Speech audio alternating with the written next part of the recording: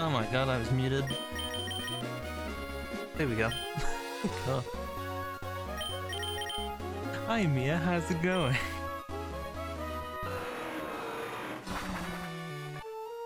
Yeah, this will be pretty much all day again. Just more grinding.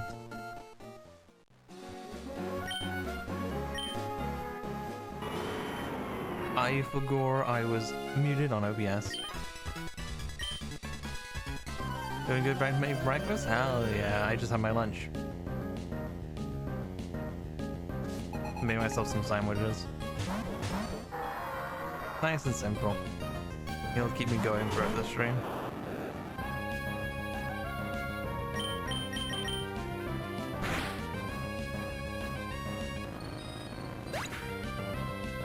Still tired though.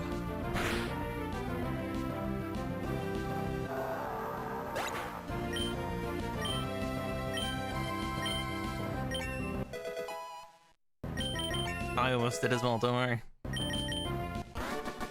I could feel myself almost falling asleep, so I just like, alright, I'm gonna end before I actually just fall asleep on the stream.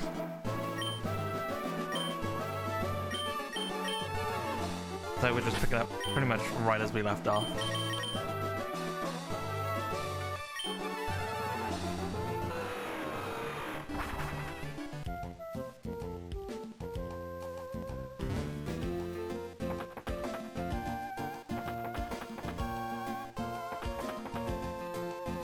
Yeah, just an EP day.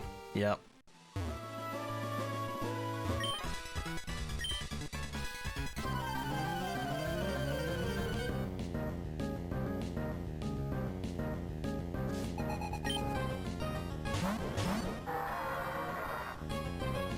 I'm thinking about what I'm gonna do after I finish this. I'm not too sure. Because originally I was gonna just jump straight into Gen 4 and just do the Gen 4 Living Dex, but I don't know if I want to do that back to back.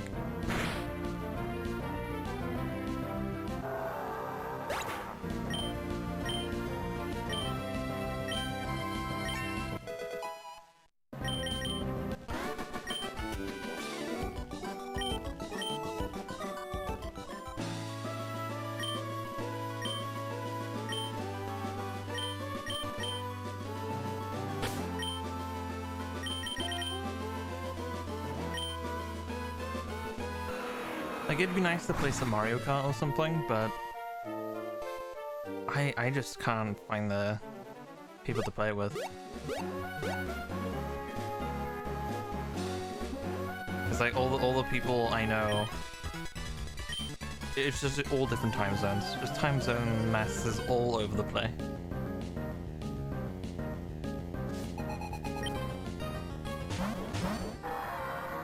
Yeah, I'm very excited for the new one. I've already pre-ordered my Switch too. Bought the Mario Kart bundle.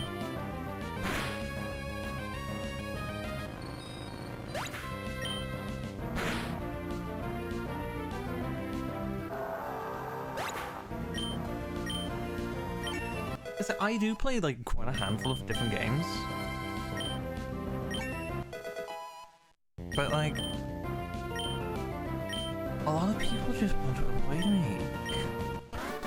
Like, I tried playing So one of our friends, Biz Burnley. Oh no, she goes by Biz Bravely now.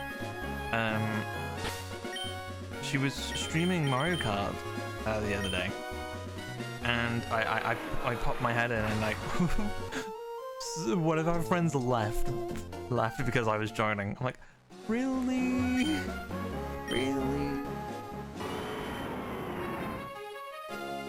Oh, well, I'm used to it. This is a very normal thing for me.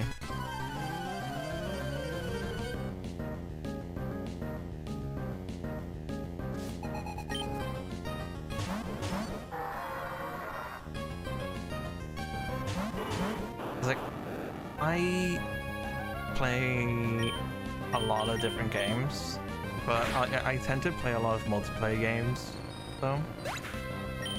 Like, I've played a lot of League in my life. I've played a little, like, I play a lot of Mario Kart, like, so many Mario Kart.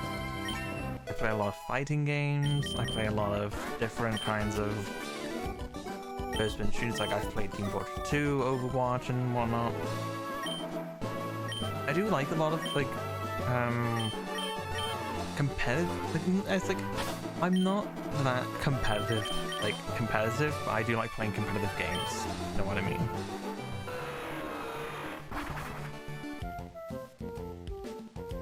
Like, I'm not like super into like playing top tiers, doing all the hyper competitive stuff. I'm not that kind of person. But I just kind of, I do play those games anyway, and I just kind of just figure stuff out on my own.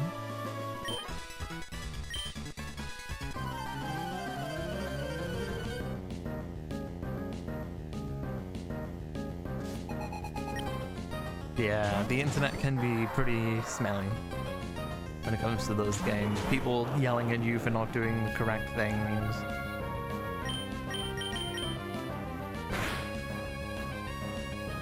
I think it's a necessary evil, though. Because if anything, it gets you to learn. It does help you get... It is a way of getting you get better. As long as you're able to take the criticism. And, you know, if the other person actually knows what they're talking about, because you can find so many times where someone gets angry at you and it genuinely isn't even your fault. That person just does not know what the hell they're talking about. They're just angry because they're losing. And they're losing because they don't know what they're doing either. And so they're just blaming everyone else. You find all sorts of kind of people. Very, very sad people. But I'm in, like, you can find people who know what they're doing, and they'll give you advice, not in a condescending way either. Yeah, we do enjoy vibes.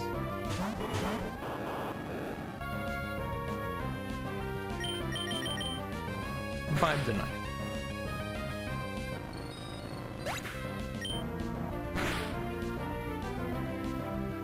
I've been playing a lot of Teamfight Tactics off stream, because one of my favorite characters in League of Legends is in this new Teamfight Tactics set.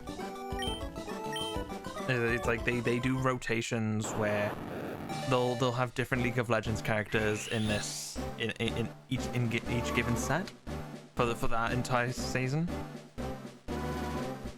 Like, my favorite League of Legends characters in this set, and so I'm like, ooh, I want to play. And so it's been pretty funny to play again.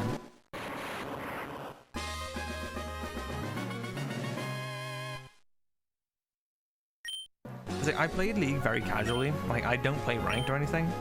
I just enjoy the gameplay of League, but ranked is a cesspool.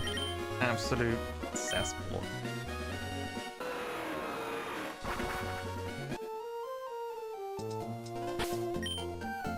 I played it for like, I've played League off and on since like 2011 or something.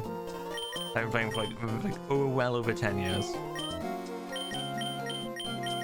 It's very much a game I can always just go back to every now and then. But it's not something I can play for too long.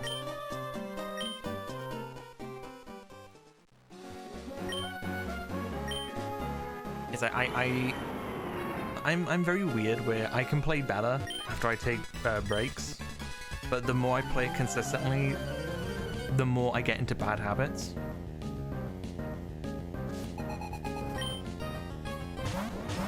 And I'll start to play worse because of it. But if I take breaks, I can refresh my mind because I know how to play the game correctly. I know what to do in this game. But the more I play it, the more silly, bad ideas I get.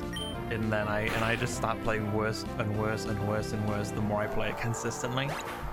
Then I take my break, I lose those habits, I come back and I'm good again.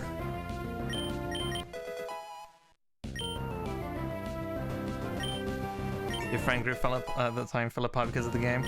Oh, do I know that? Do I know that feeling?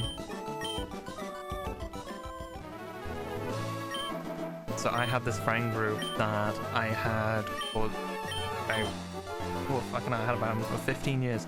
I still talk to some of the people that were in it now and then, but they were like, we're not as close as we used to be. So it was a mess. It was an absolute mess what happened to that friend group. But eventually, one person got bullied out of it, and then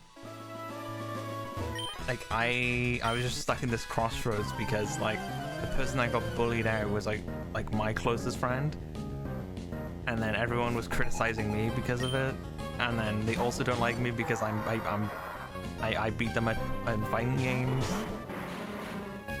and they don't like how I play League. So there's like all sorts of messes, and it just completely fell apart.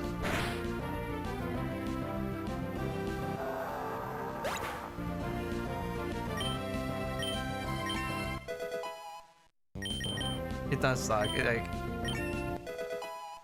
really can suck if you don't hang out with the right people.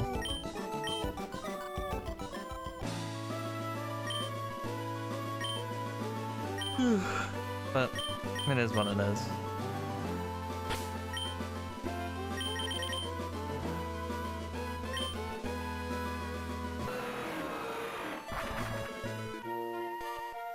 I think what ended up happening was for the best, though, because ultimately, if something like that happened, then obviously they weren't the kind of people that you should be hanging around with.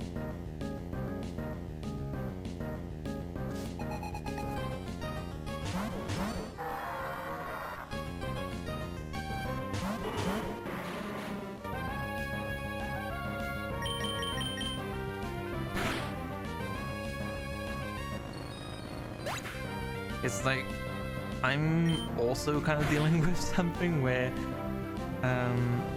so normally I am a lot more hyper and a lot more excitable, but I've been so just completely out of it the last few months. It's like my girlfriend broke up with me, so I've just been completely down in the dumps, basically.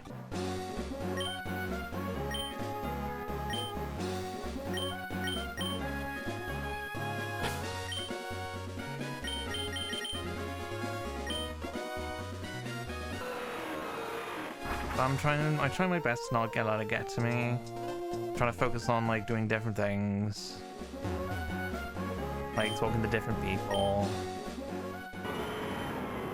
adding more bots, you know.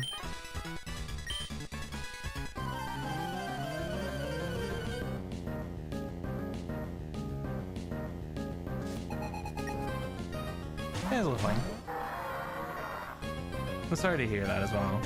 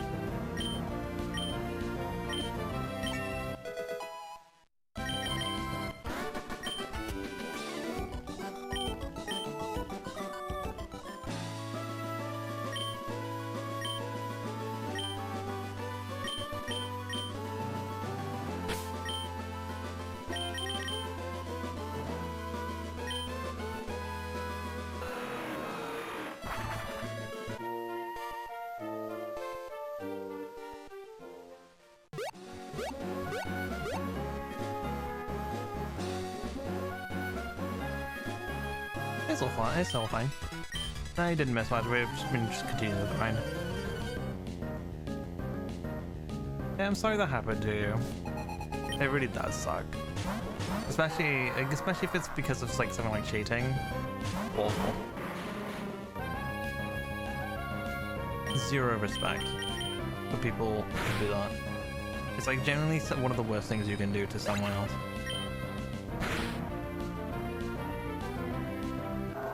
It's like, I've never really talked much about my relationship on stream because it's you know, it's something personal, and it doesn't really.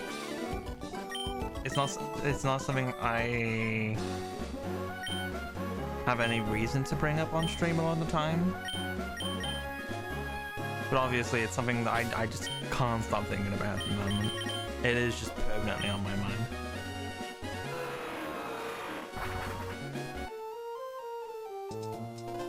But again, I'm just trying my best not to let it get to me.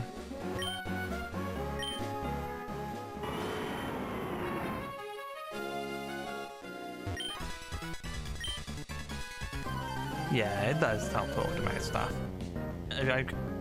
It sucks because like she's also a streamer, and so I'm trying to avoid all those different places that she likes to go to. But all her favorite kind of like people that she likes to talk to, I try to avoid them as well. Yeah, I'm just distancing myself from a lot of people.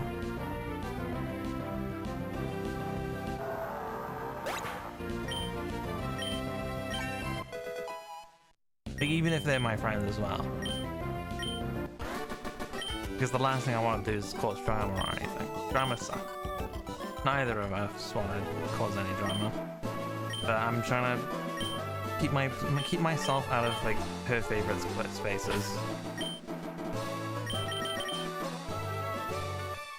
Because I don't want to like upset her or anything.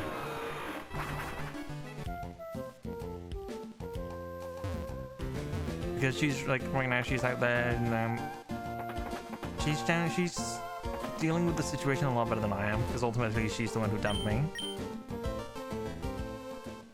And you know, she's out there having nice times and again, but I don't want to ruin that. Yeah.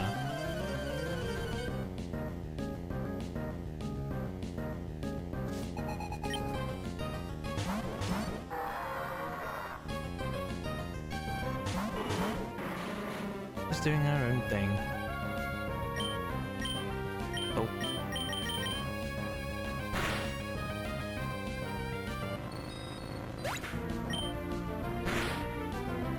Oh no, generally it's fine.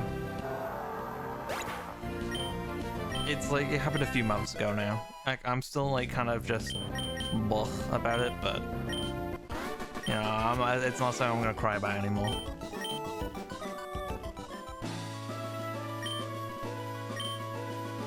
It's like, I'm okay to talk about it. It really doesn't bother me to talk about it either. So don't worry about it, it's fine.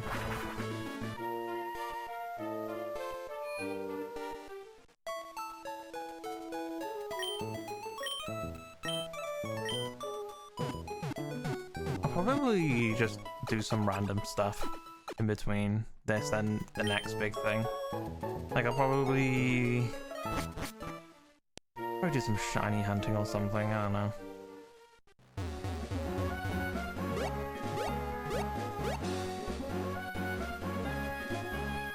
Yeah, you're fine, don't worry.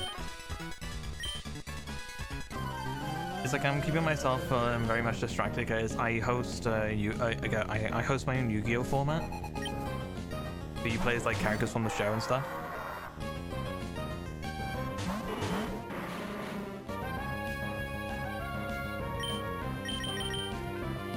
And so I'm just keeping myself busy with that. I took a big break from it, but now I'm going back to it.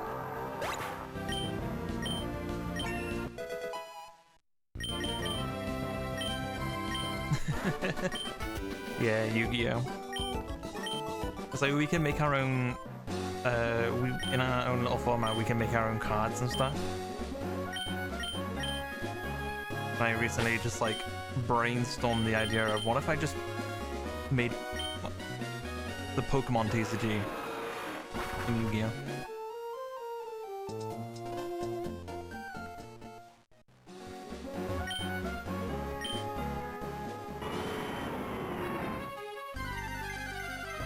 Think it was too intimidated by it? It is the barrier of entry is pretty high. It's not really beginner friendly at all. There's no real easy way to get into the game. It really does jump up at you all at once. It is a daunting game to start.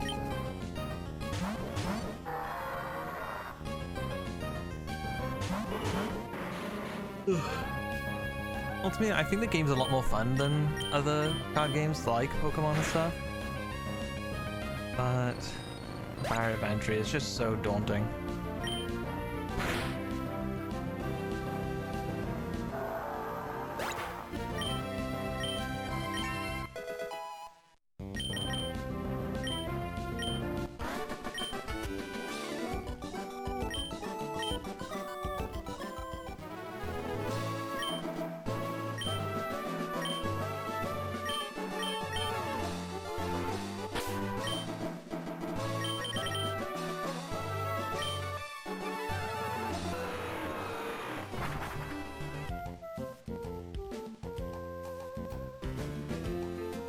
Had a bad habit of getting games and never playing them. Seemed like a fun game for the one you watched a while back. Probably Yu-Gi-Oh! GX, I'd imagine. Probably Yu-Gi-Oh! GX. That's probably the most chill people like a lot of the one that a lot of people remember. Especially with the English dub theme song. Because they're all at school, messing around doing silly things. Very, very 2000-esque. Early 2000s.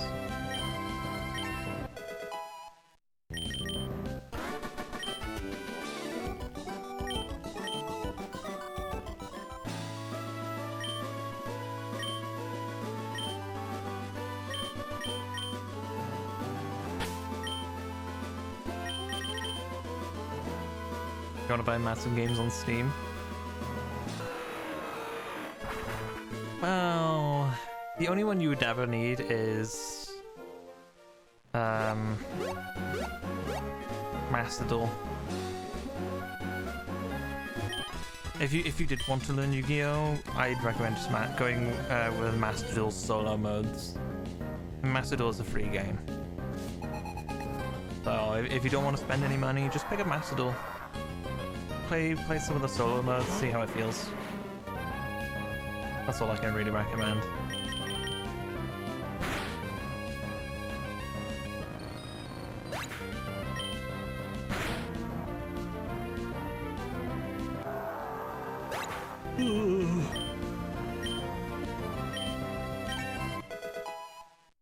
How will this coughing evolve?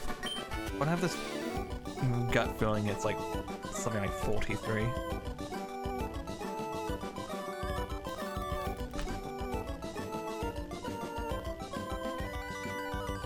35. Way off. Way off.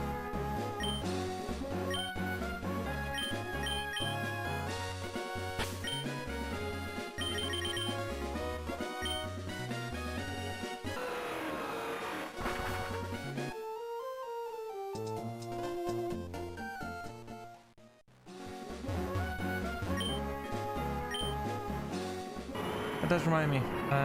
I think I know what I'll do for my next after this.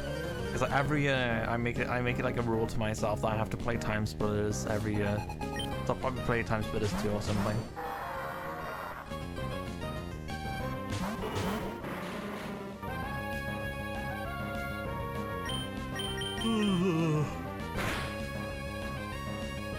I'm still so tired.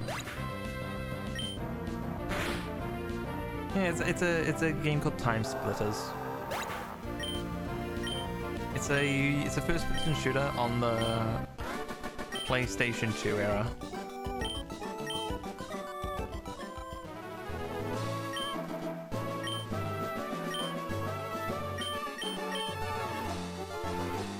If you know GoldenEye on the Nintendo 64, it's made by the same people.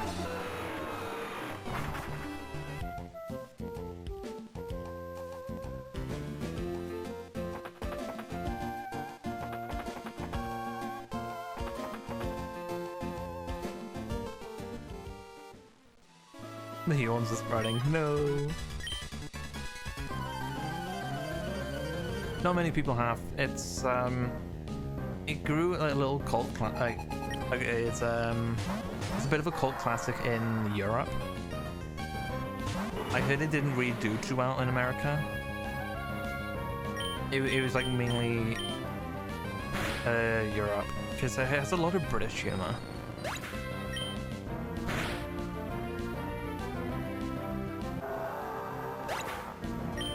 Was a Pokemon, Mario, and Zelda person. I didn't play many Zelda games.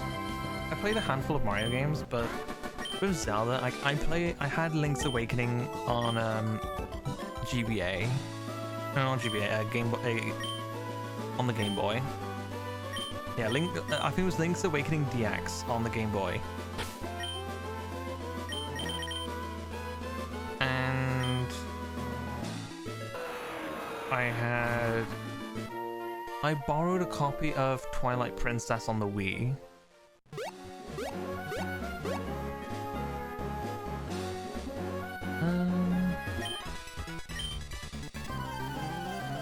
I think that was really it.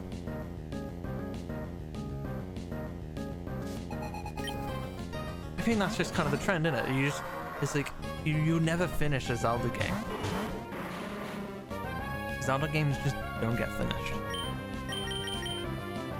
But I didn't finish mine.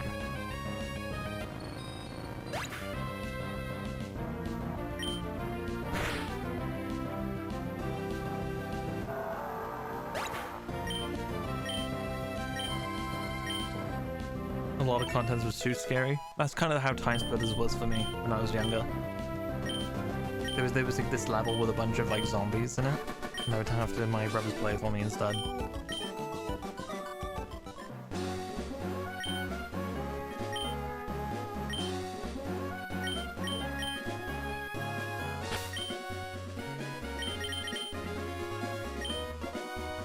I spent a lot of my time playing like it's like the consoles I had growing up were the PlayStation 2, Game Boy Advanced, Nintendo Wii. And all the games you could play on those consoles, really.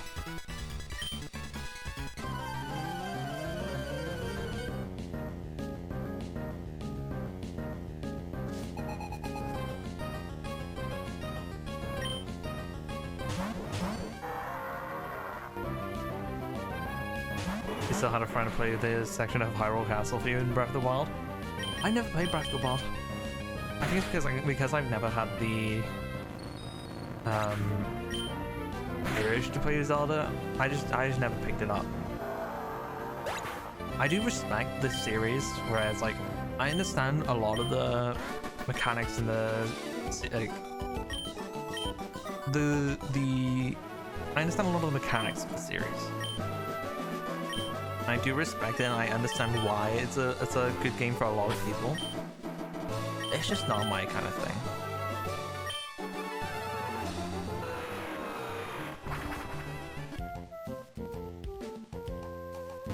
I never had a reason to own the GameCube because at the time I had a Wii with GameCube support. The only GameCube games I owned were Pokemon Coliseum and Smash Bros. Melee. That Wii broke down, so I had to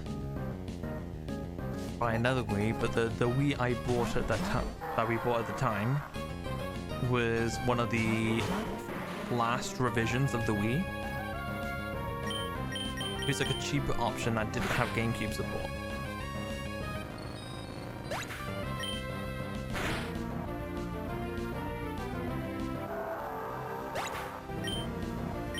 so of course for this challenge I had to buy another Wii.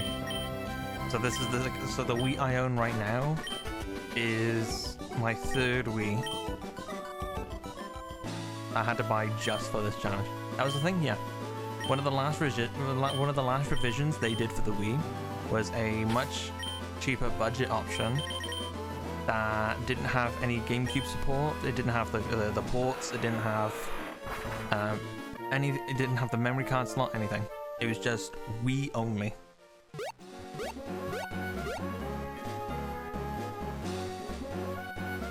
But of course, yeah, I had to buy one of the original Wiis for this challenge. You struggling to hunt down Pokemon Box and Pokemon Channel? Well, if you don't mind me asking, which part of the world are you in? Are you in America or?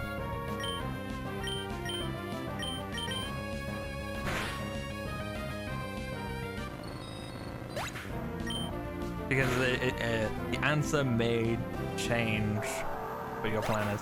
No, wait, okay, you're fine then. I was about to say, if you were in America, I could understand why. Also, if you were in America, I wouldn't recommend Pokemon Channel because Europe was the only the only part of the world that had the Jirachi distribution for Channel. Also, Pokemon Box is like $1,500 in America. So those two games specifically, very, very, very different for America. But since it's still the PAL region, you should be fine getting those games. What do you get from Pokemon Box? So you can get a few eggs, but it's nothing like the Jirachi from Pokemon Channel. You can get like a Zigzagoon with extreme speed, a Swablu with false swipe. I think there's a Pichu with Surf, I believe. But no, you're not getting that Pichu. That Pichu requires you to fill up all 1,500 boxes.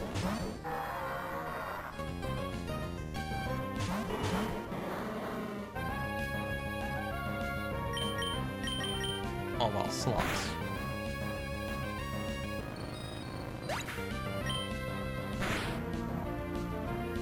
Oh yeah, the wheezing of the coughing of.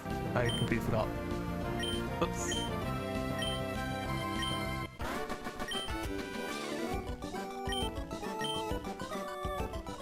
Yeah, for the PAL versions of Pokemon Box and Pokemon Channel, they should set you back about.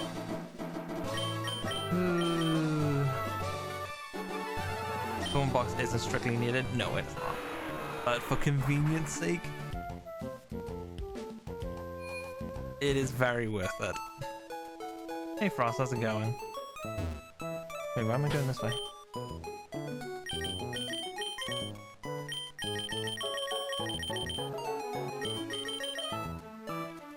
Yeah, Box isn't needed, but for a challenge like this, I'd recommend it.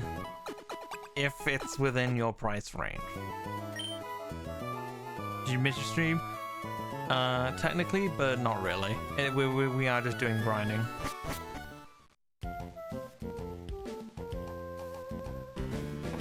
The only reason why I recommend it is mainly because you're gonna spend a lot of the time trading.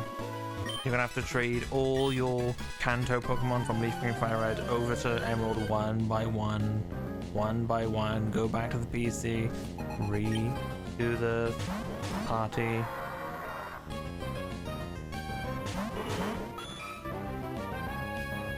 My Discord bot not working? Hasn't for a while? I know. Maybe I should revamp my Discord.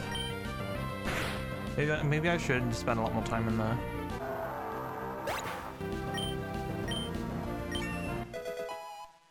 The only place that's active in my Discord is the staff chat, because that's where I do all my planning for my Yu-Gi-Oh format.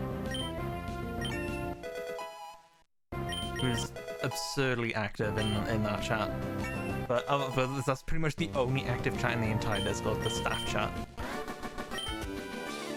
Everything else is a barren wasteland. So maybe I'll revamp it up a bit. Did you miss the catching? No, not yet. We'll do the Reggies after we finish all the grinding, because we're gonna have to get whale board anyway for this way. So once we do all the grinding, then we'll grab the Reggies, which are the very last things that we need.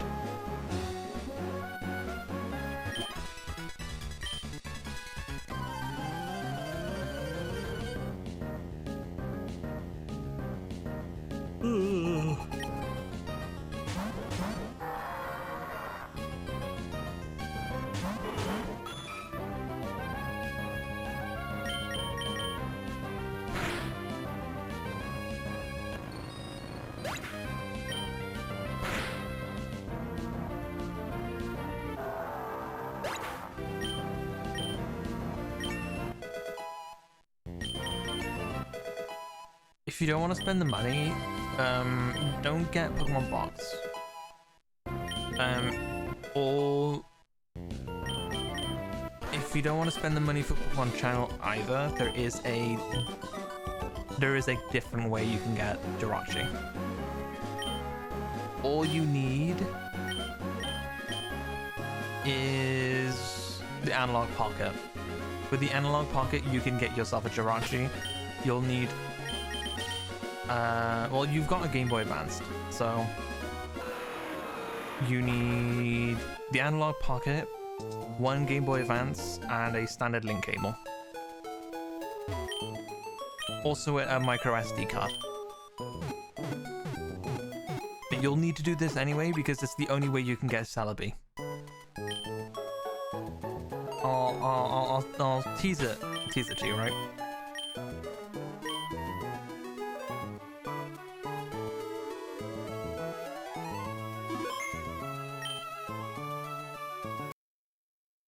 So on the Analog Pocket, you can insert a micro SD card, and with that micro SD card, you can actually play ROMs of the games.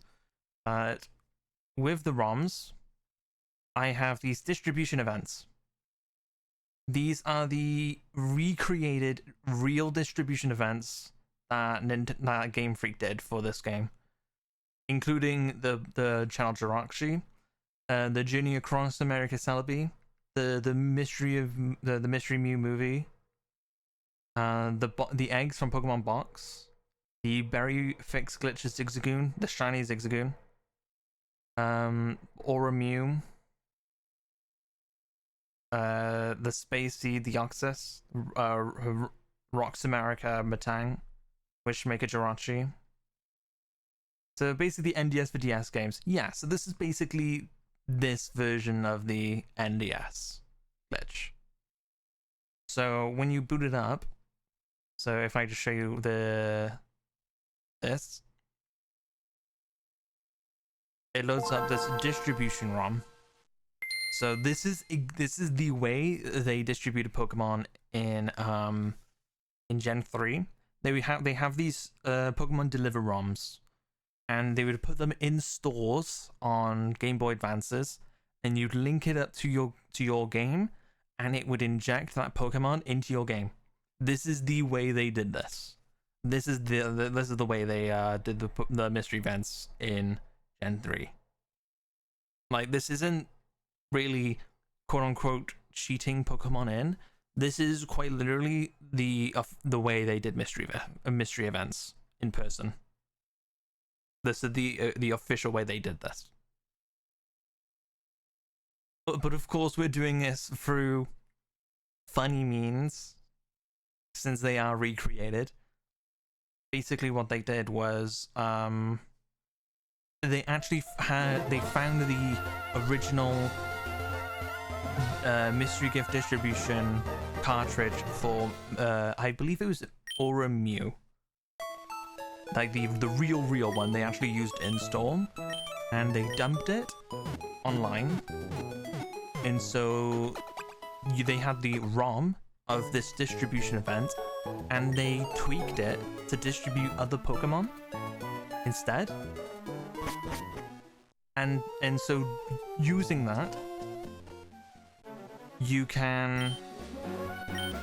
They recreated the other mystery events. That's what they did with it. So using the Aura Mew, they used that to recreate every other mystery gift event. They just recreated all the same stats, IDs, health items, levels, everything. Every single detail is perfectly exact as the other events. So as far as I'm concerned, these might as well just be the actual events. And that's how I got Celebi in this Living Dex, using that method.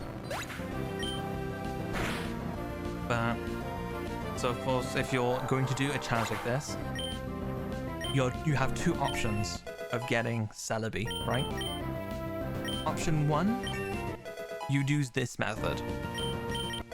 Option 2, you get a Japanese copy of Pokemon Colosseum, a Japanese copy of the Pokemon Colosseum bonus disc, and a completed save file of a Japanese Pokemon Gen 3 game.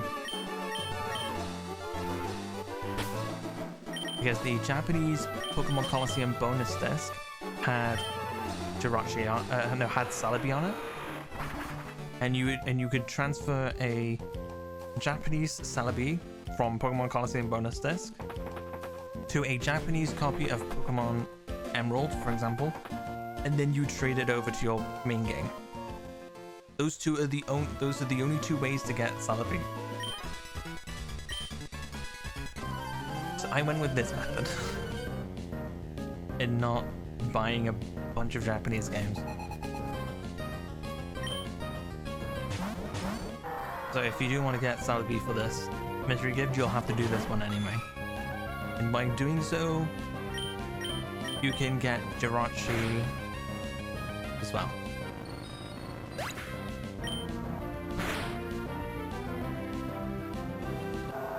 The only exception is that you can't get the mystery gift items.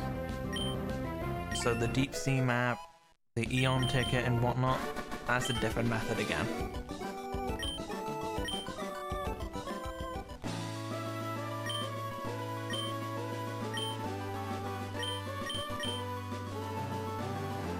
You know what? Maybe I'll showcase how I got them. I'll quickly showcase how I got them.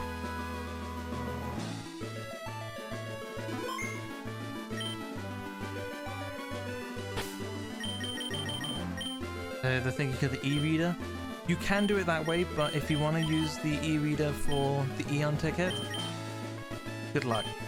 Good luck, because the Eon ticket is more expensive than anything else in this entire thing. So, the Aurora ticket, the Mystic ticket, the Old Sea Map, and the Eon ticket. So this is for Deoxys, Ho-Oh and Lugia, Mew, and the other Lati. So I didn't use the e-reader. If you give me one moment, I'll show you how I got them. Because I'm happy to show, to tell you guys how I got all this stuff. If you just give me one moment, because I've not actually set this up for...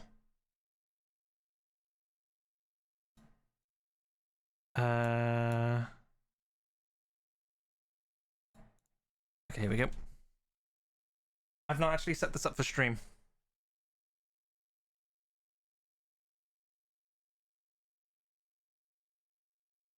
So...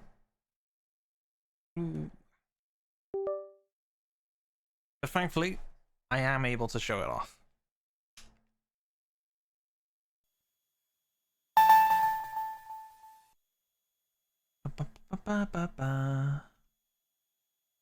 I'm sorry if you could hear that. I'm sorry if it was loud.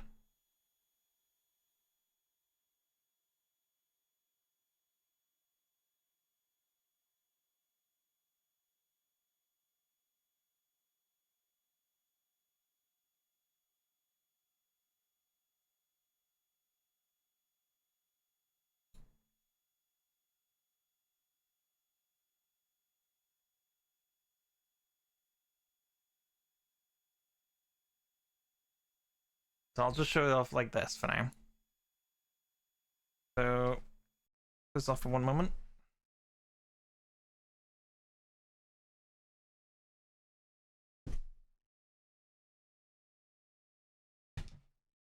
So this is a physical DS. This is a actual DS that I have that I'm using.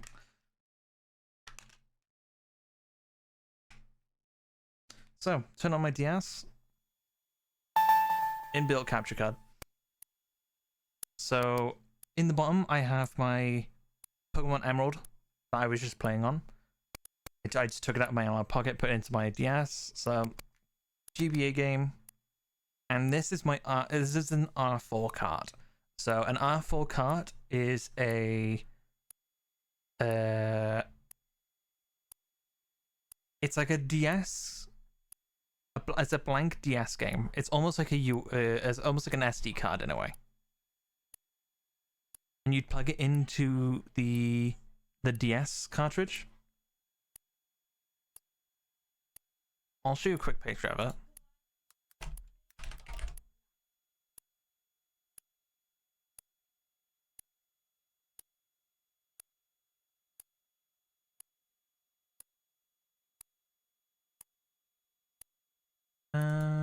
Image.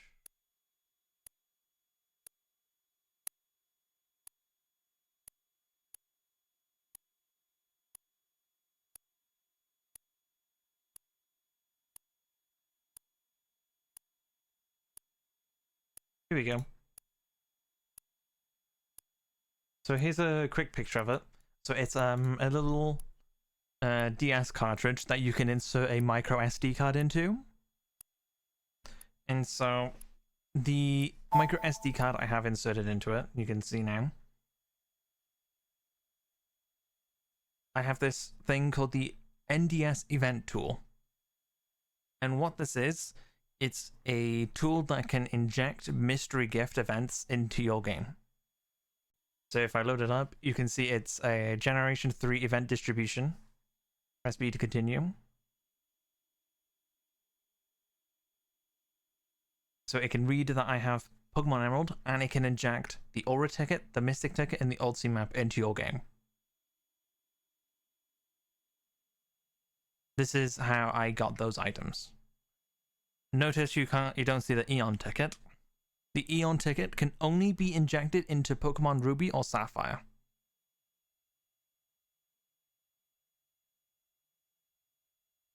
To get the Eon ticket into Pokemon Emerald, though, you need to have Pokemon Ruby or Sapphire with the Eon ticket, head up to the trade center, and you have to mix records. If you mix records with Ruby and Sapphire with the Eon ticket, it will give a copy of that Eon ticket over to Pokemon Emerald. And that's the only way you can get the Eon ticket in Pokemon Emerald, if you accept by using the e-reader.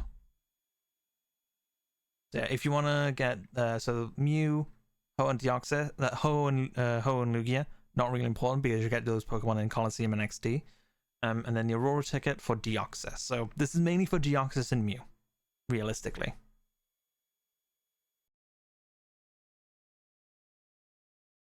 By the way, that's how you get those Pokemon. Although those mystery gift events.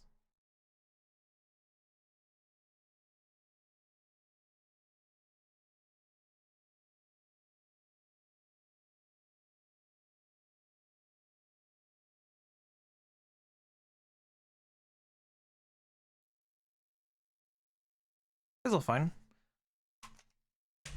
All my VODs are uploaded to my YouTube channel anyway. If you do want to have a little reminder, you can always watch back on the VOD.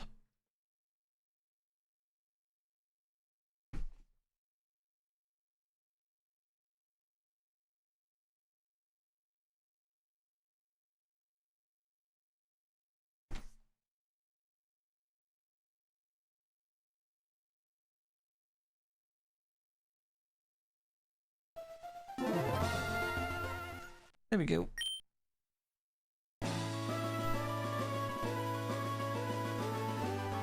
little detour.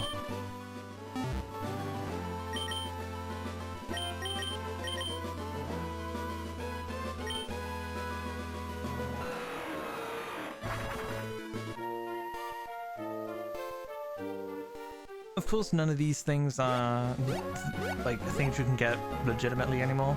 So you do have to use some kind of funny method into getting all this stuff. This was just my way of doing it. You also snuck in the Discord? Wow. I'll probably revamp it at some point. Okay, Frost.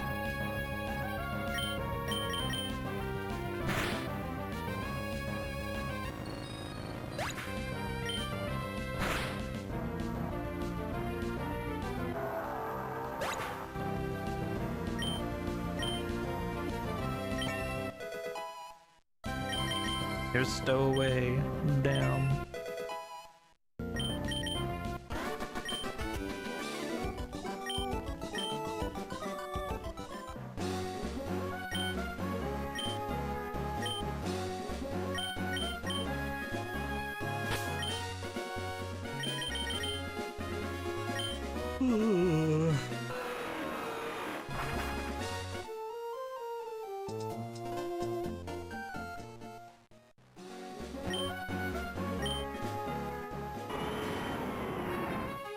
Like the mythicals will always be the more challenging aspect of how to obtain these guys in all these games. But between those two methods I just talked about,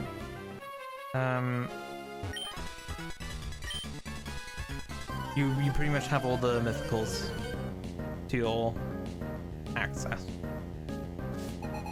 I've already thought of how I'm gonna get all the mythicals in Gen 4 if I need to as well.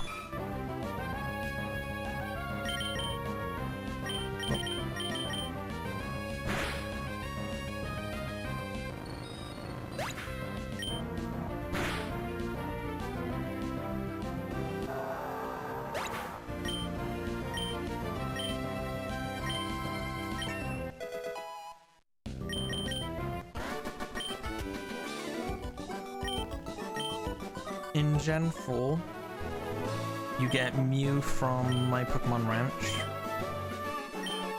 Celebi, I'd probably have to do the same method of just taking a Celebi from this cart and bringing it over to Diamond and Pearl through Pal Park. I don't really have any other option because Celebi is just so elusive. Or if you have access to it, you can use the NDS internet bitch. I can't do that because I have a Apple phone and not an Android. It requires an Android phone to do. Jirachi, I'll probably take from Pokemon Channel again. Also have an Apple phone? Then yeah, you'd probably, if you wanted to get Celebi in Gen 4, you'd probably have to do the this cartridge method and then transfer it up with Pal Park.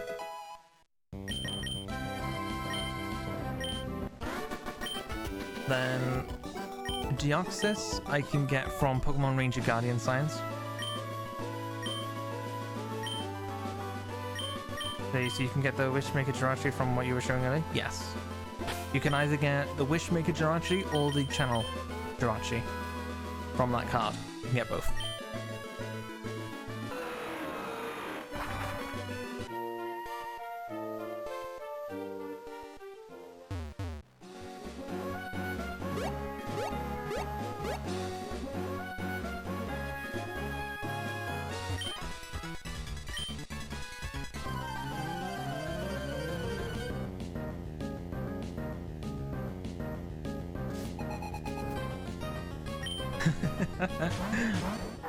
I've never actually played a Final Fantasy game before.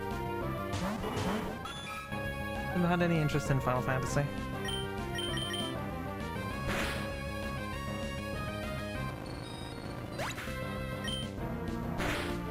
The only Final Fantasy I know anything about is Final Fantasy VII, but everyone knows at least some things about Final Fantasy VII. I know what a Cloud is. I know what a Sephiroth is.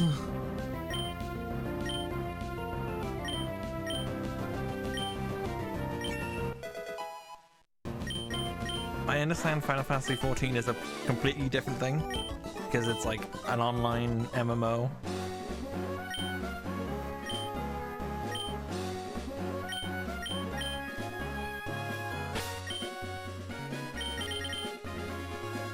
It's like as far as I know, all the Final Fantasies are all kind of like disconnected from each other or something.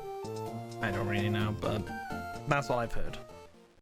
I know what a Noctis is because he was in Tekken 8.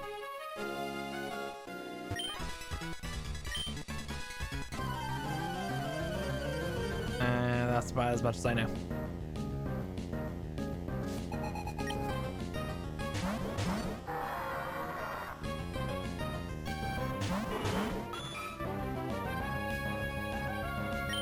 Wait, did I say Tekken 8? I meant Tekken 7. Oops.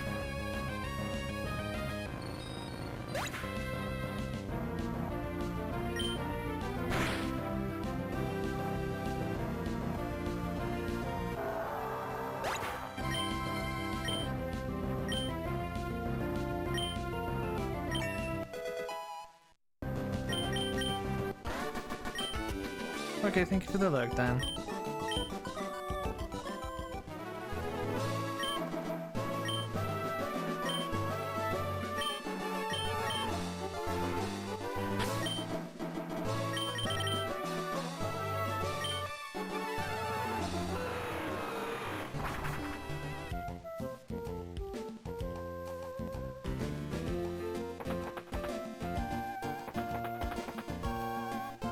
But yeah,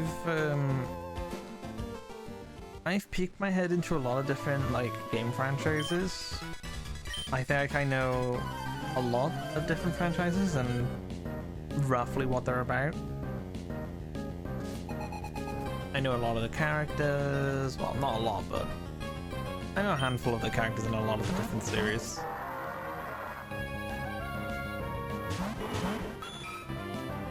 Like, I've never played a Yakuza game before, but I know who Goro Majima is. I know Kiryu.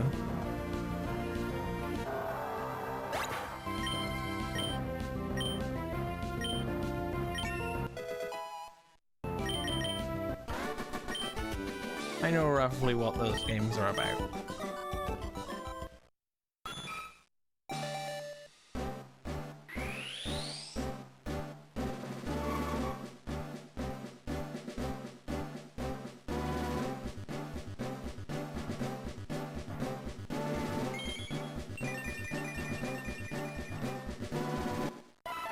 There we go.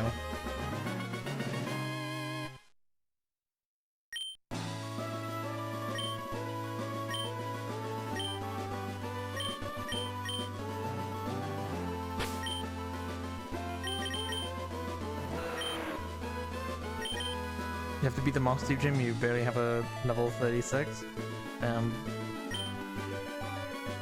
Well, if you want a good grinding spot, you're looking at it.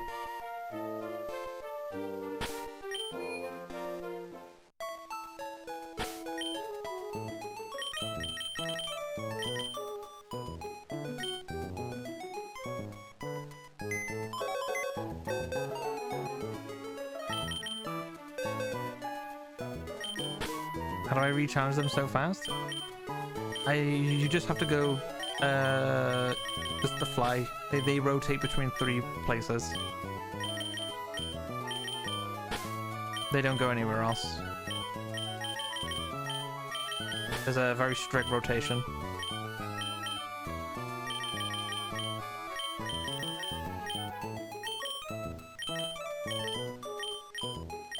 Are they both caught in this game? Yes.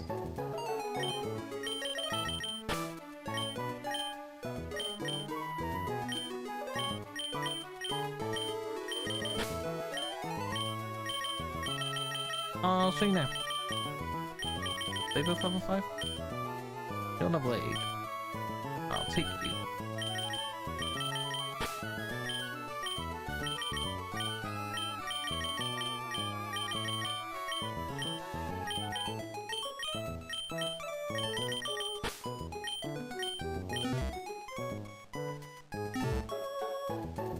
So,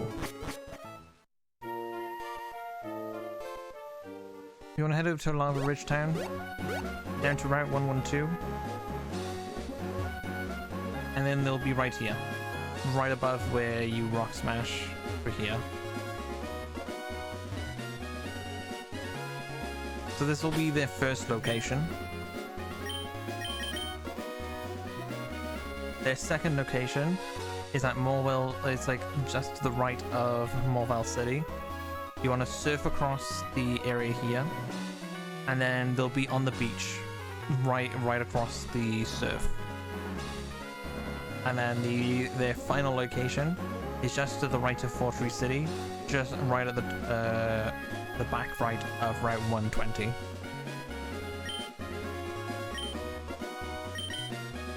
Just those three areas.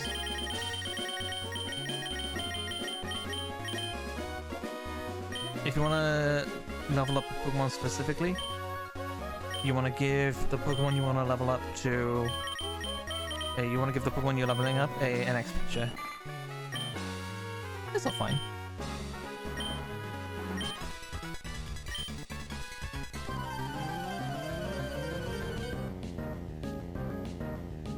Might be the help. Oh, don't worry. You never want more than one EXP share, because it cuts down the EXP even more. It's but with double battles, it doesn't really work correctly. It kind of doubles it up.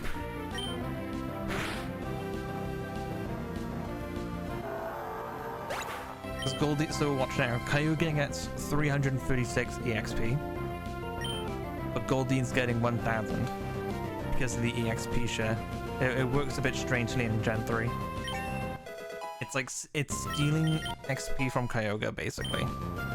So Goldine is getting like almost, it gets double, but then it adds more on top because it's stealing from Kyogre.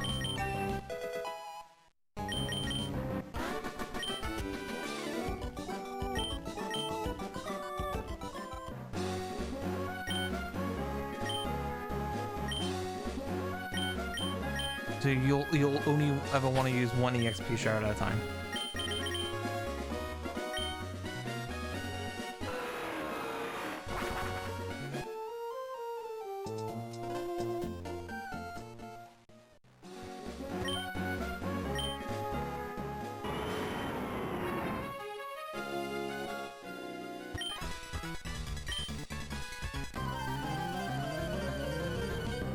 Looks like you caught a lot of dupes for Proper Evolution.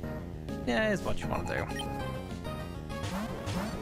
I should have done something different, but I just didn't want to.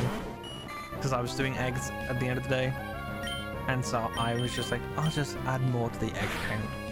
I'll just slap it on.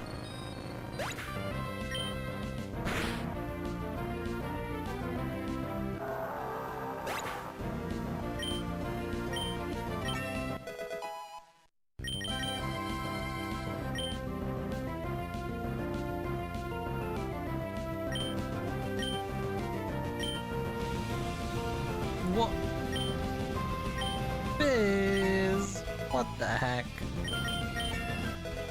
Hi Biz, thank you so much for the raid. It's nice to see you. I saw you were playing the 3DS Zelda game. Phantom Hourglass. How was it? How was your stream? Did you have a nice time?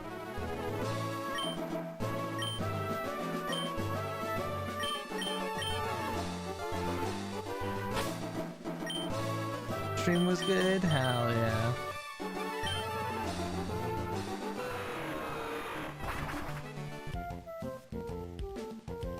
We're just continuing grinding from last night. I almost fell asleep.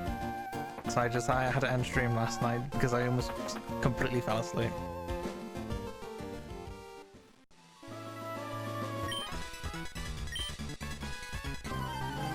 So we're pretty much continuing exactly where we left off. Hey Wolfian, how's it going?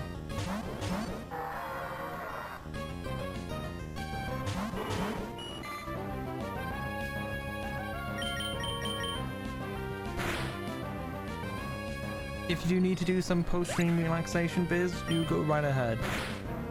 Go get a drink. Go relax. Maybe give Adrius a call.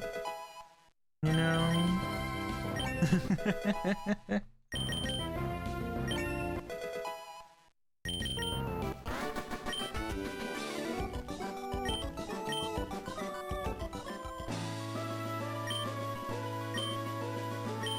Yeah, go cuddle cats. My cat never wants to cuddle with me.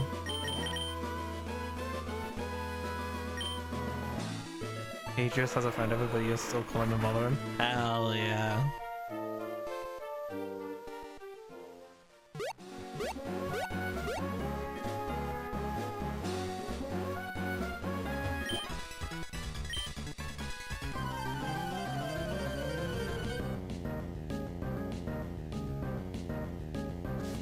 I can't stop yawning today. I'm dead. So dead.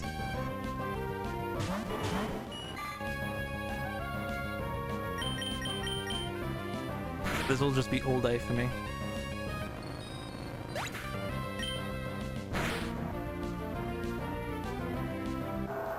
Just one of those days, isn't it?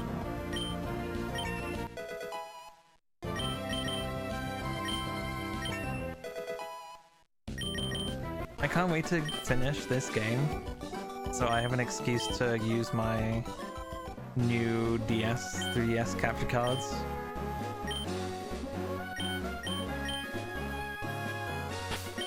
Yeah, you go have food. Thank you for the raid. Thank you for the look. And I'll see you later, okay?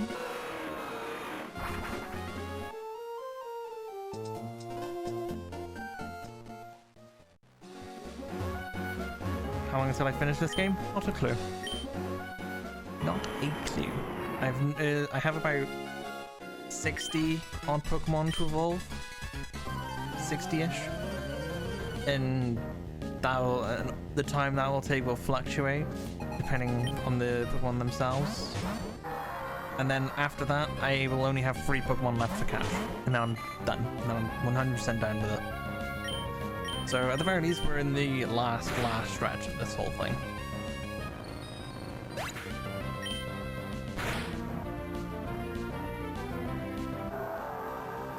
We're like 90% done.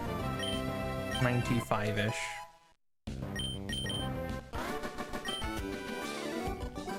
Okay, Biz, thank you for the look.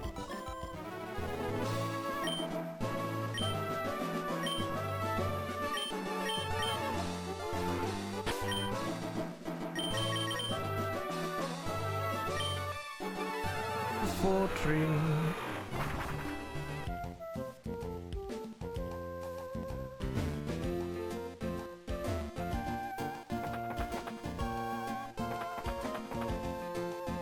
Yeah, Jelly of the 3DS capture card.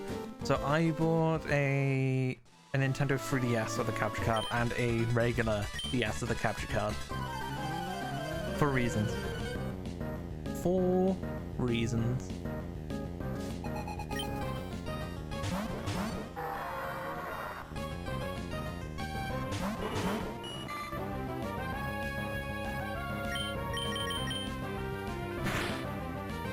There is a person that sells them on eBay.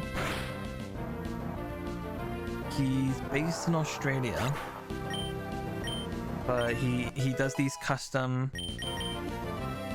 He builds the capture cards into the DS themselves. Very, very cool stuff. He just sells a bunch of them.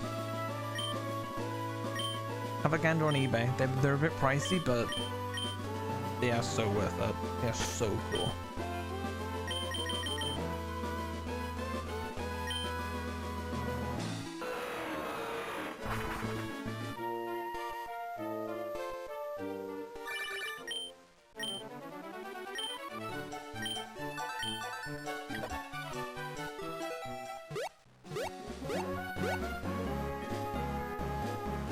It's like I have the ability to stream pretty much every Pokemon game right now.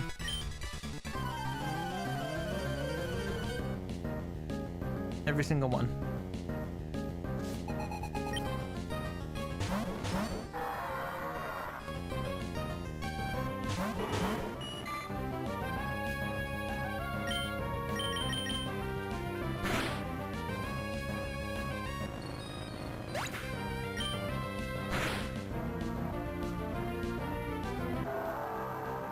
I'm very happy with my setup.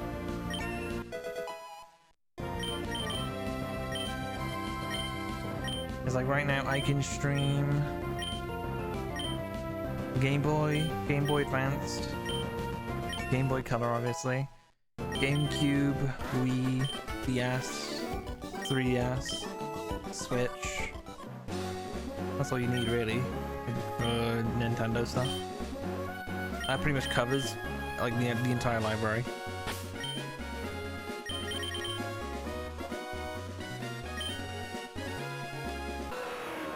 Because you also have the virtual consoles on the Switch.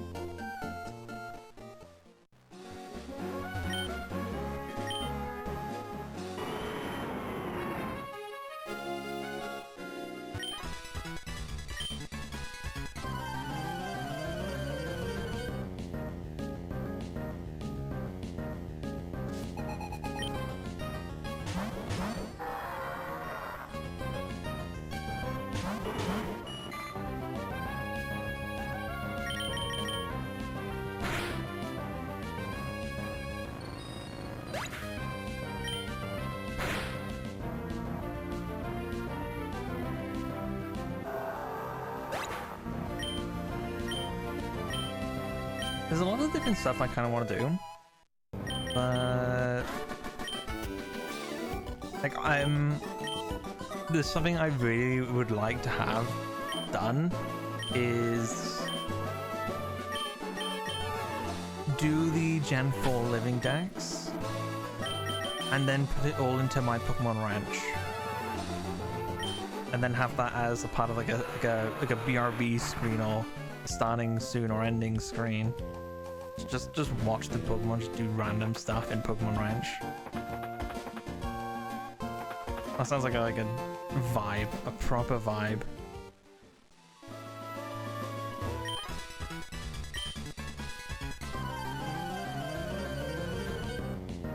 It is a cute game. It is such a cute game.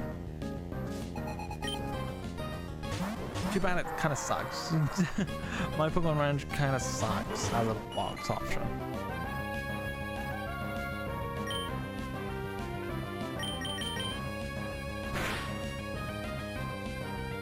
Like, I just don't understand what they were thinking when they were making my Pokemon Ranch. Because you can... It's supposed to be a Pokemon storage system, like Pokemon Box, like Pokemon Bank, like Pokemon Home. But it is so strange. Yeah, exactly. Because, you know, you have Pokemon stuck on there from old save files, because you can only bring Pokemon out of it from the save files you brought them in from. It is such a stupid idea. It is so stupid.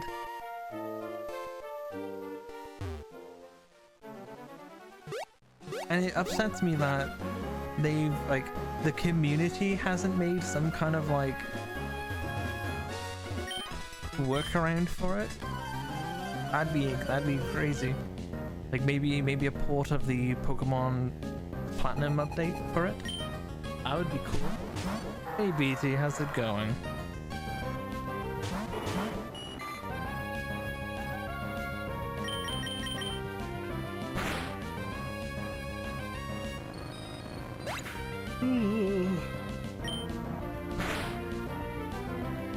Instead of making Pokemon Ruby ROM hack number 10 billion, maybe we can have maybe one ROM hack of my Pokemon Ranch. Really, please.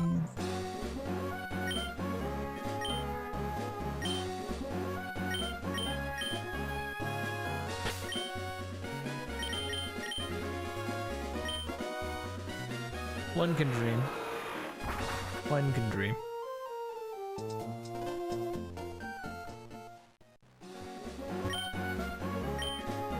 Pokemon news? What got revealed?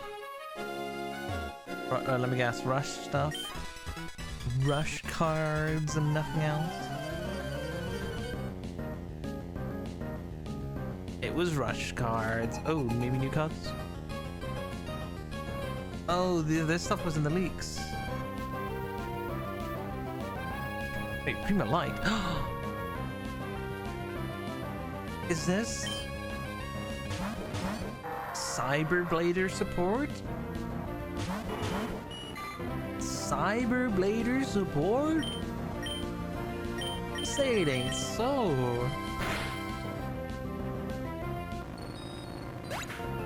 Legend of Justice, Kyberman.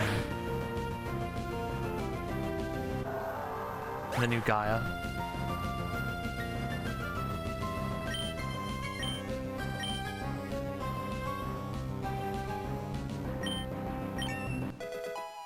Interesting card. Is all I can say. Interesting cards. Ceremonial Sorcerer and Ceremonial Knight. Is this Dark Magician of Dark Magician Rituals for Marching Beaver Warrior? Fuck no.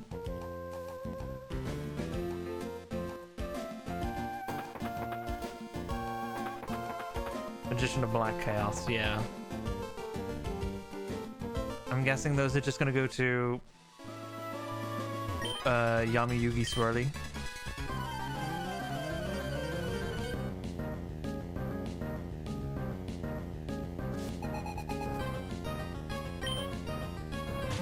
Prima Light is very interesting though.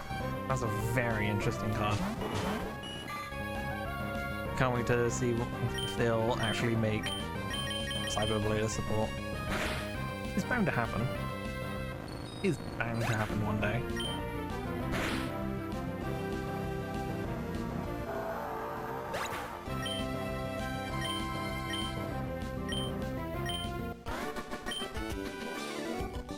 You've pretty much always had the Biz Raider thing for me today.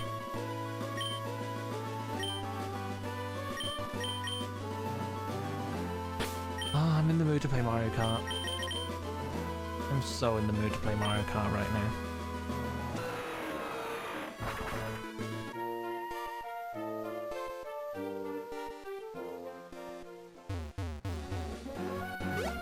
You do have a means for the mythical events? Hell yeah.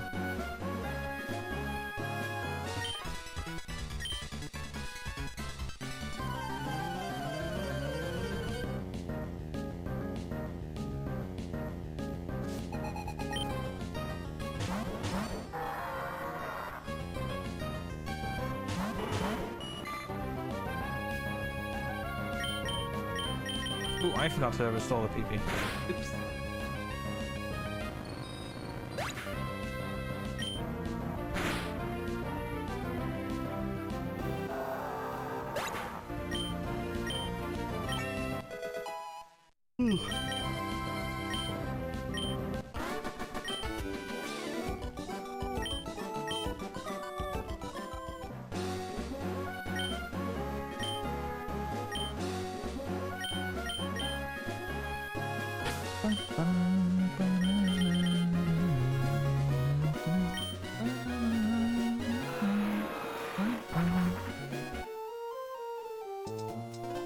There we go. Oh. Just need the necessary files on you, good.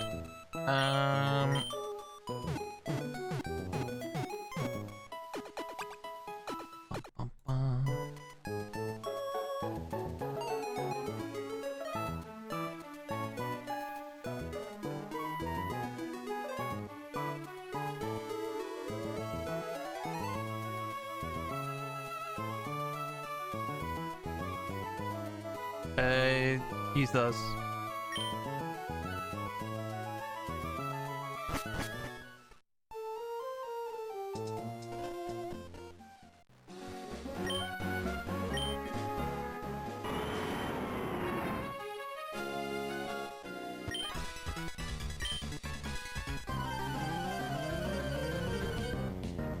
Those are the files those are the YouTube tutorials I used.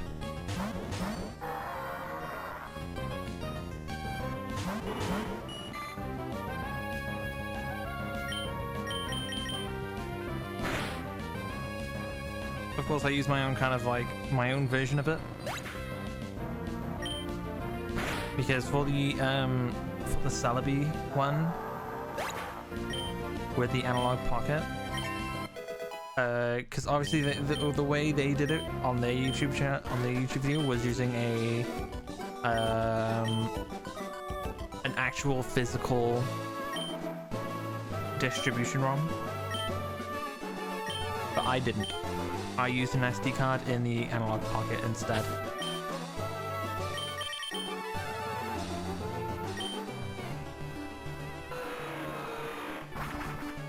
In my opinion, a lot simpler. It is a lot simpler and a lot cheaper as well. Well, I say cheaper, but you know, it's the analog pocket. But if you do have the analog pocket, it is a lot. You don't need to have anything else. You just need the SD card.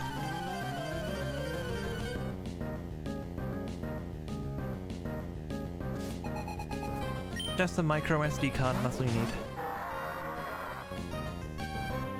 It genuinely is. It is such a beautiful system to play on.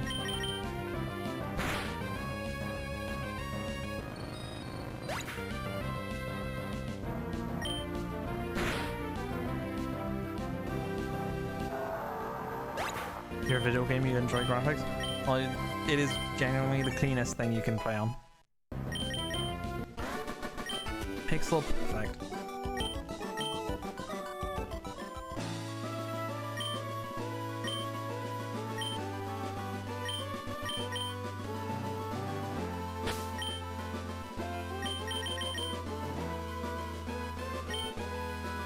How micro of a card in terms of American football fields?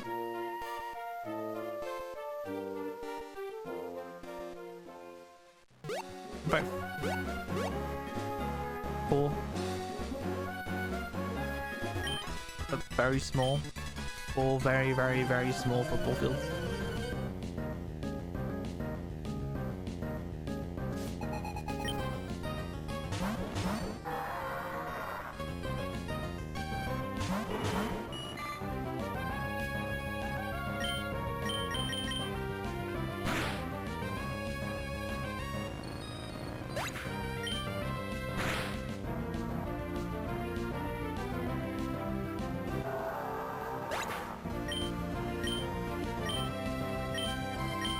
Why do you evolve at such a high level, Goldeen?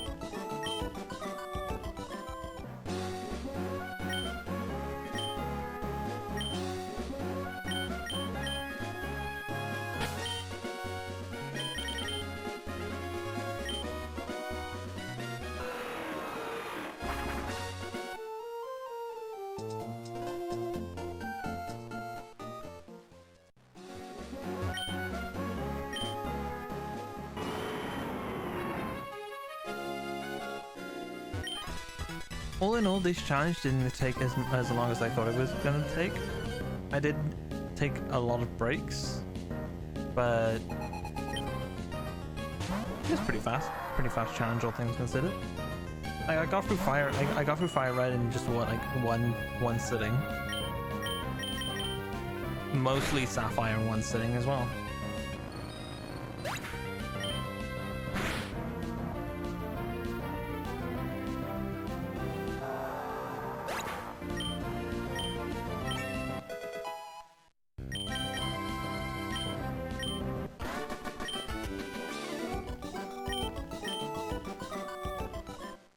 There we go.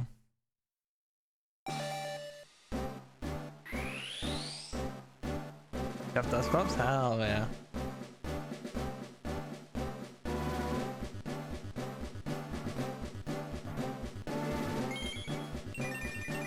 I didn't need to catch Dusclops in this game, well, the Duskull in this game, because Dusclops is in XD.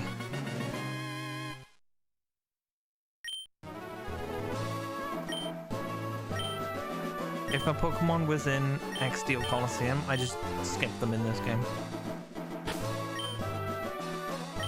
Like, I skipped catching Poochyena.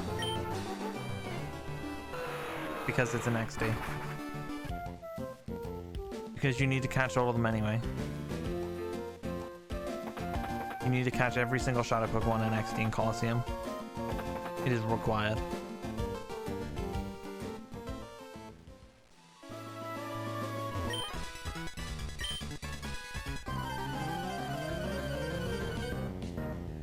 I mean, it's fine because it's a Duskull in XD, so you can keep your Dusclops and just catch the Duskull, and so you just have it for the Living Dex.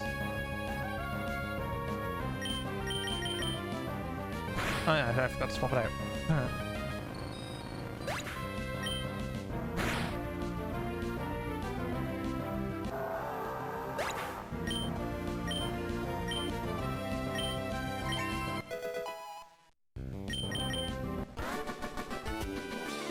You just need a way to capture GameCube games.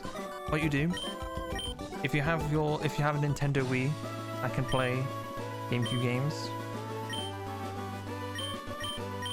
grab a Wii to HDMI adapter, plug that into your capture card through HDMI.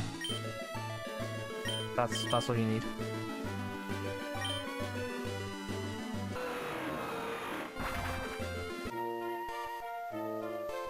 There are a lot of different Wii to HDMI adapters. It just plugs into the back of the Wii, you plug HDMI into that, and connect it to your capture card. All sorted.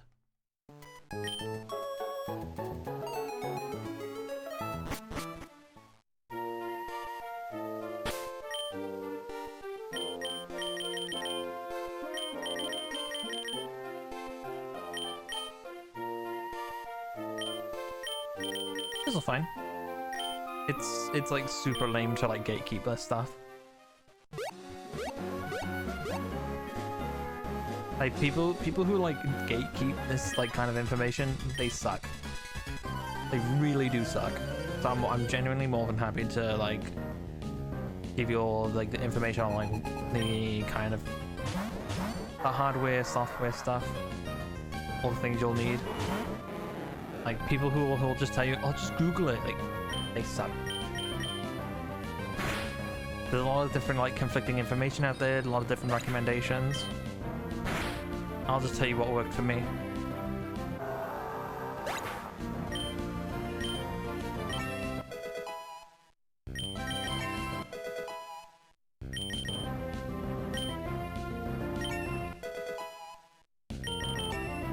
I'm just happy to have a reason to play these games again. Because I know it's nice to have the want to play these games again, but there's just no reason to. It's sometimes you just need that drive to play it again, but this has given me that reason to.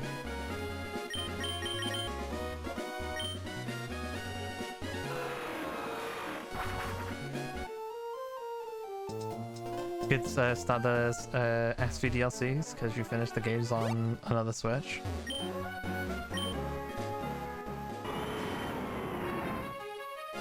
I've finished the DLC on Scarlet because like I was playing through Violet with a friend, but I don't know if they're gonna continue with that. So I'm awkwardly on my Violets, like my main copy is Violet. I was playing Scarlet on the offside on my Switch Lite.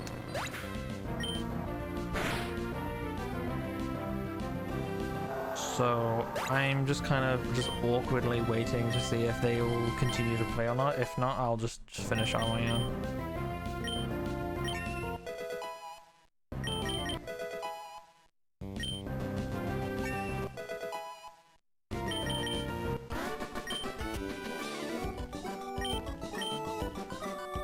I do have all the Pokemon from it though, because I finished the Pokedex. I have a full Living Dex on home.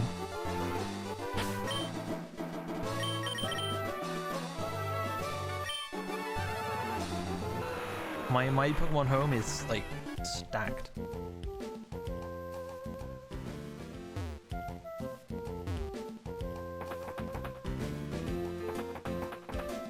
So I have like a proper full Living Dex of like all the Pokemon.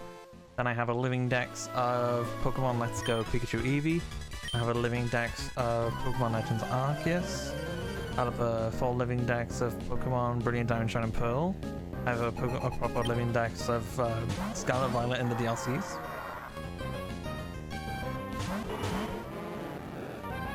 The only one I haven't done is Sword and Shield.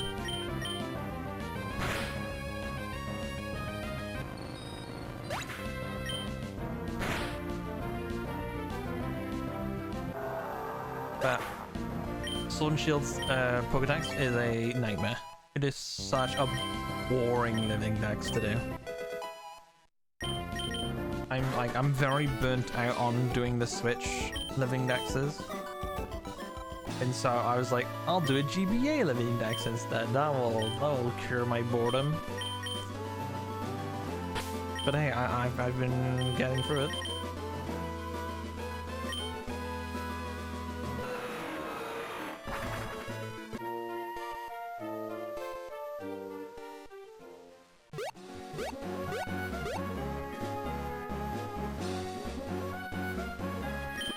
I just have that itch to play some stuff other than Pokemon right now.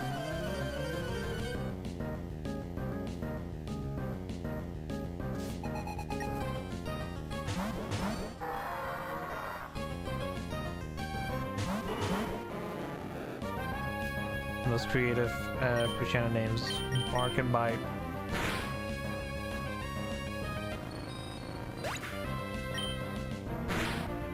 I forget a lot of the names I nickname Pokemon.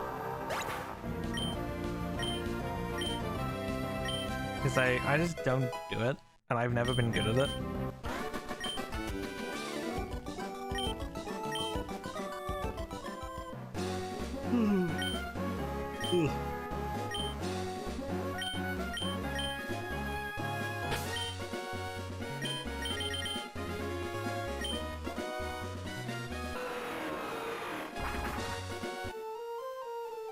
You picked up the Have I attempted Nuzlocke? Wow, it's like I tried doing a Nuzlocke, but I just with the nicknames and Nuzlocks, I just kind of do whatever whoever in chat wants to do. I very rarely pick names. We quite literally had like dog 1, dog 2, dog 3.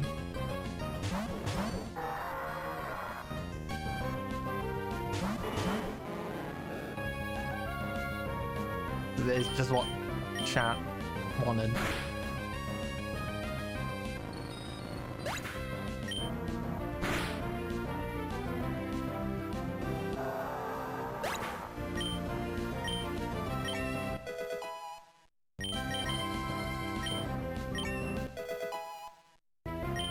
Food King 420. Yep, that's a BT name.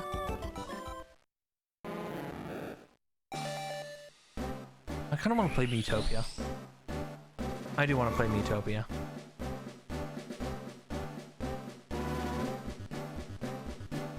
I also want to get through like the battle pass on in League.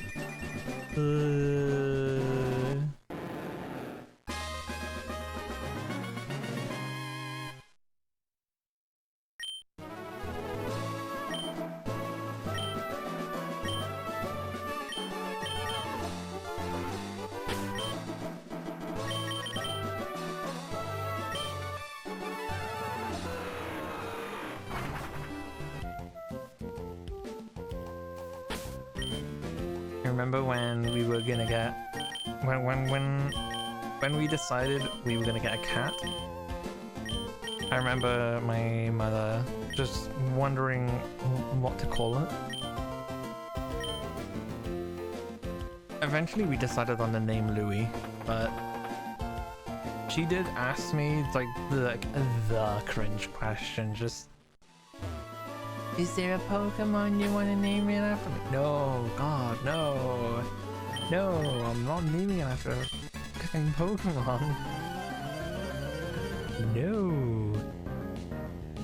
I'm stupid though.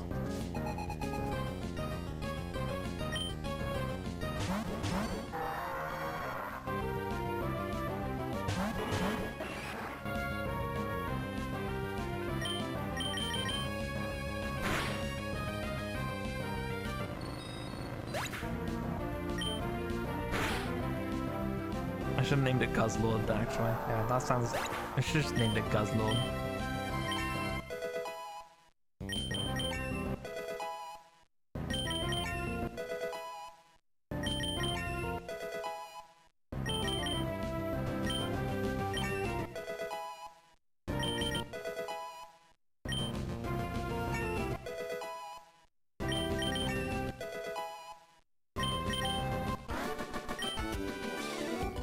Fossil's a level 40, right?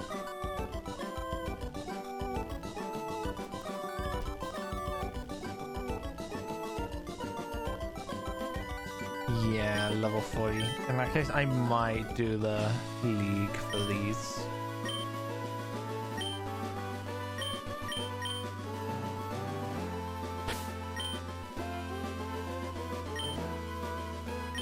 Actually... You know what?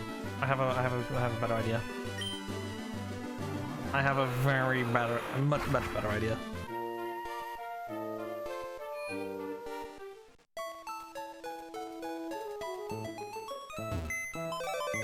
Because I don't want to do the league because it just takes the downtime in between the rounds are just so long. I'm gonna do something funny.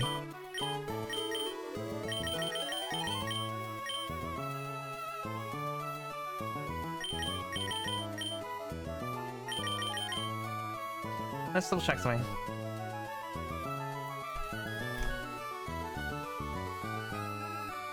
Almost 30. Sure.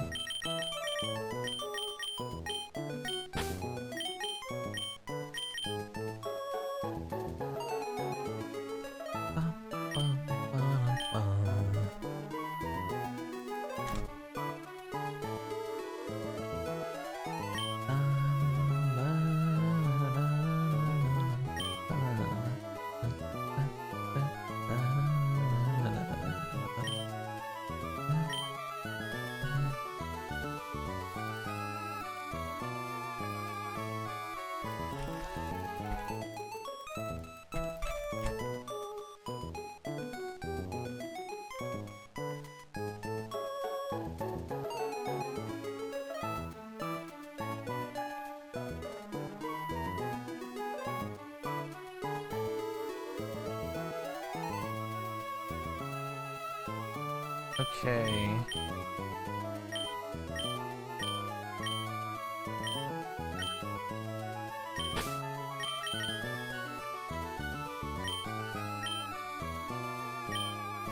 Because I can stay.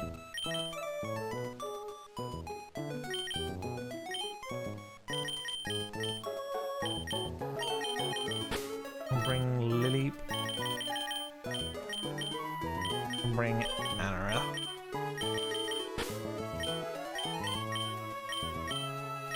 Petunia can stay in this game. Oh, I might have leaked my idea.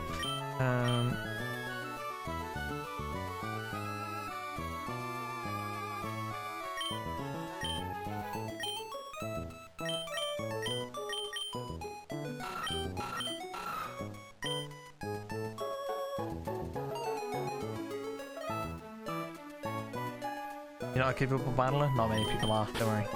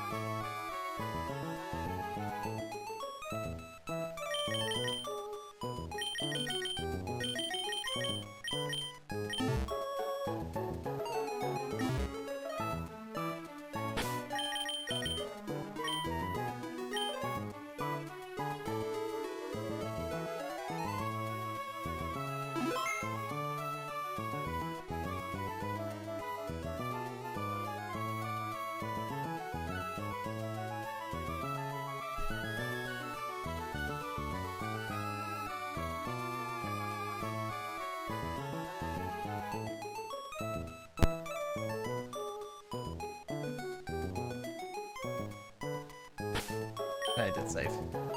Well, I'm gonna save again just in case. Because I can.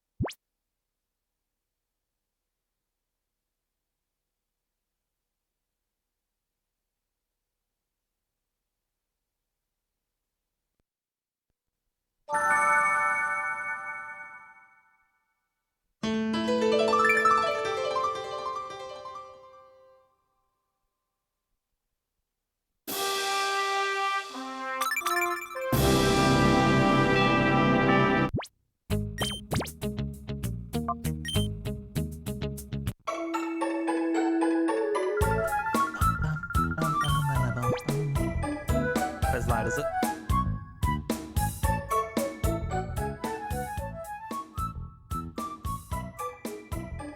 There we go.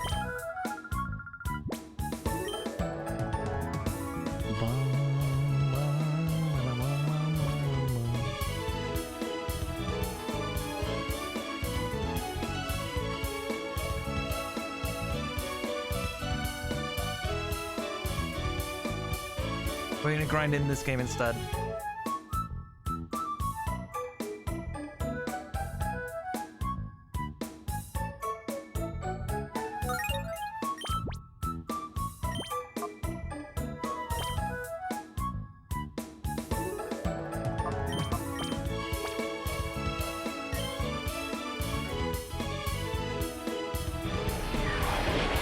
Get down to a 2v3.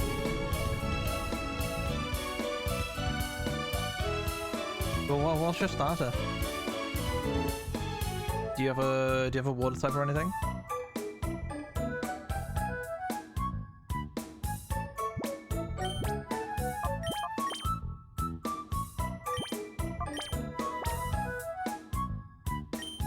Still kind of loud? Hey.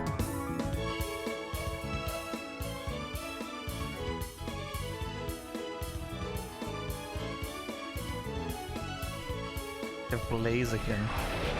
Ooh.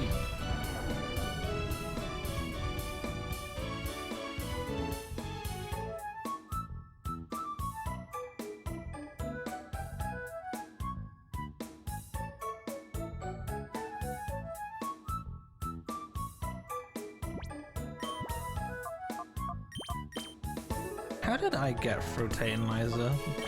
Blaziken? I actually don't remember. I'm pretty sure I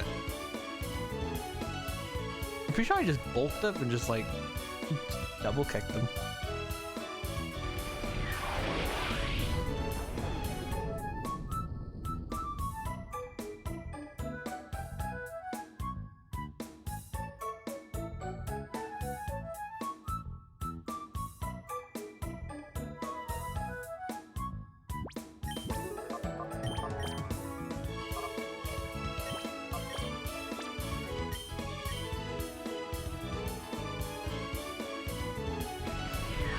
So like you Sunny Day enabled your blaze kick?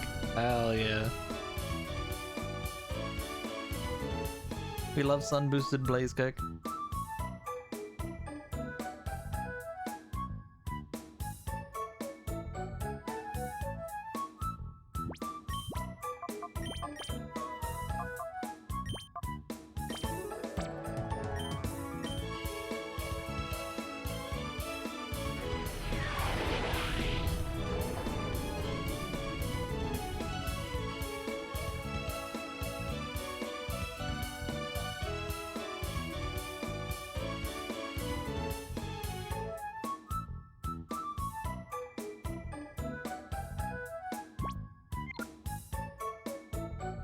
Oh wait, did I trade everything? Oh no, I didn't. Oops.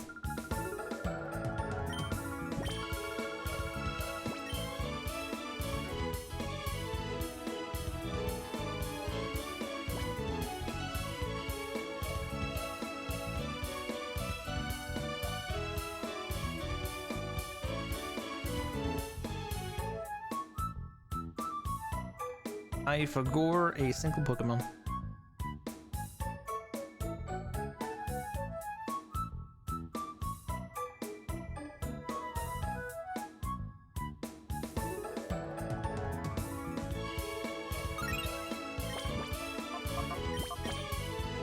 I wish I could just trade straight from box. But I can't.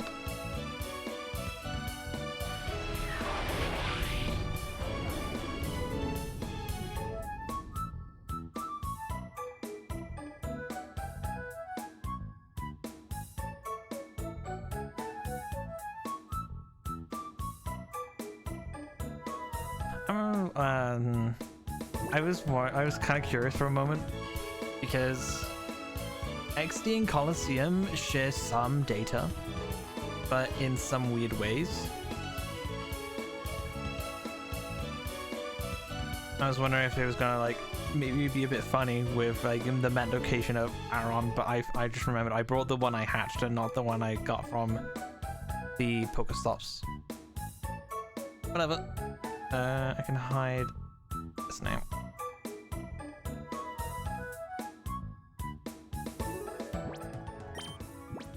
Yeah, we're gonna grind in this game instead. It's gonna be so much faster than doing both the League and Gary and Ty.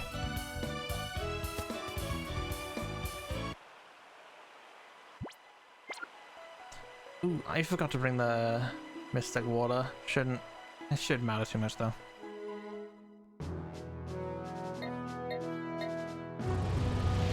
To the Ender.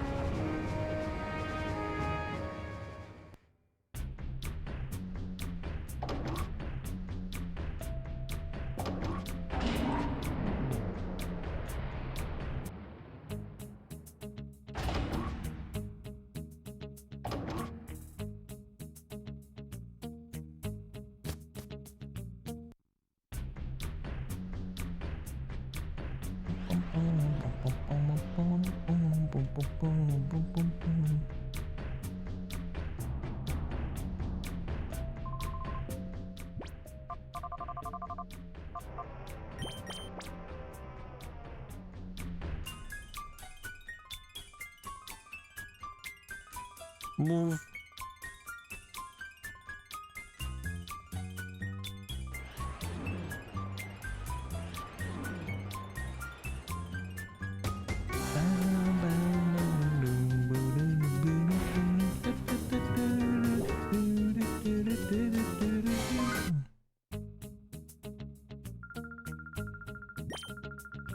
Deep Calcium. There's a reason why we grind here instead.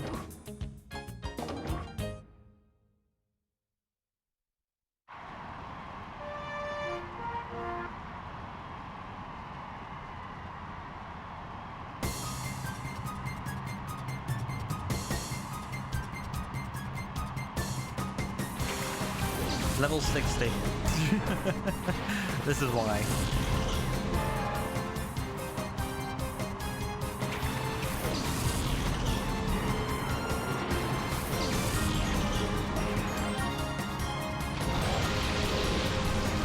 So much faster.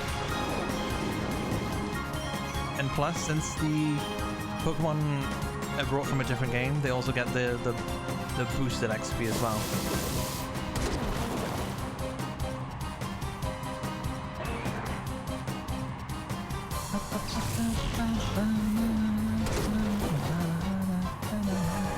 Also, we get this battle music instead.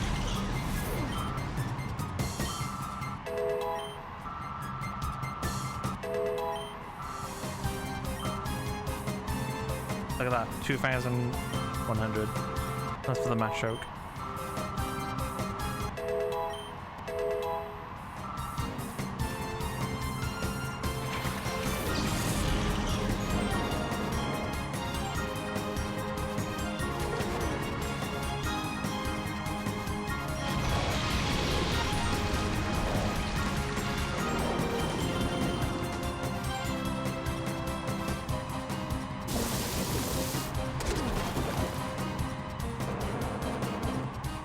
We might have a bit of trouble with some of the bosses like Merope and Venus, but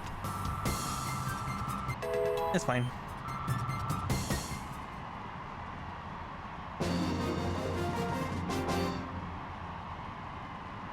We're still getting a crazy amount of XP.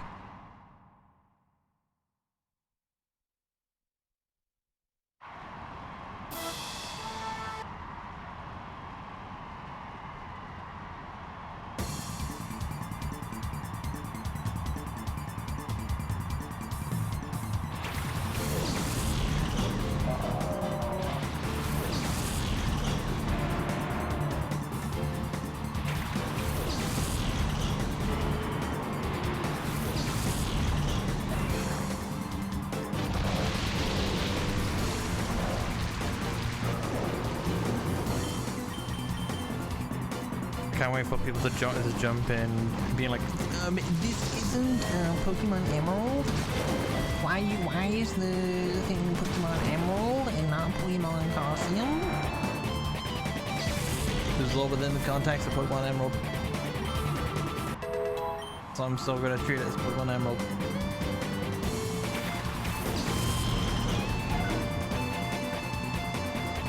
Oh, I think Omanite dies there actually.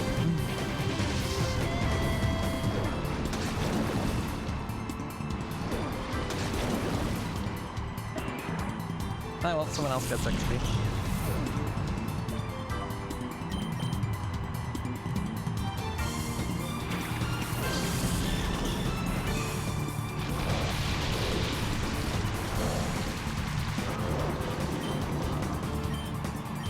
We don't have to waste time with Pokemon Centers either because it's a Coliseum. Hell yeah, good job.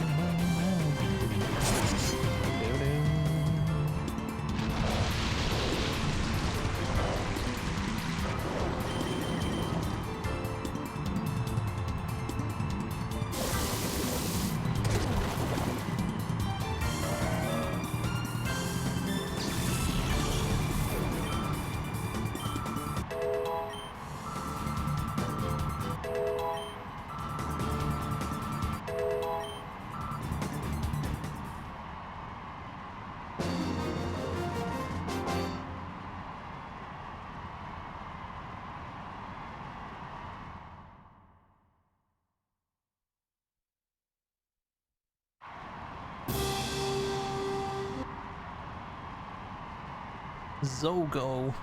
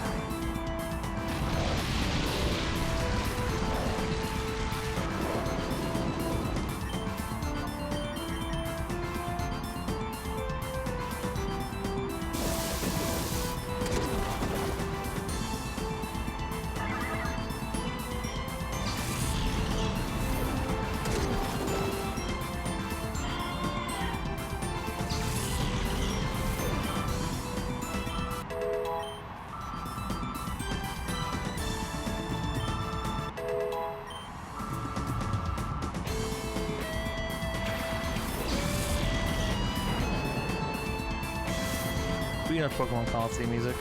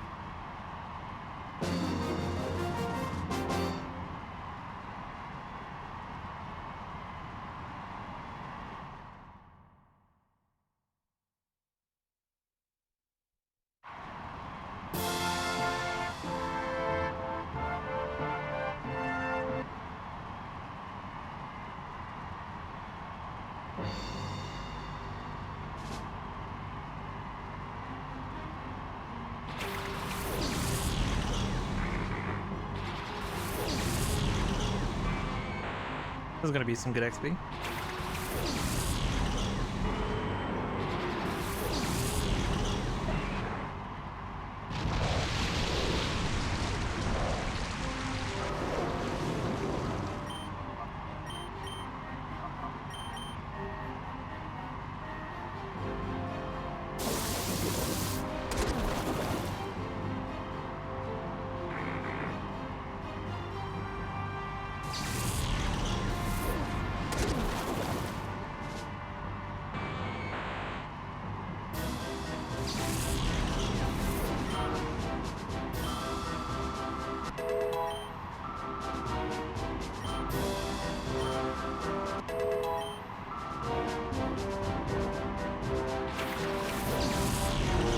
Kingdra. Oh, let's see. Okay.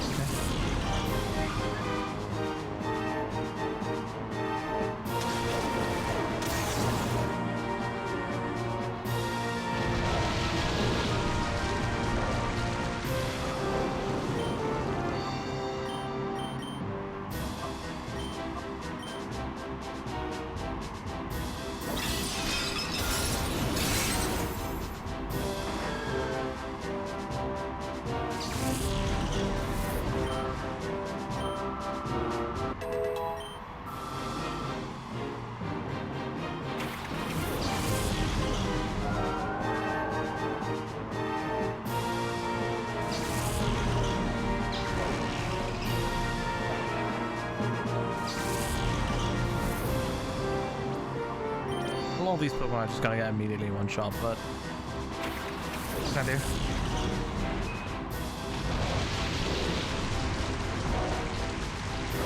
At least they're still getting XP. I don't really care.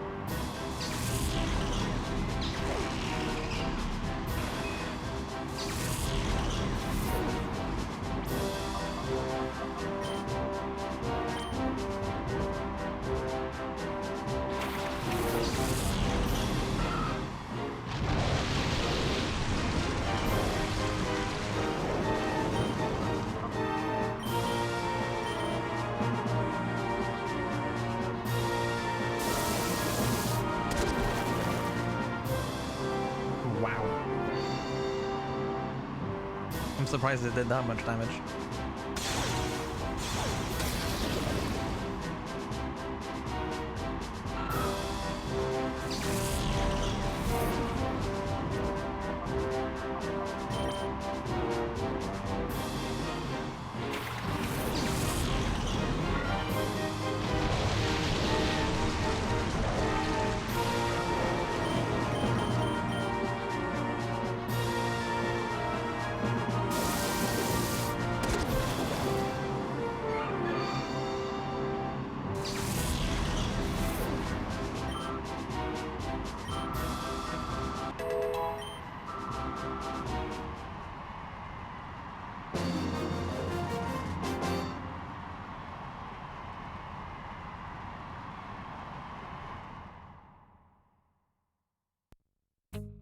I think Murby might be the only person that might give us trouble. Oh, actually, maybe Angus. Because I don't think... No, Kyogre doesn't have a way to kill Shedinja.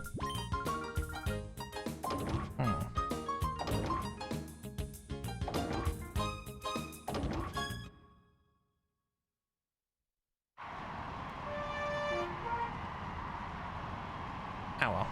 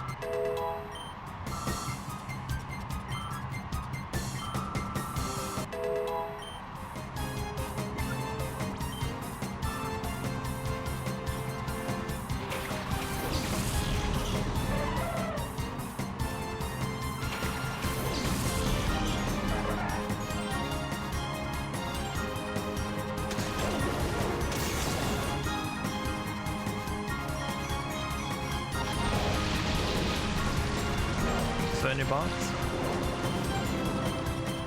It can be a struggle. It can very much be a struggle sometimes.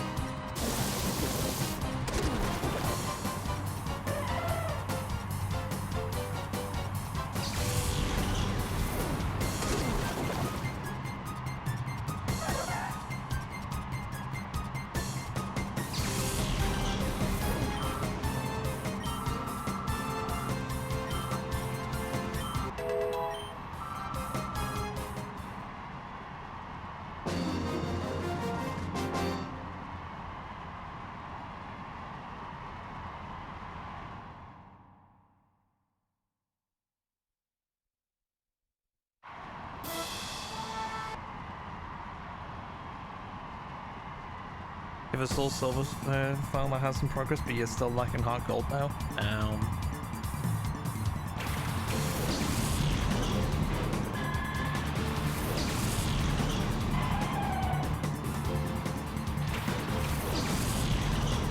I have Heart Gold and Soul Silver, but I mainly play Soul Silver.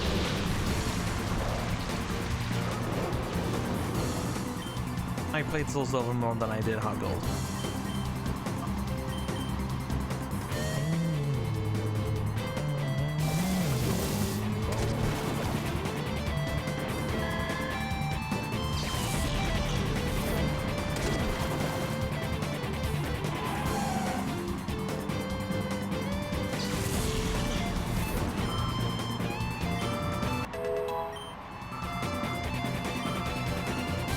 It's definitely the more popular game.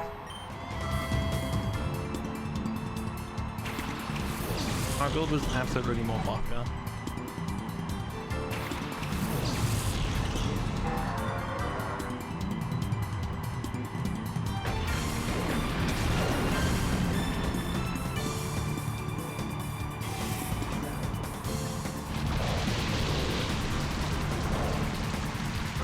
Now, you don't have water absorb.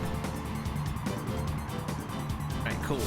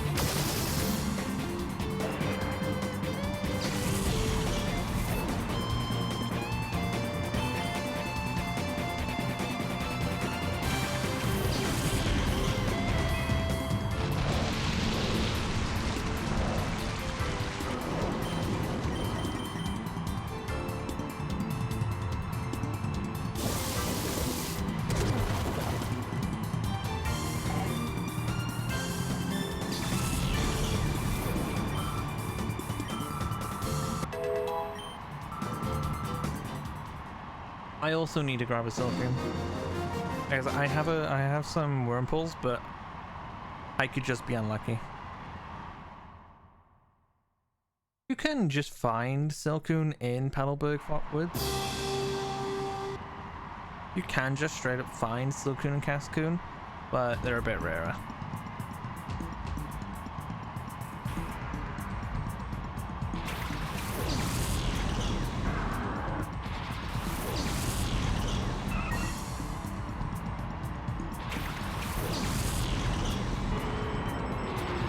You can get Seedot from XD. Don't bother looking for Seedot in those in Emerald. It's a 1% encounter, don't bother. just get it from XD.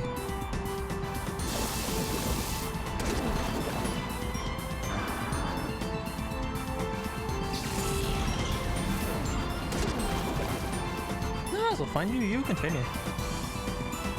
I don't mind.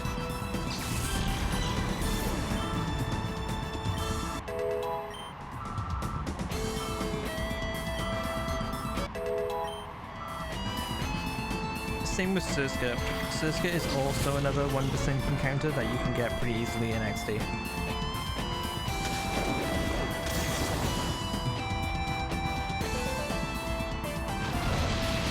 has a lot of those kinds of Pokemon, a lot of 1% encounters. A lot of the really annoying Pokemon to get, like the Kanto Safari Pokemon. They're all in XD.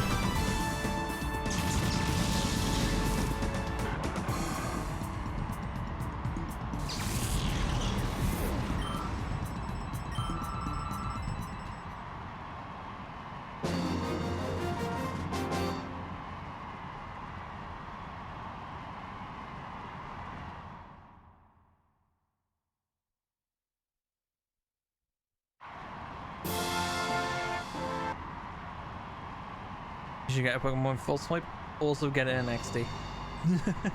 that's also an XD thing.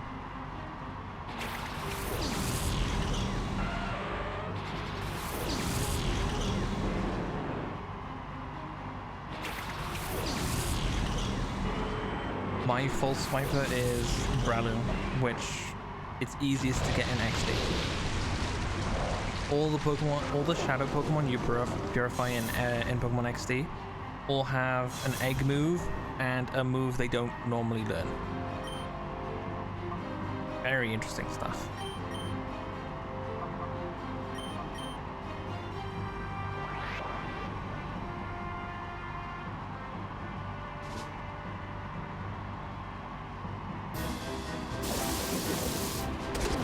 If you want to use Breloom, what you'll have to do is get the Shroomish from Pokemon XD, but don't evolve it. Level it up to level 53 as a Shroomish. It will learn Spore.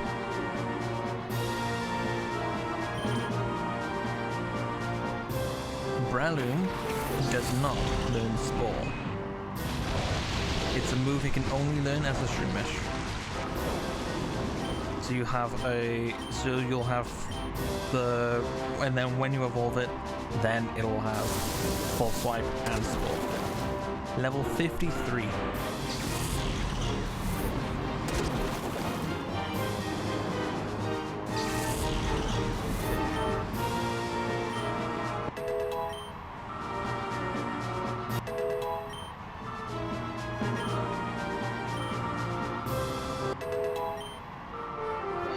Alternatively, also in XD, you have a Paras. You can also use Parasite as a False Swipe Spore user. Any other Pokemon you should know about?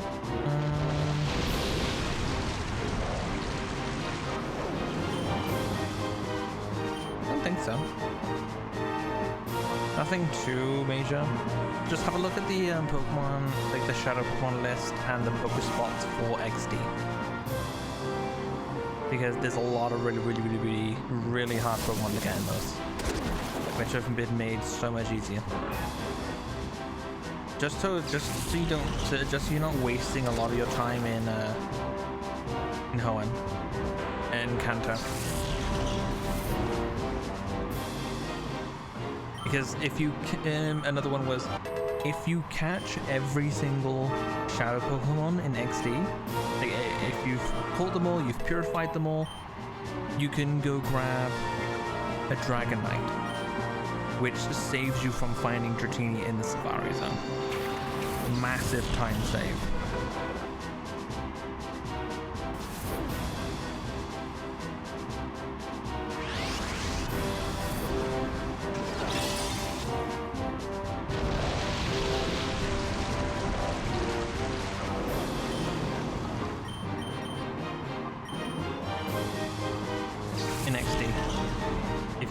If you purify all the Shadow Pokemon in XD,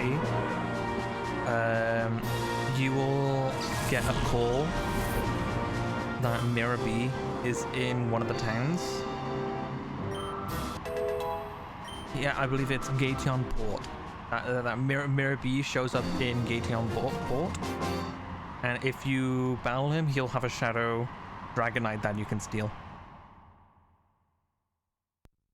But bear in mind, it is a very, very hard fight. He has a lot of Ludicolo or very, very high level.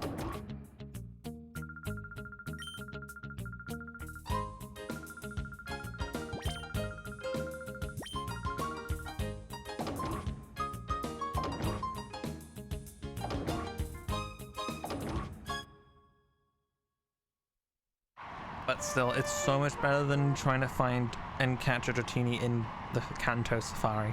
So much better.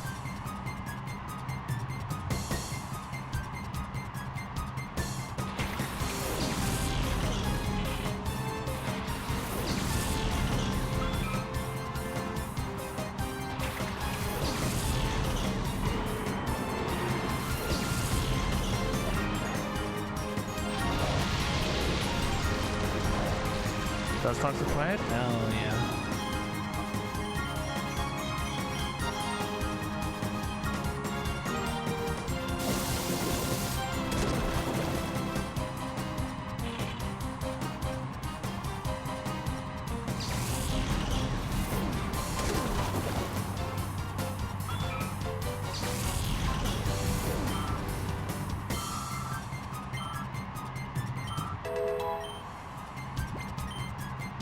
Ooh, protect will be fine.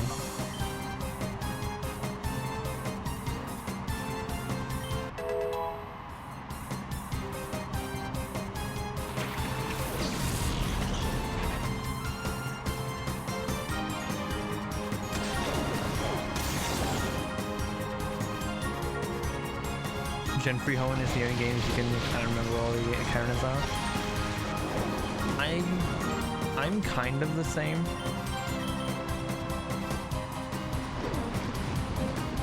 I remember where most encounters are in Hoenn. Also Sinnoh.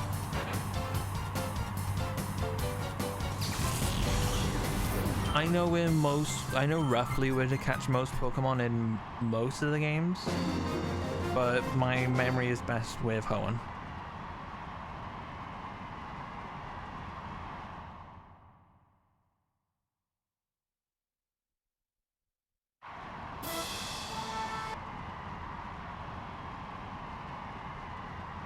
I do get mixed up a lot with Gen 1 and Gen 3 Kanto and Let's Go Pikachu and Eevee Kanto. I do get a lot of that mixed up. Even the other day, I went to go grab Nidorans from Leaf Green, and I was in the wrong route because I forgot which route I needed to be in. Because it's different in Gen 3.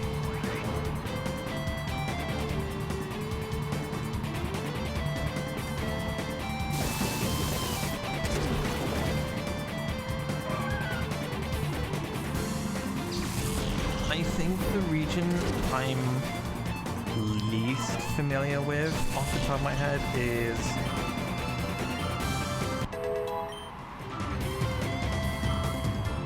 Gen 7. Sun and Moon. I only played through those games once. Only did one playthrough of Pokemon Moon. And that was it.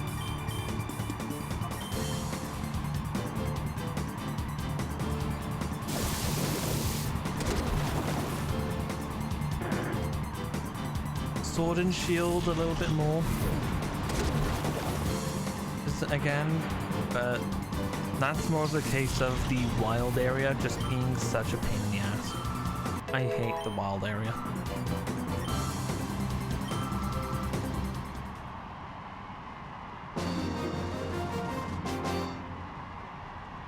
All the different weather patterns. It's a mess.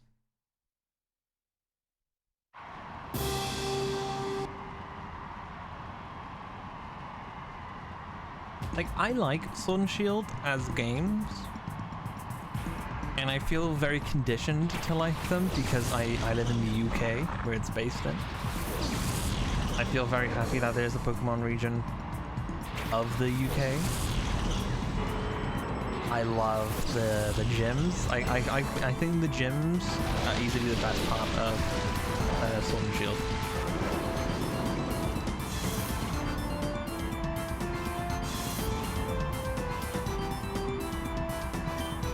But everything else just falls short. Very much falls short.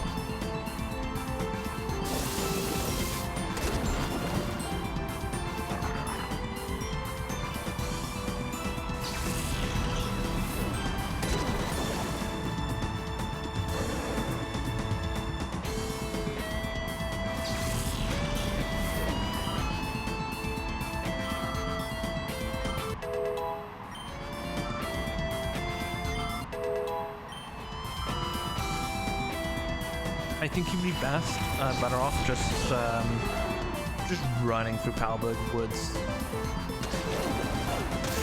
Just try and find the Silken itself.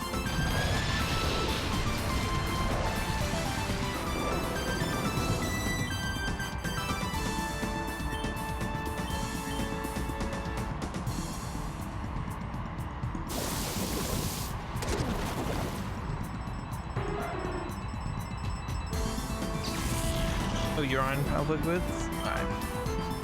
You'll find it eventually.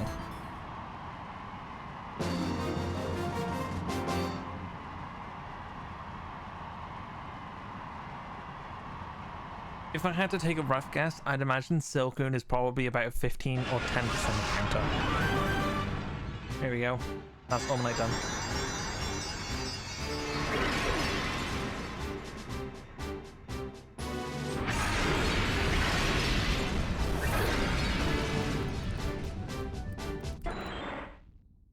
Palberg Woods. Yeah, Silcoon is a 10% encounter. That was a good call.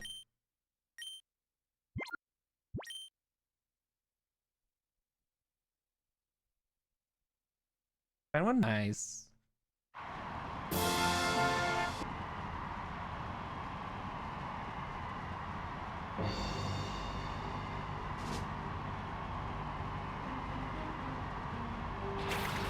You're working your way down on your deck? Well, yeah. It's a good way of doing it. A ninja.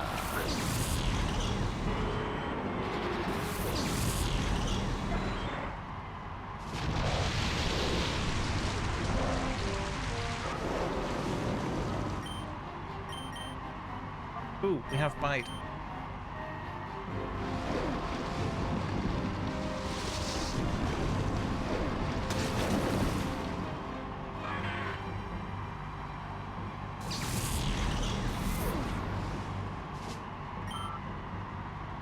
We have bite.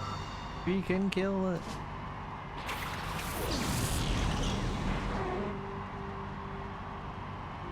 There we go.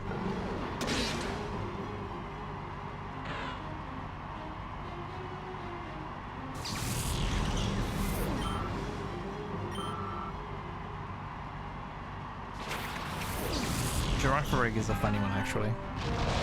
Giraffe Rig is the only safari Pokemon you need. In all Gen 3 games, it's the only Pokemon you can only get in the safari. Everything else you can get in different ways.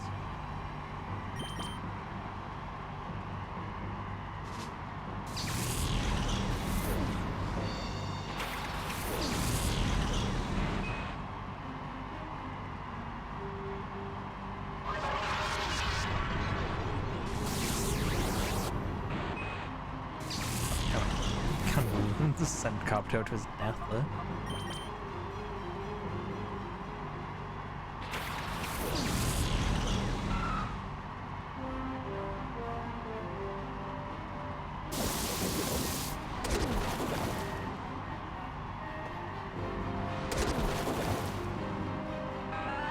Yeah, Shroomish is a cute Pokemon, yeah.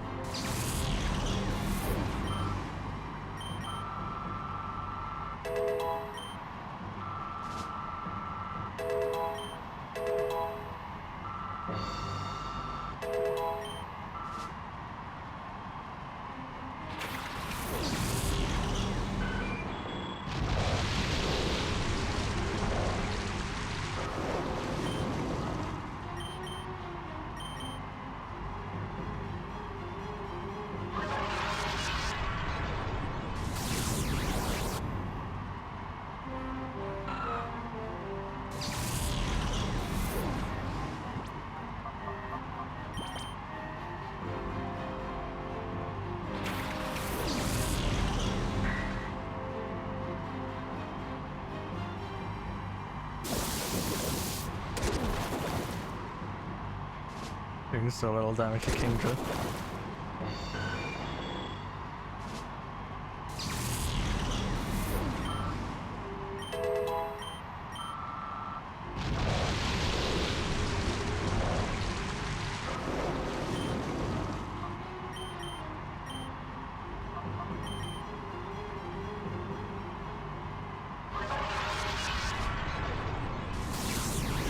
got stuck off? Nice.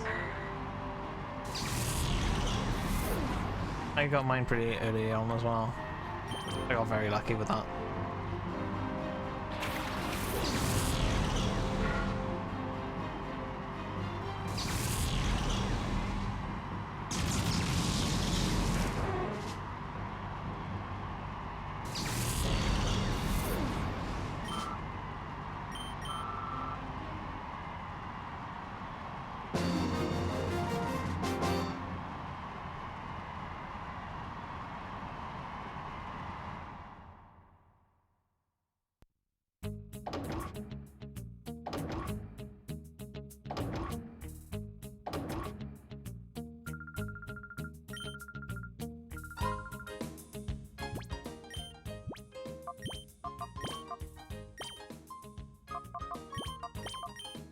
Oh, whoops.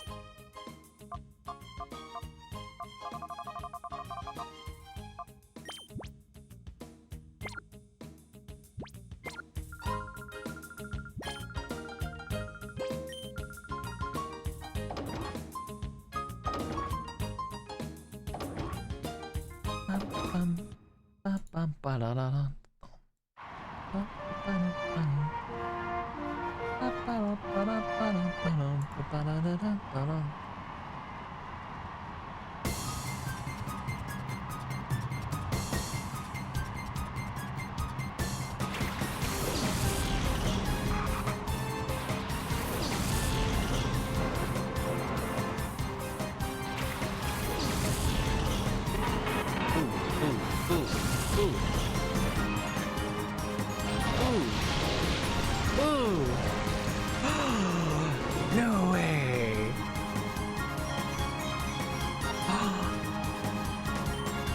The JoJo Steel Ball Run anime just got announced. Hell yeah.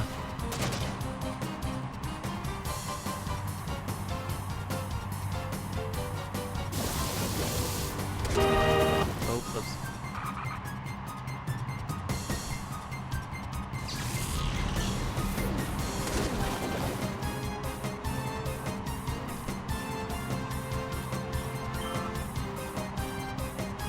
First teasers for Steel Ball Run. Hell yeah.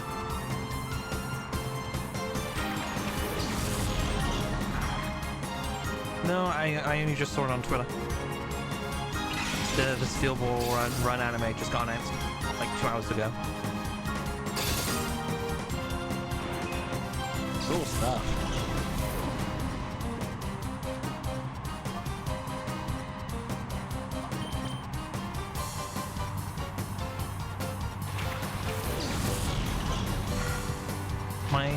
My knowledge of Steel Ball Run is very vague, but I do know a lot about what happens in it. I'm very excited for it.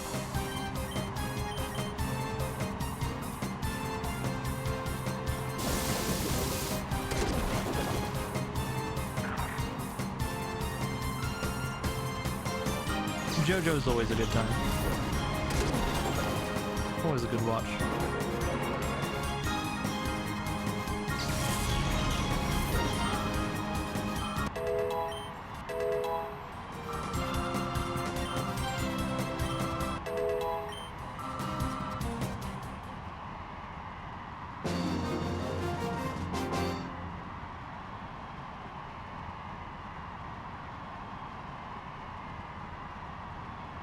Fucking hell. It's like I'm seeing like 5 posts in a row about it. It's the only thing people are talking about at the moment.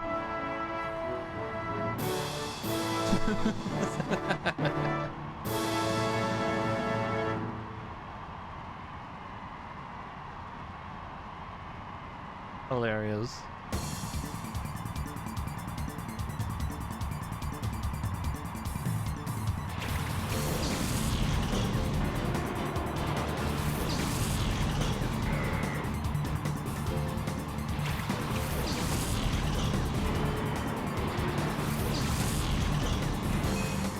Can't wait for 8 episodes to drop in one day of release and then sign up for a following 12 week after.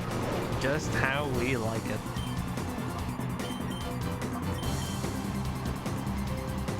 I see this as an absolute win.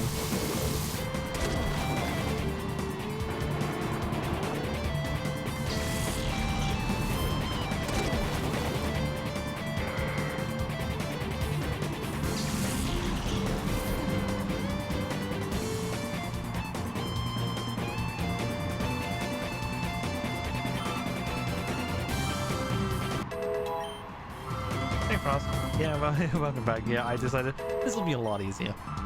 This will be a lot.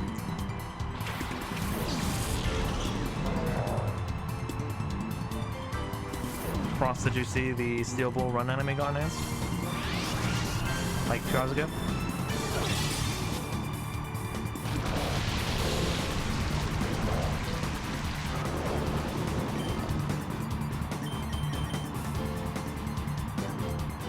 Good shit. Good shit.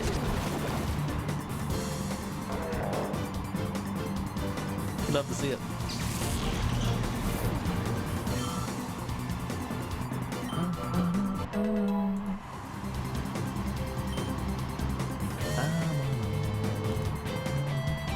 What did I say? The game's a bit too loud?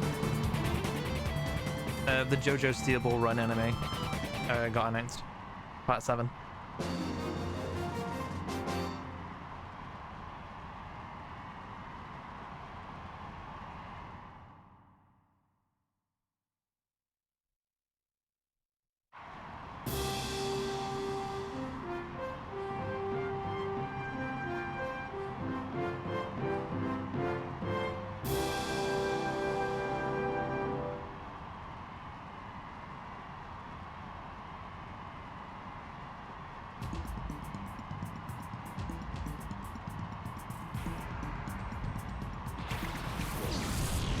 I don't know why Part 6 got a lot of hate for the anime adaptation.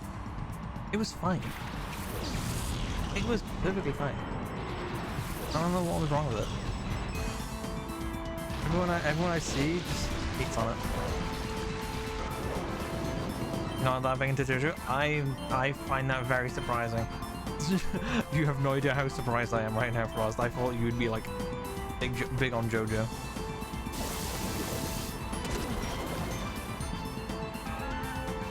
I figured that'd be like pretty much right up your alley.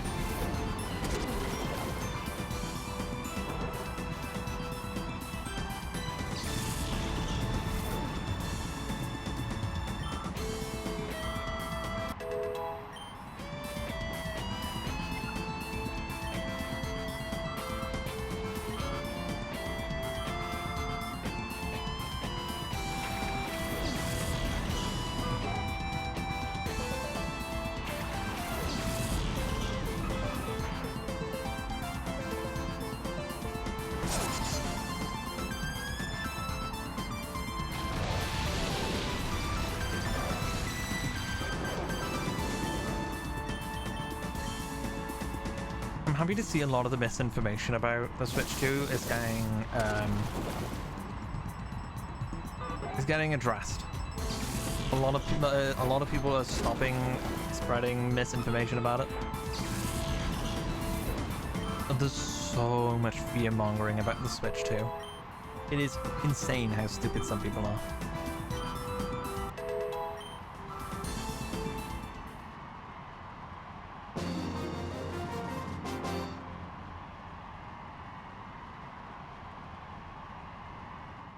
Quite literally, the only bad thing about the Switch 2 is the game price. The price of the games. But even still, that's pretty much just Mario Kart World. Everything else is pretty standard pricing.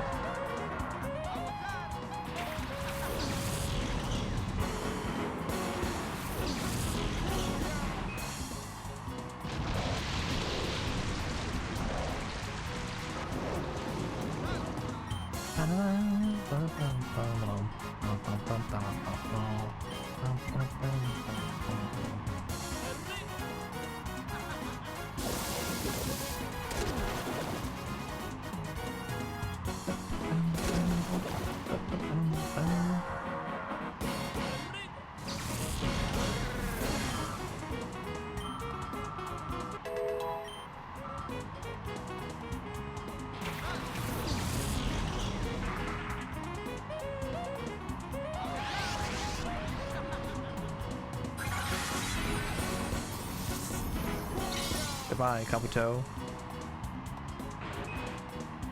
I feel like this might be like the one match where I just don't really get much XP in for the Pokemon. Mirror B just kind of like hard counters the Kyogre strat.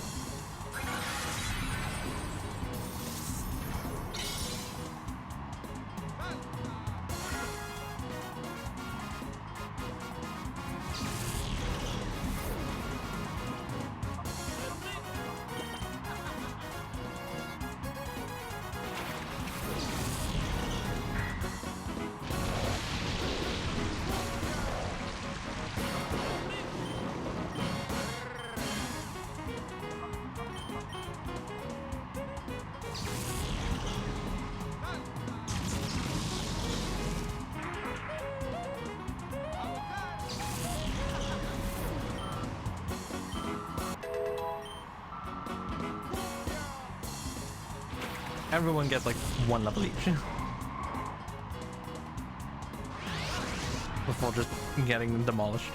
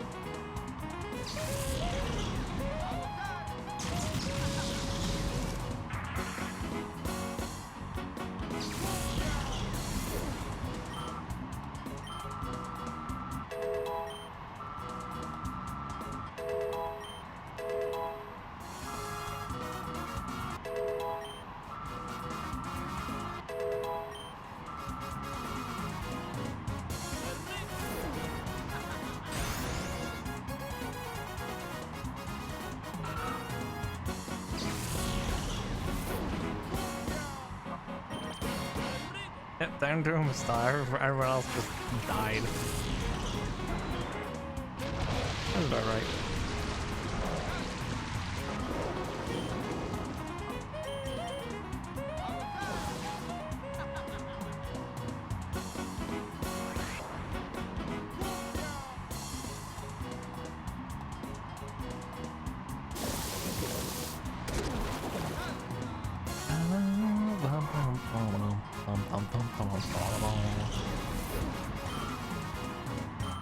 There we go.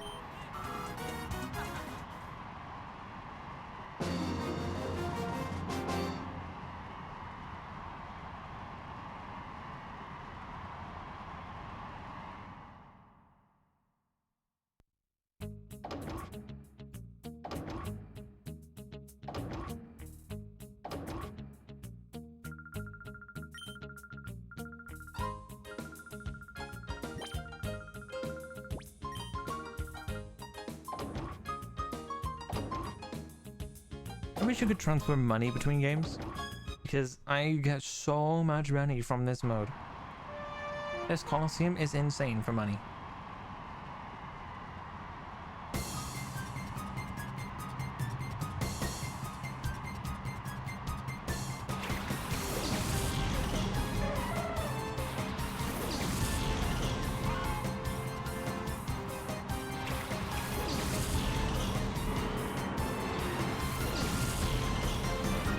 Okay, Frost.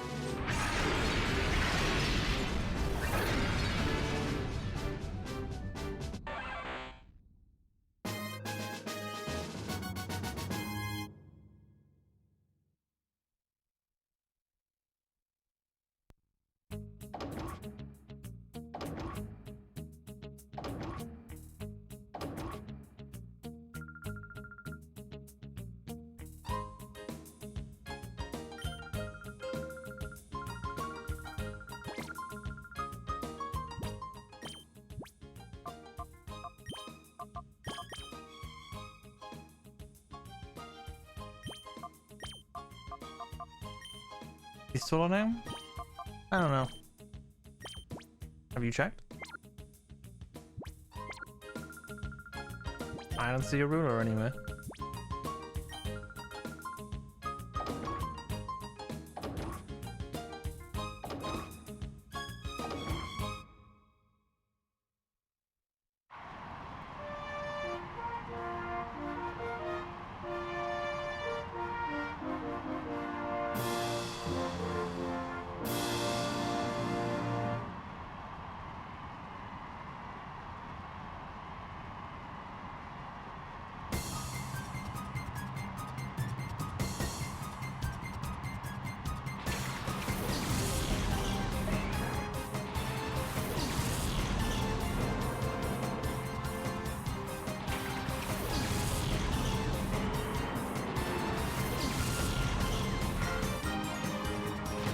Finished sorting the box with the current progress? Nice. Box sorting can be fun. It can be. But usually no.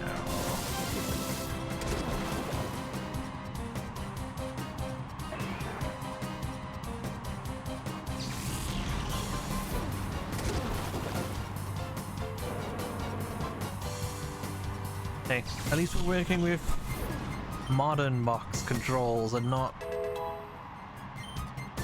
not Gen 1 and 2 box controls.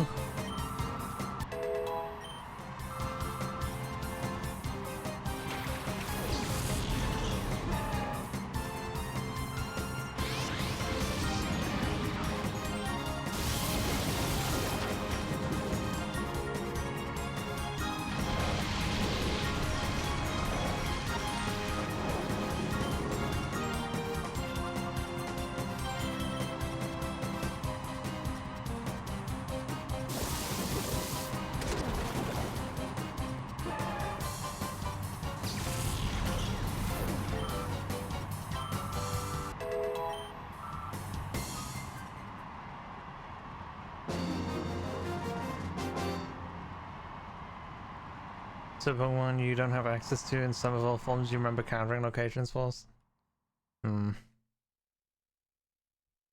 It can be a bit rough trying to get everything you need for like evolving a lot of the Pokemon. Like the dragon scale's a bit of annoying to get. The Clampill items are a bit annoying to get. King's Rock, well, getting to King's Rock can be annoying. Thankfully, Evolution Stones is, Leaf Green Fire Red solves it. better off just getting all the evolution stones in Leaf Green, Fire Red, because Sunadon City sells the Fire, Leaf, Water stone, and of course there's a lot of moonstones to go around in those games as well.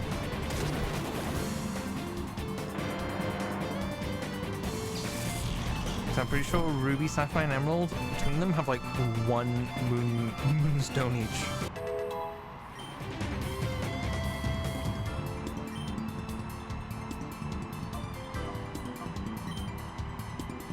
Which is in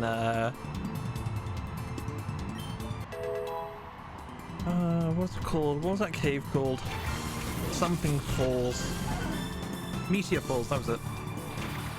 There's like there's a moonstone in the top left corner of the first floor of Meteor Falls. That's like the only moonstone in Hoenn.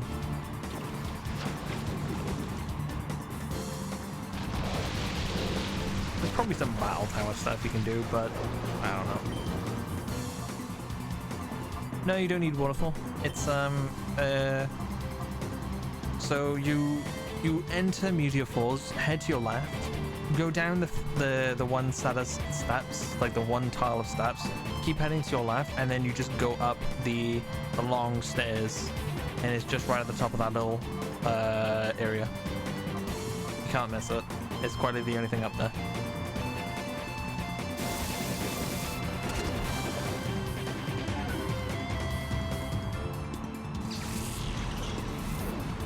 That's the... I'm really certain that's the only moonstone in Hoenn.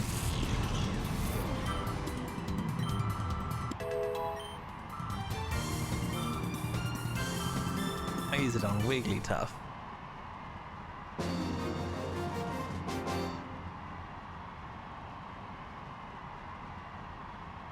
Anything else you can get in other games. Don't worry about Delcatty. You can get Delcatty as a capture in XD.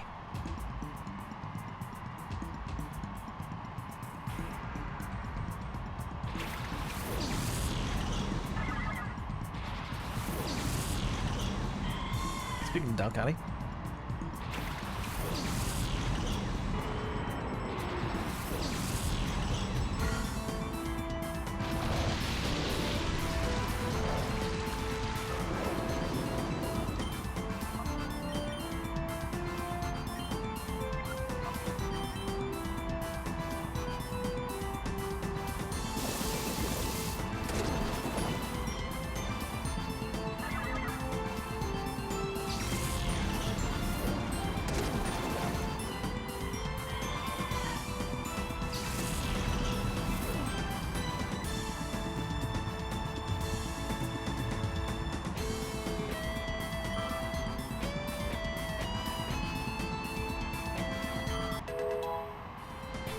Make note of why I don't need to catch in the GBA games and want to get in the GameCube.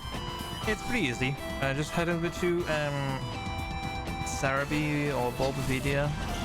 The list of all the obtainable Pokemon in there, like who you're getting them from and everything.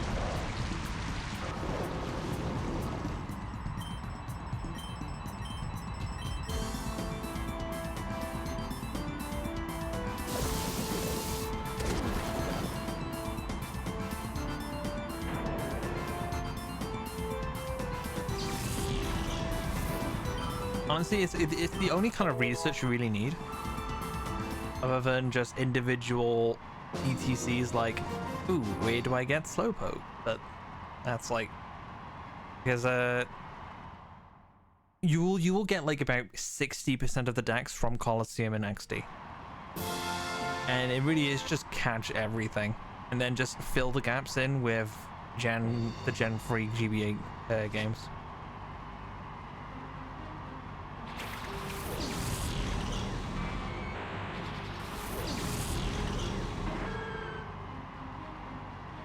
At the bare minimum, you will need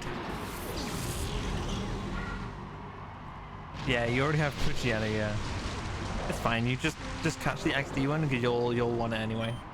Just catch everything.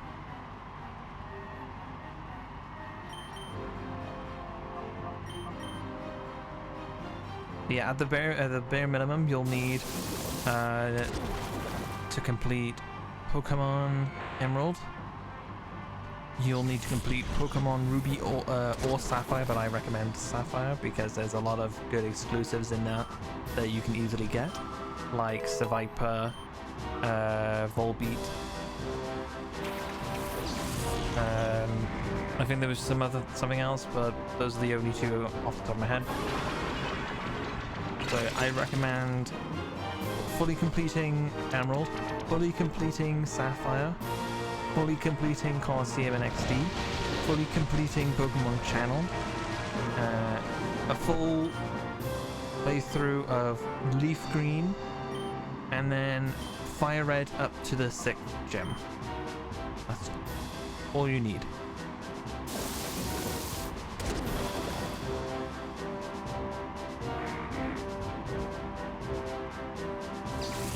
You can play Ruby for like 5 minutes to grab the last starter, and you'll need to do a reset of Fire Red to grab the last Kanto starter as well.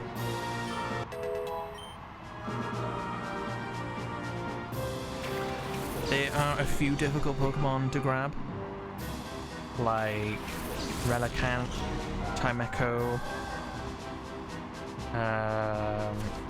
Girafarig can be a bit annoying because it's the only Safari one.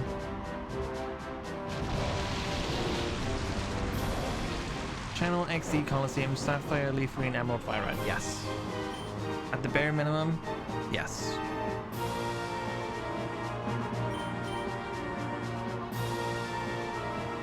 It'll fine.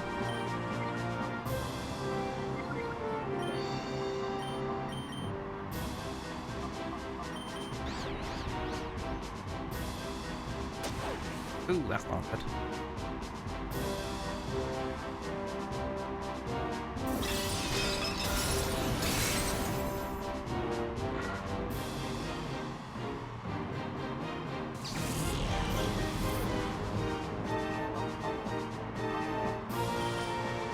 If you want to know where to get any certain Pokemon, I'm happy to tell you.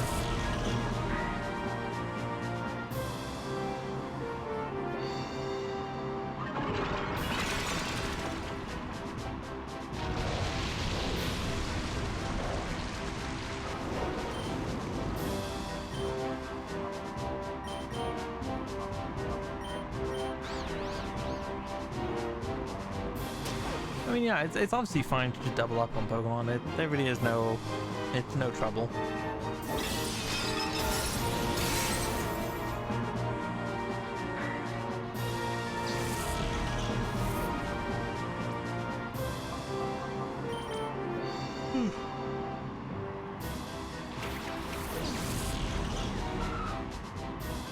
To answer the question already, is not much of an anime watcher. Fair enough.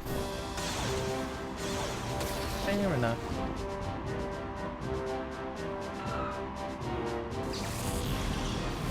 You'd rather play a game that's a better use of your time? I can understand that. I can very much understand that.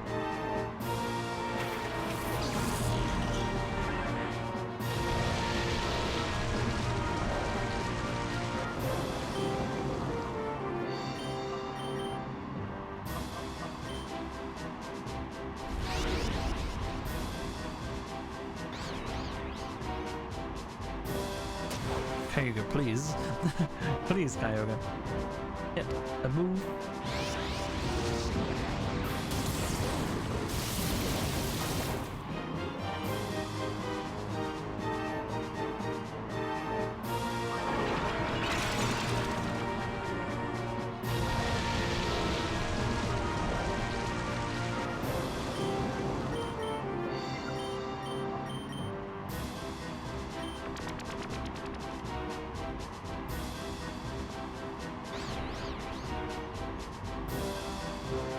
There we go.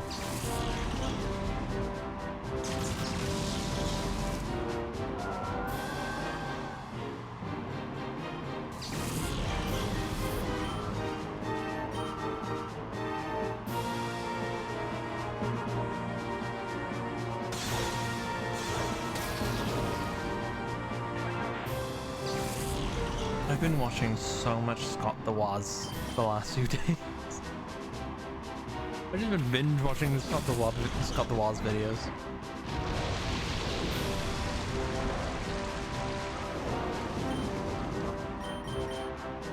No real reason either.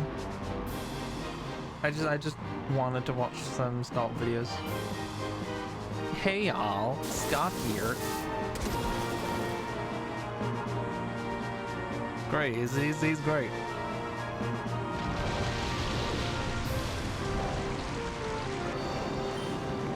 Sometimes I'll just have periods where I'll just watch like a single YouTuber for like a few days, and then I'll just not watch them again for like another month.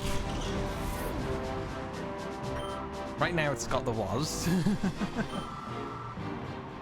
The other day, before like the last one was Maximilian Dude. I watch a lot of Maximilian Dude.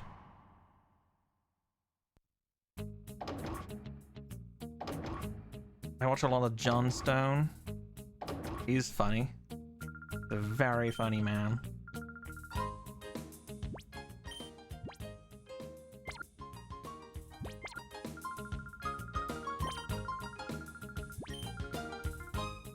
I just watch a lot of YouTube. I watch a lot of YouTube. Who doesn't, right? Who doesn't watch a lot of YouTube?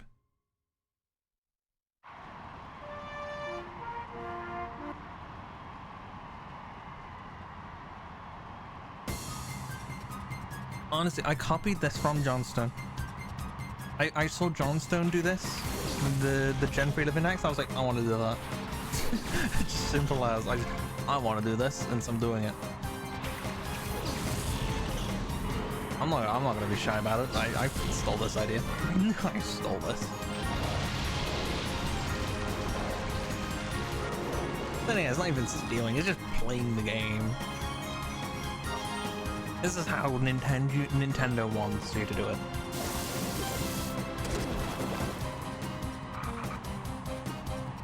You realize you're spoiling yourself for the Pokemon in the GameCube games?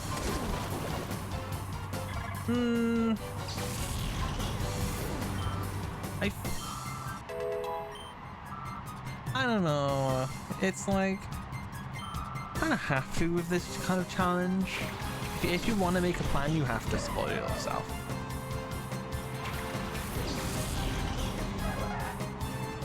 Like, alternatively, you could just you blast through Pokemon Emerald, and then just play through Extreme Coliseum, just catch everything, then you can make a plan. That's the alternative. Just catch everything. The game will tell you what's going to be available anyway, through the shadow monitors and stuff.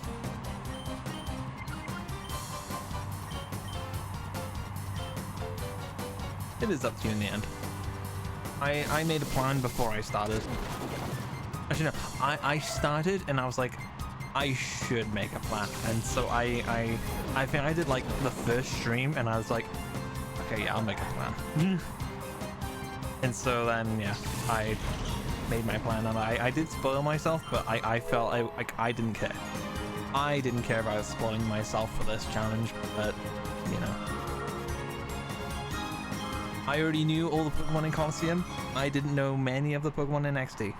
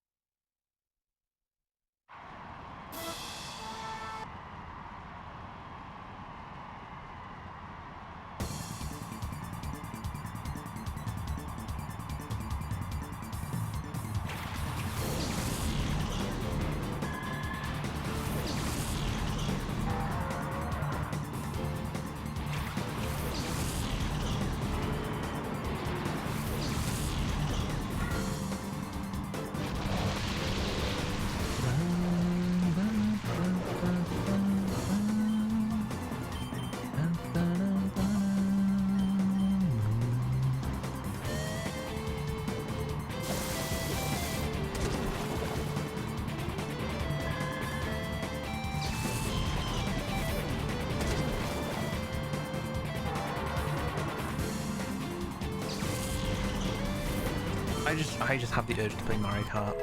I want to play some Mario Kart, but no one will play Mario Kart with me.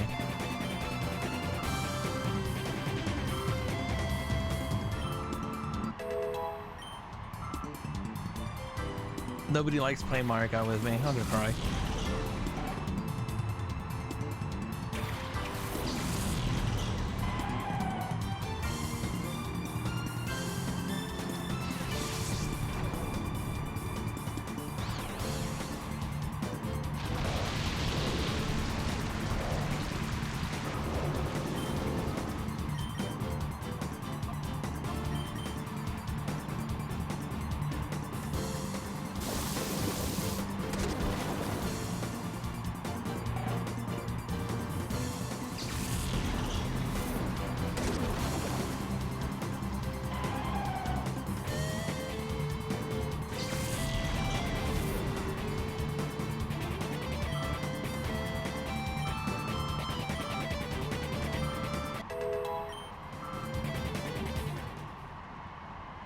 You don't know where your cartridge went? No.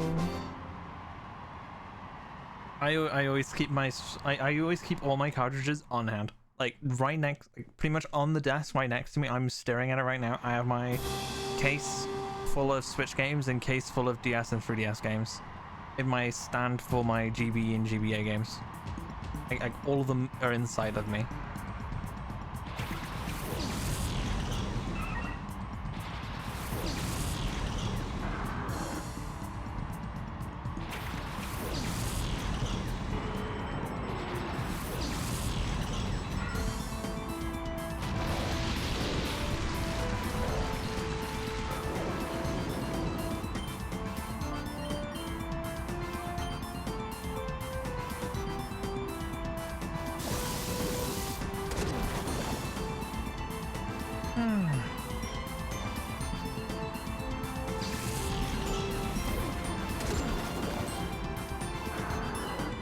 Maybe I'll play some Mario Kart DS for a laugh. Just play for Mario Kart DS.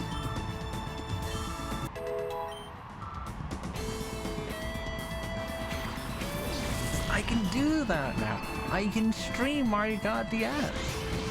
That's fun.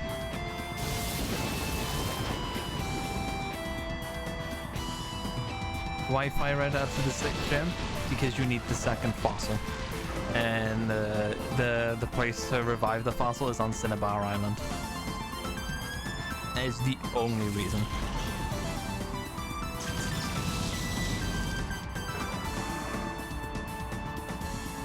And because it's a key item. In Gen 3, the fossils are key items. You can't give it to a Pokemon and trade it over to Leaf Green or something. You just can't do that. It's a key item. Unfortunately. If this was Gen 4, it'd be a different story. Gen 4, you can do that. Gen 3, they're key items.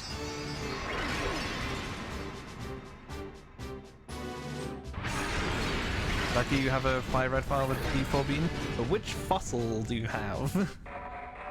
That's the question. If you don't have a complete set of fossils, like if you don't have Kabuto and Omanite, then you know. Oh, you're fine then. You are fine. As long as you have the set, you're fine. You don't really need to play through. The amount of Pokemon you need from Leaf Green Fire Red is pretty minimal. Genuinely. You need the starters, you need the fossils, you need Mewtwo, the Nidoran line, you need to grab Slowpoke. Slowpoke is a Leaf Green exclusive, which is why I recommend Leaf Green as the main game.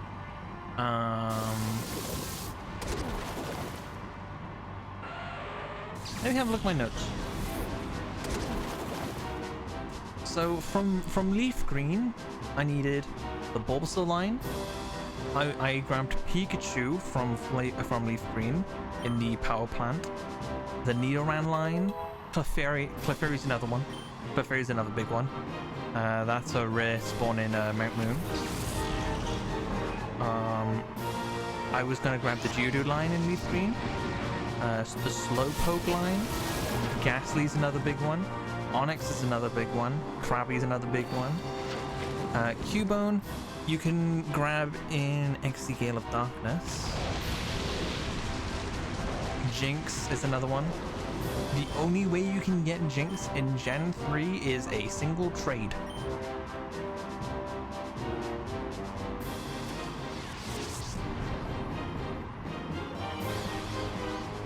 Which is crazy.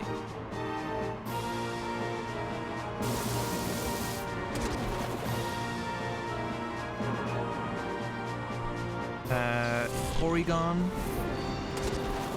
from the Celadon Game Corner, which I kicked ass, by the way. Aerodactyl from the Fossil, and Mewtwo. That was it. It's just a very spare few Gen 1 Pokemon. Most of them aren't even exclusive to Leaf Green and Fire Red. Quite literally, the only Pokemon I needed from Fire Red were the 2 other starters. So what I did, I started a new save file of Fire Red, traded the starter over to Leaf Green, start another save file again, then trade that starter back to Fire Red. So you'll go for Fire Red with the 2 starters.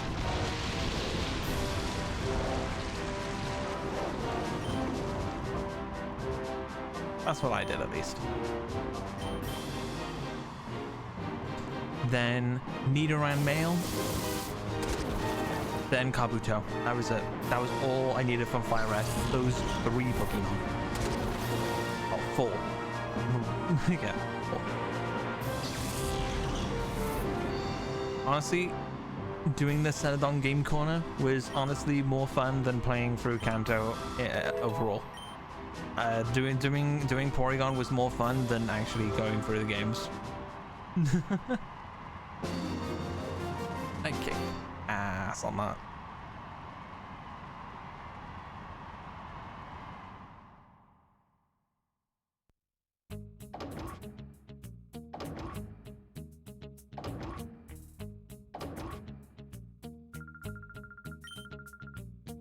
I'm gonna do all the trade evolutions in this game. I'm gonna do trade evolutions from Emerald to this game, so you can see them in 3D. Okay, you go get some food. I'll be continuing grinding.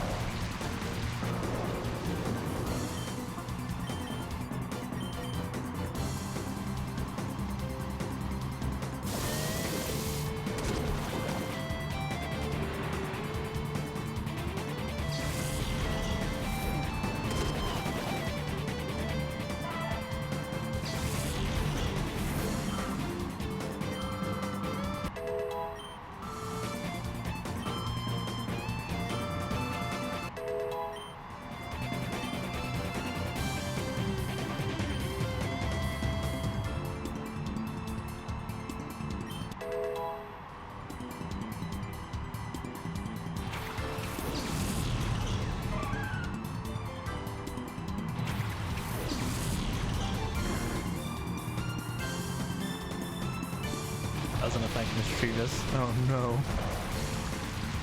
The meme. Not the meme.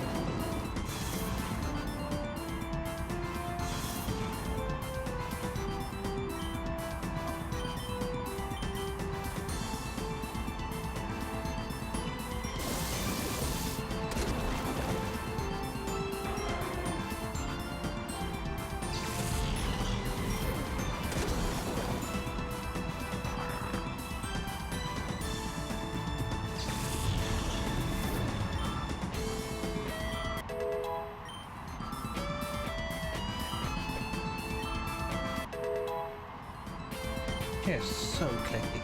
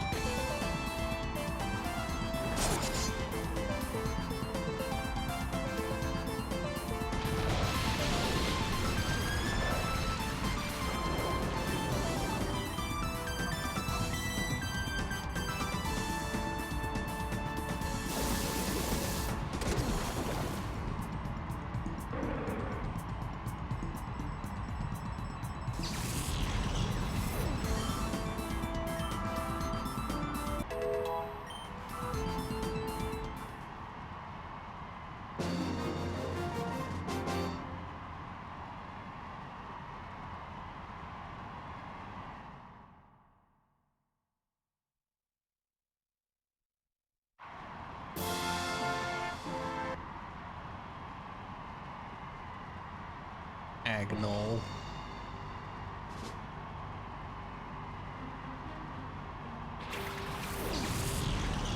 I have to switch into Omastar just to get rid of this thing. Ugh.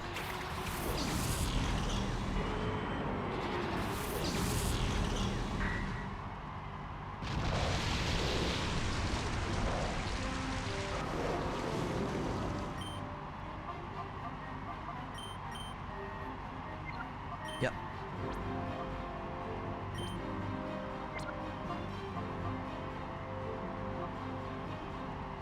I'm gonna wait for a clean swap though, so I'm gonna swap to Aaron.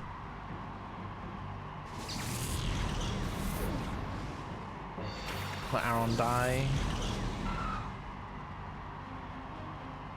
So it's safe to bring in Omastar.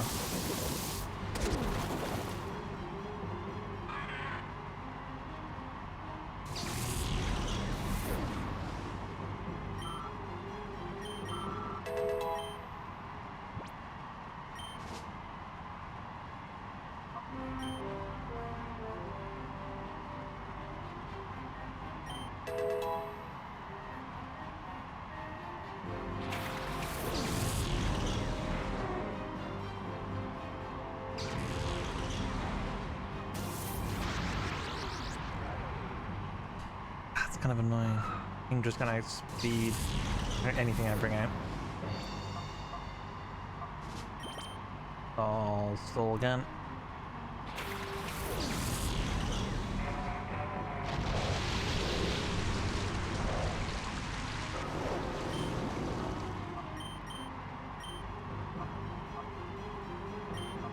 Who knows, maybe I'll live. No, that's all time.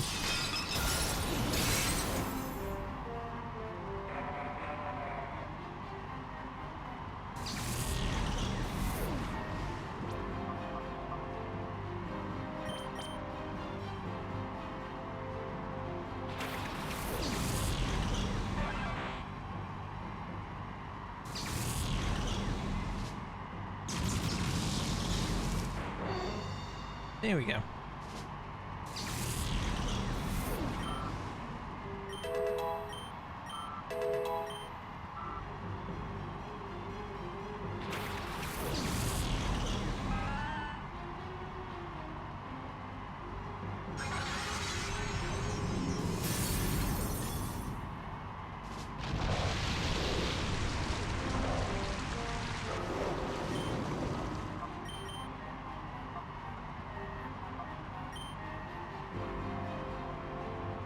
Just have to wait for couple tops to die.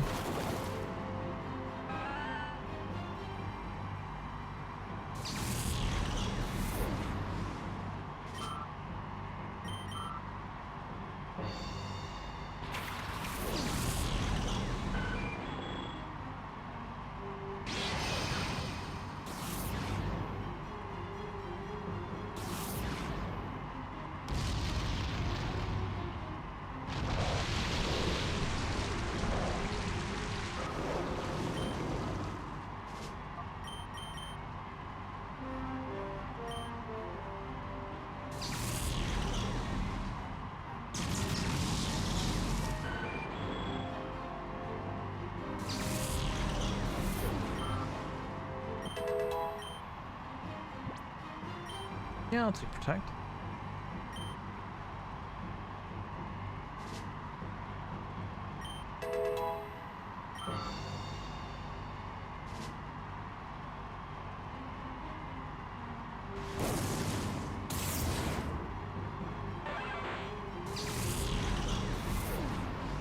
There we go.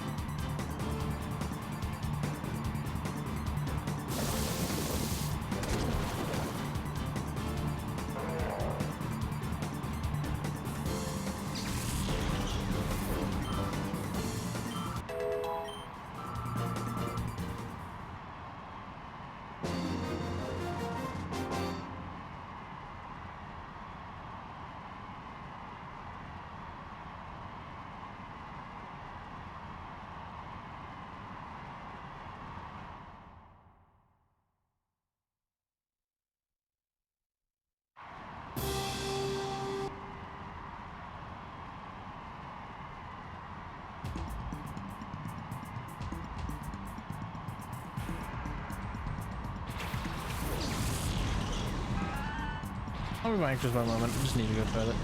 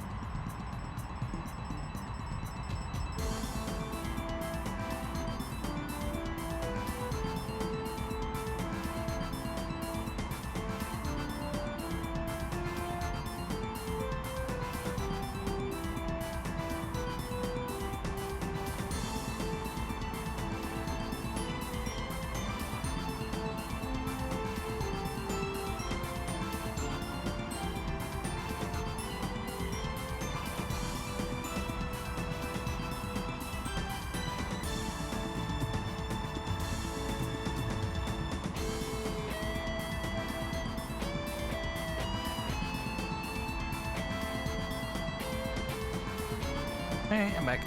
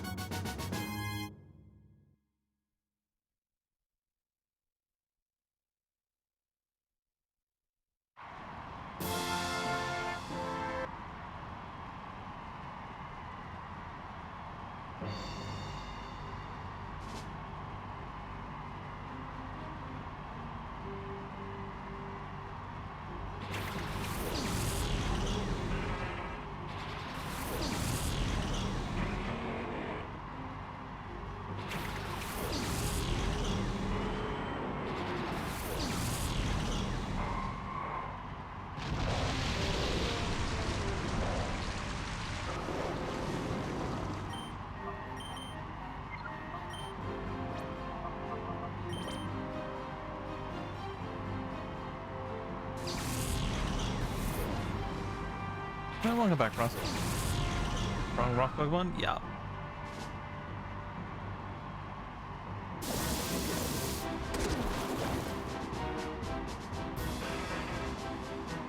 I think it'd be a funny idea to do a similar thing I do with the U tournaments, but with Pokemon.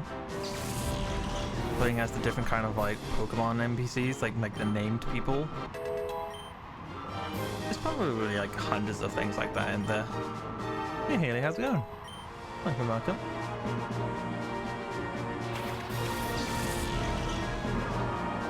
I would host it myself. I like doing all these kinds of like graphics and stuff for it.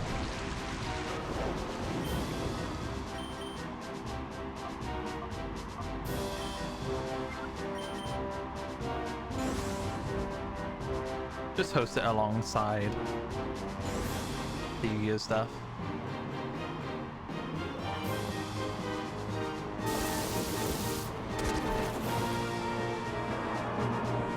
Call dibs on Volo. You wouldn't have 7 Pokemon, I'll tell you that much. You would not have 7. You practicing Parrot? Nice.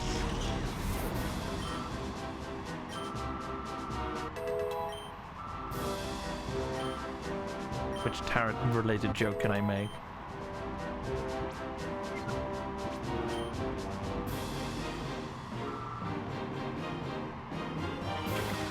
No, we're not counting the Togepi.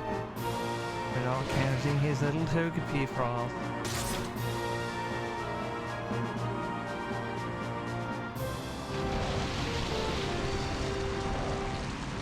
Mirabee. Playing as Mirabee.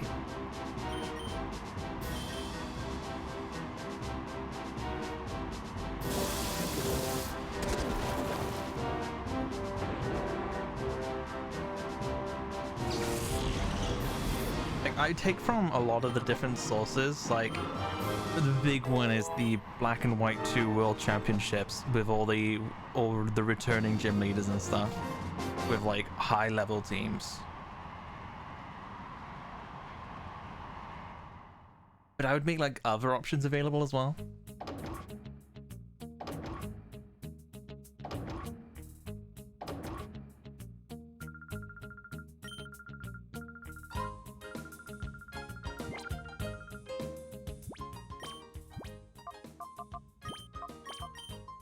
Like, I'm no stranger to this kind of roster making. I like fucking out, like, the Yu-Gi-Oh tournaments have like 600 playable characters in it. I know what to do. I know how to make this stuff work.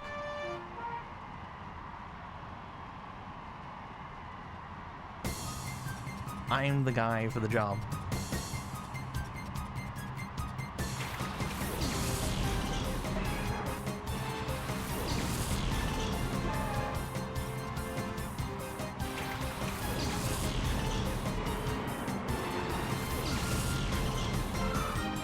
There are some people that I imagine will just be simply way better than others. Like, Dakeem from this game would be insane. He has like an actual like thing going on for him.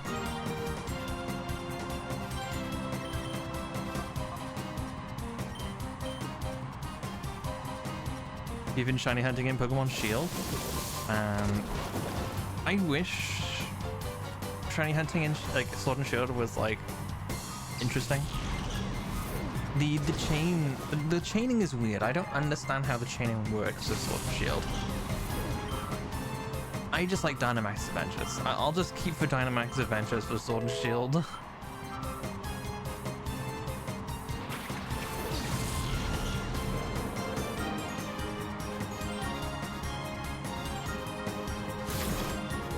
I know who, Brandon. Are we talking about Gen 3 protagonist Brandon or some other character? I'm assuming we're talking about Gen 3 protag.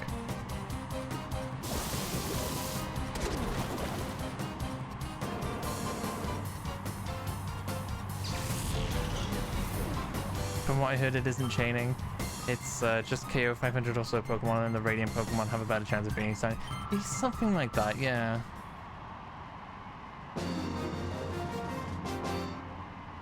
Gen 3 anime character. Oh, is it the guy? No, I'm thinking of the guy with the Darkrai. Like the few legendary. He has like a few legendaries with him. Like I think he had like a Darkrai and a Latios. Or he at least looked like a Darkrai. The guy himself. Right, yeah, that's Tobias. Right, yeah, I remember that now. Who's Brandon? That's not the rival, is it? The guy, like no, is it the rival? Like Ash's rival in Gen 3?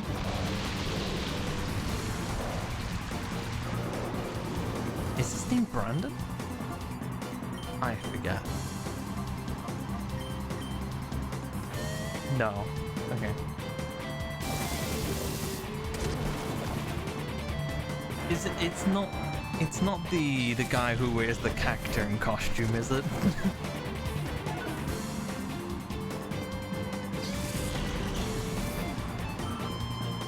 Nope. Brandon.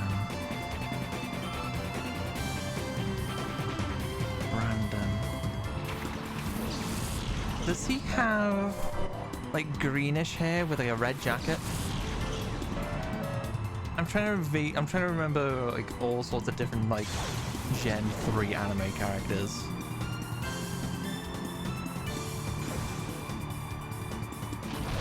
I don't remember all that many.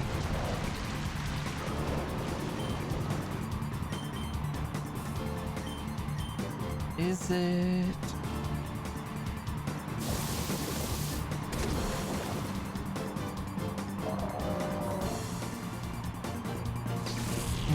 I'm now imagining the Frontier Brain, the guy in the army suit. He does have greenish hair. Okay, definitely not the Frontier Brain. I'm thinking of the guy.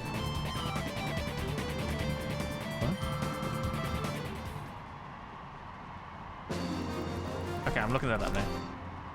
Oh, right. You said he was an anime. You said he was an anime character. I'm mad at you. Okay, I can understand what you mean though. Okay, now that you say it's the Frontier Brain guy, I know why, because he has the Reggies in the anime. In his anime team specifically, he has the Reggies. I understand now.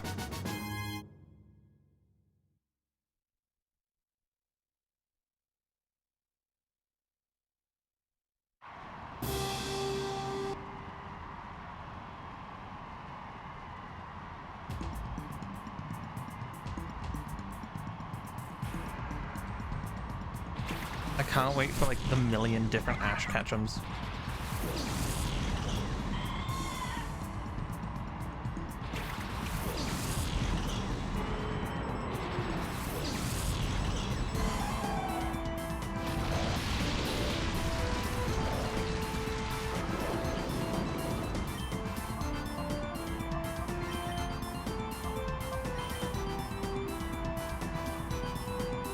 Maybe down the line I'll think about it.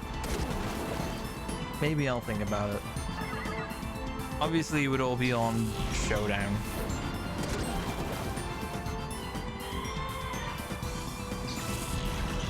I did kind of theory craft the idea of bringing the Pokemon TCG into the Yu-Gi-Oh simulator. Like recreating the Pokemon TCG rules within the Yu-Gi-Oh simulator, and then having like Pokemon decks playable in Yu-Gi-Oh. So it's like Pokemon TCG versus like Yu-Gi-Oh. I can do that. I can. We can do that. It's just it takes a bit. It takes a bit of effort. Like I figured out what I'm gonna do for all of it. Like the idea works in my head, and because we can make skills. So in the Yu-Gi-Oh in the Yu-Gi-Oh tournaments, we have these things called skills, which kind of like change the rules of the game slightly, and we can like bring that to the max. and just make it play like the Pokemon TCG. Like, I'm having to write this all in like the way a Yu-Gi-Oh card is read. So like, like the skill itself, called the Pokemon trading card game, it reads like, at the start of the duel, banish 6 random cards from both players' decks face down. Negate the effects of any card trying to remove those cards from the banishment. If exactly 1 monster card is destroyed by battle or card effect, the opposing player randomly adds one of the cards in their banishment to their hand that was banished by this card's effect. If a player added 6 cards from their banishment that were banished by this card's effect to their hand, they win the duel. During your draw phase, if you do not have a level 4 or lower monster in your hand, shuffle your hand to the deck and draw 5 cards. Like, that's just the rules of Pokemon TCG, like the prize pool cards, and then the mulligan, because Yu-Gi-Oh doesn't have a mulligan.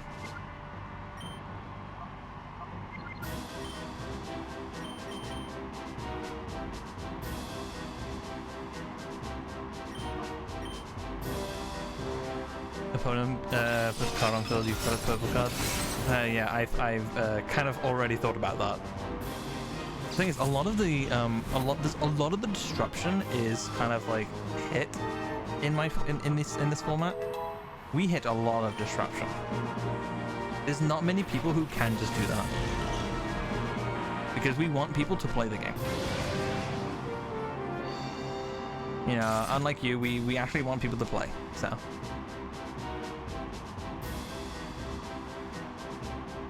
It's like, we can, well, because of the anime, there's a lot of weird and wacky cards that place cards underneath other cards, and we can abuse that by making it so that Pokemon actually work with like energies underneath them. We can make that as well. That's a pretty like simple thing to do.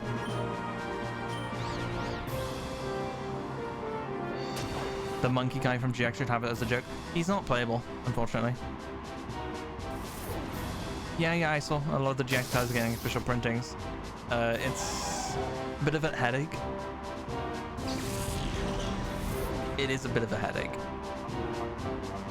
Because we're having to change, we're gonna have to like rework a lot of the characters that are getting those cards printed for, so that they work in the decks, because they currently don't really work all too well.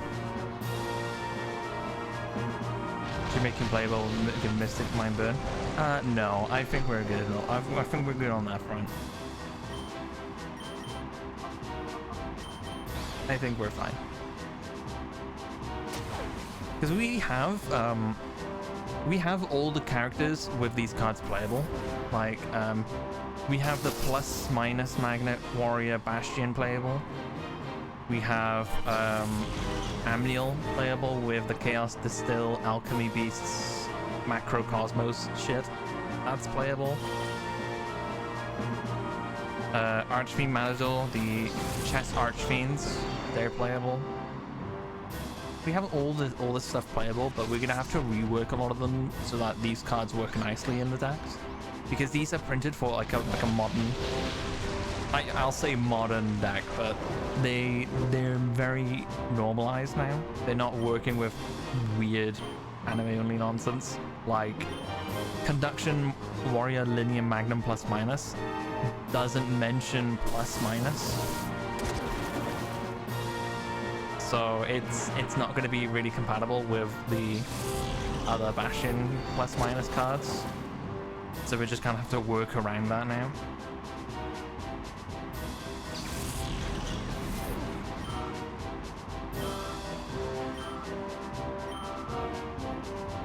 You ever top nats for any game? A lot of Americans get upset.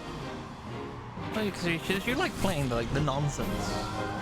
The monkey flip decks that nobody likes. Also, I'm pretty excited because today they revealed a new card, Prima Light.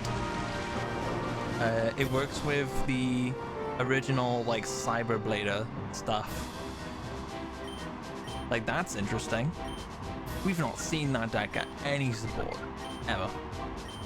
They support Cyber Angels, But this is the first time we've seen like support from like the original stuff, like Cyberblader. Very interesting stuff.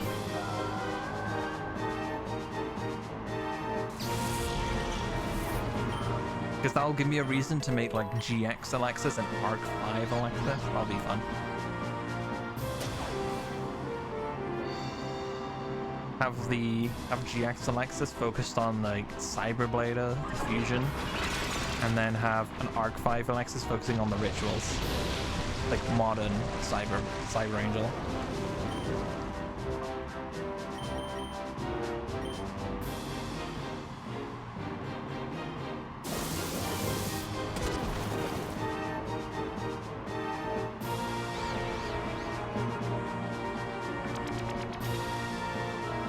I've only had one top on Yu-Gi-Oh! But that was with True King of All Calamities.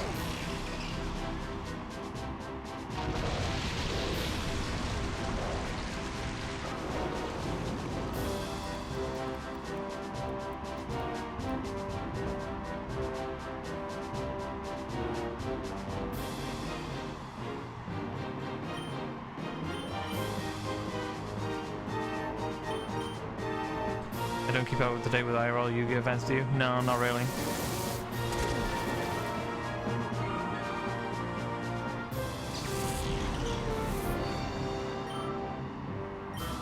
Like, I keep up to date with the meta, but not to, like... I know who Jesse Cotton is. Like, I know who Jesse Cotton is, of course.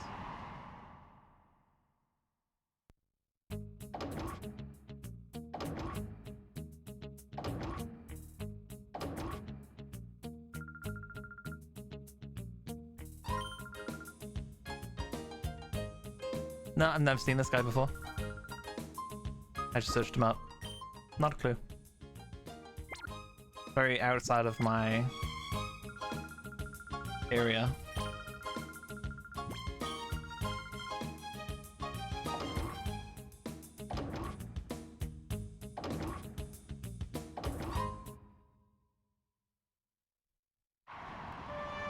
I just don't watch, like, YCS. I just don't watch it.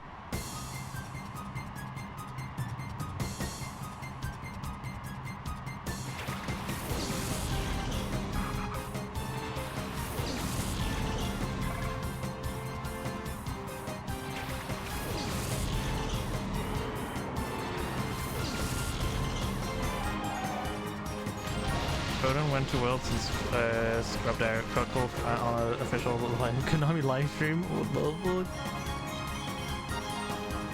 Konami based?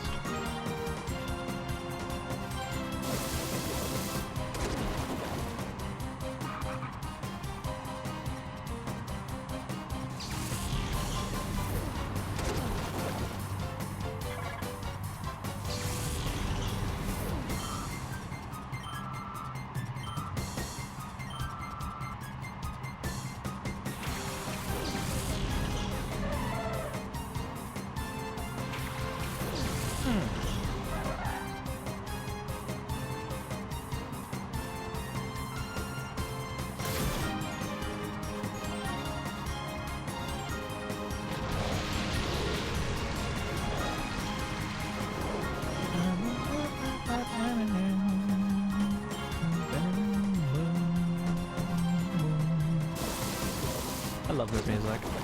It's like one of the best Pokemon battle themes.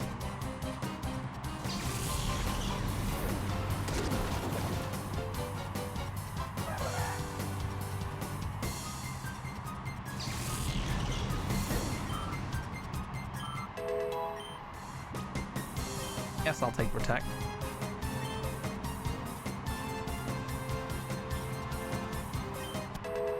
So I'm currently in the middle of, like, well, I'll say I'm currently in the middle. I'm very much neglecting it, and I've been neglecting it because I've been, like, in depressed the past few months.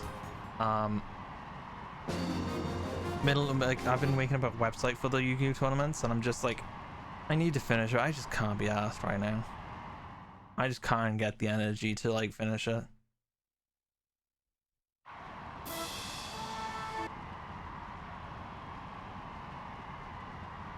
There's so much to do.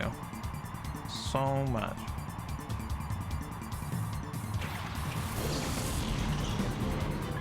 And I need to finish it because like I really don't want to do like the stuff on Discord anymore. It's so annoying to edit through Discord. If I want to add a character, I have to wipe the entire chat of that series and then just put everything back on. I just don't want to do it anymore.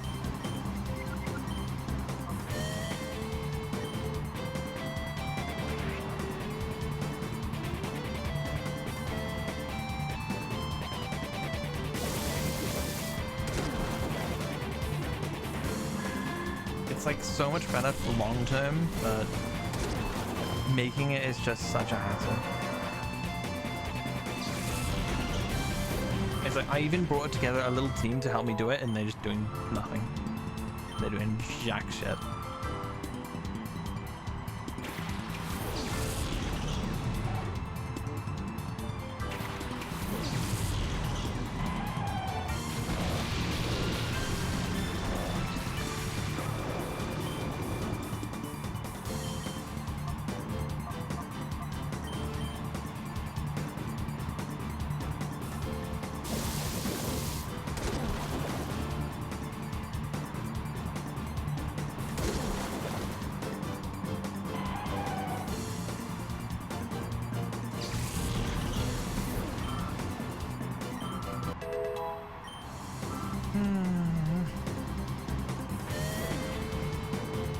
At least we have a fun little event going on.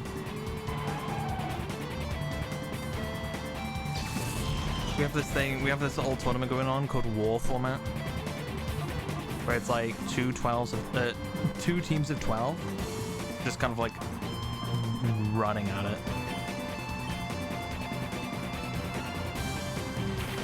With all kind of special rules and stuff.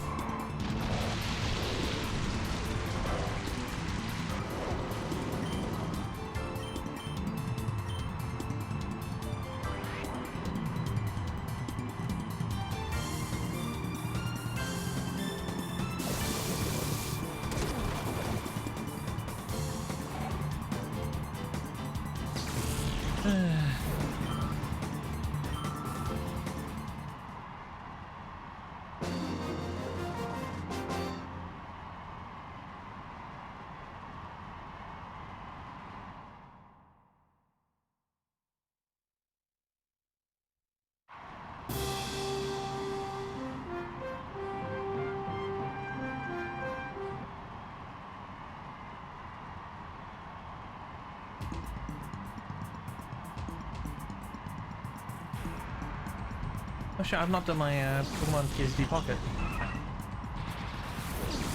I've actually been pretty good with that. Doing my TCG Pocket packs every day. Hey, baby.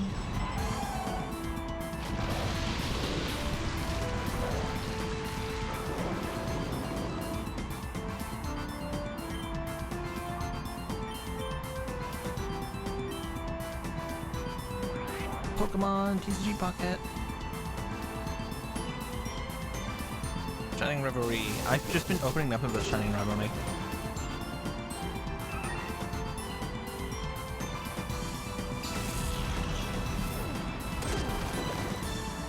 Ooh, my mortar. I haven't got that yet.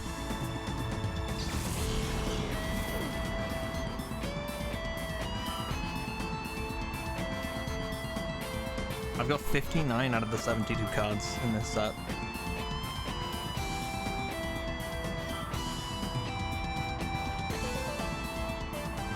Ooh, I see a Sparkle. Giraffari. Okay. Sorry, I had that.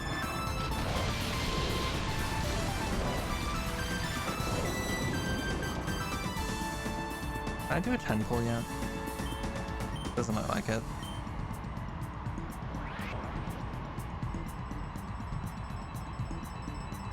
I don't have enough hourglasses.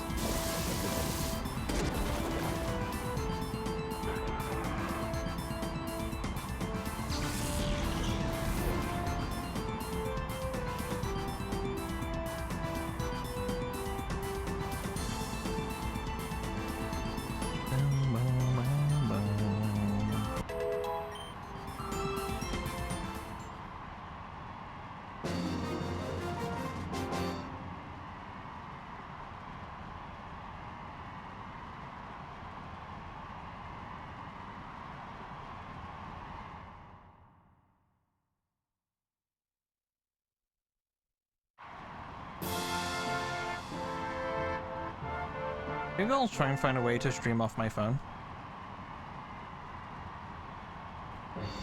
So I can, like, do 10 packs or something. That'd be funny.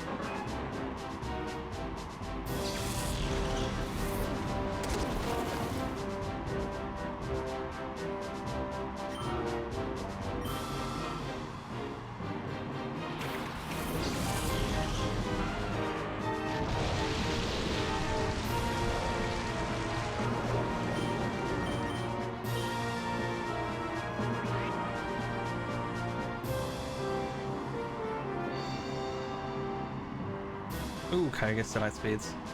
That's good.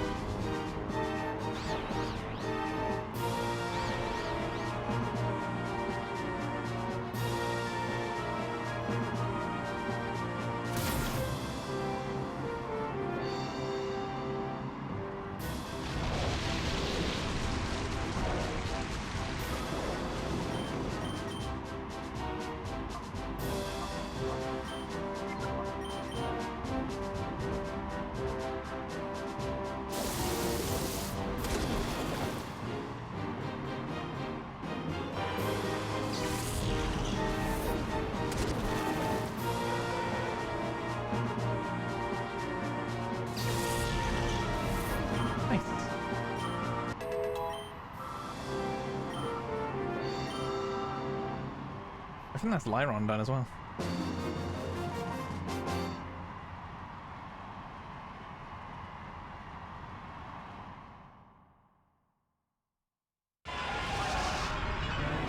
Cool.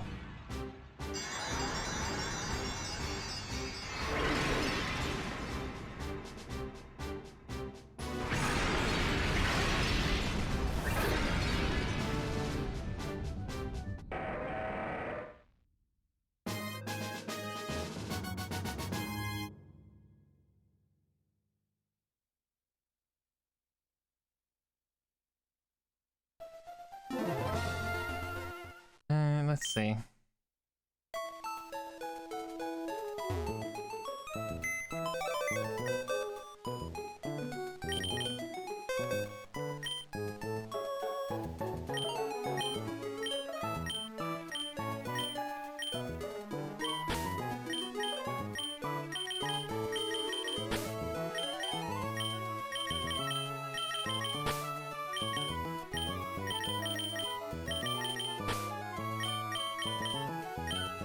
You've been transferring stuff between hard drives taking forever? Do I know how that feels?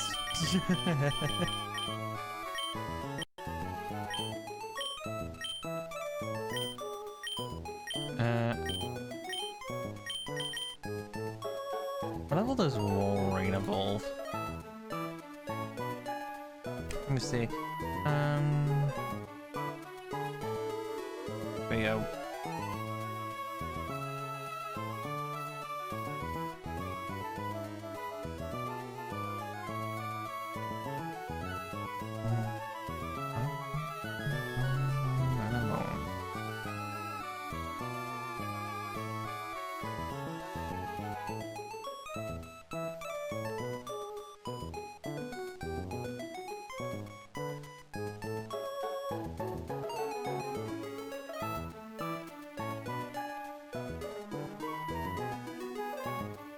$44. Yeah, I'll bring that with me.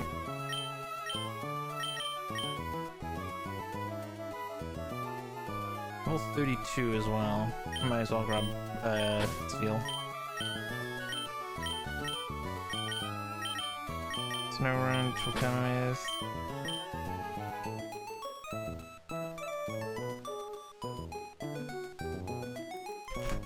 Aegon, level 30.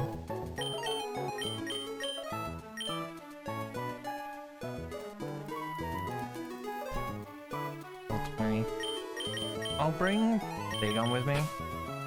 Because he's within like the hard level group.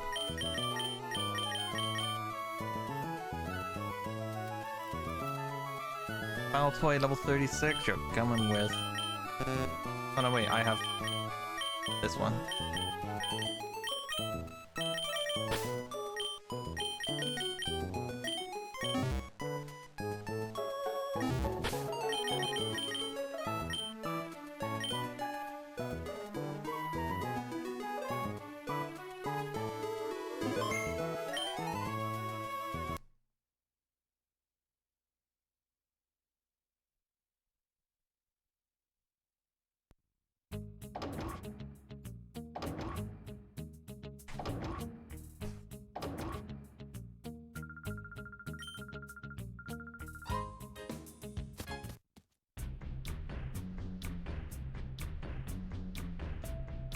Let's go transfer.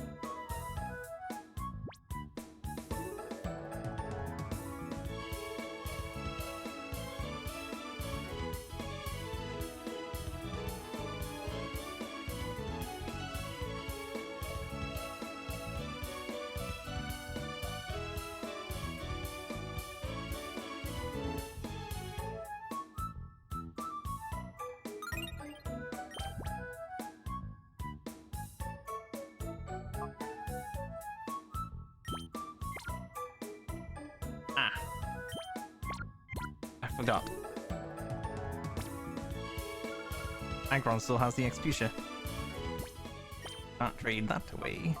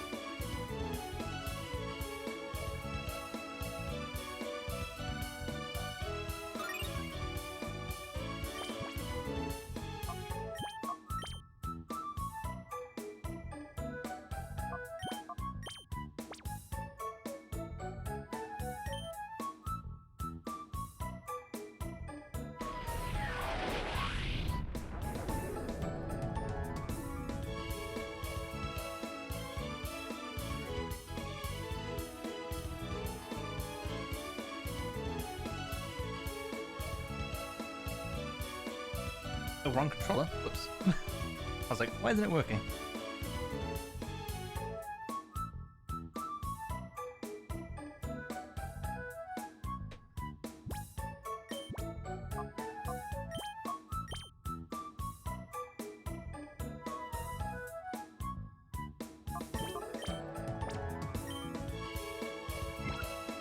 God damn it.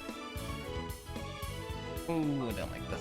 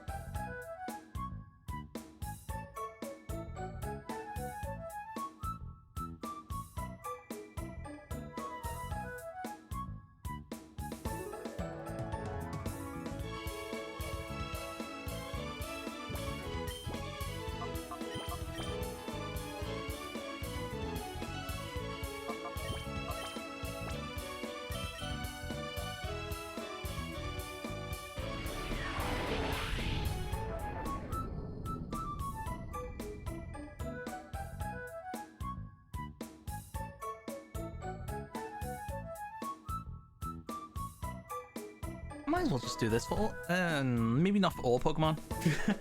Anything that requires like at least level 30 above, if it's like necessary.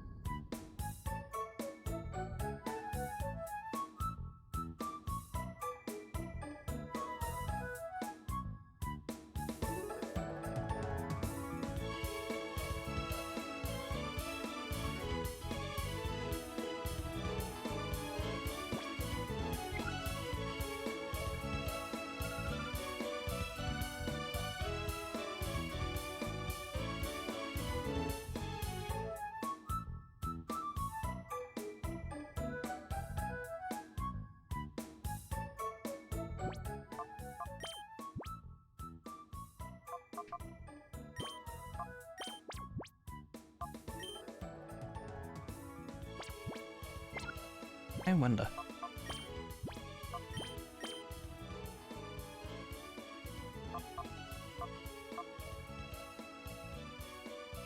Interesting.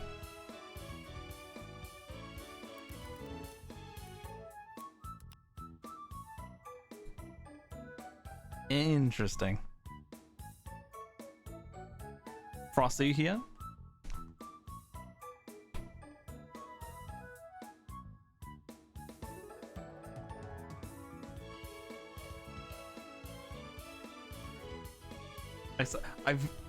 I've discovered something very interesting.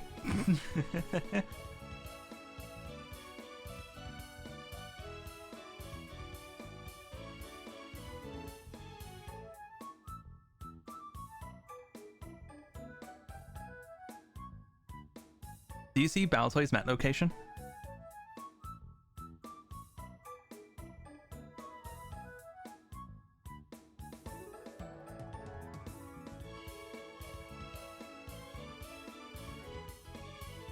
So I knew this was something about Colosseum and XD.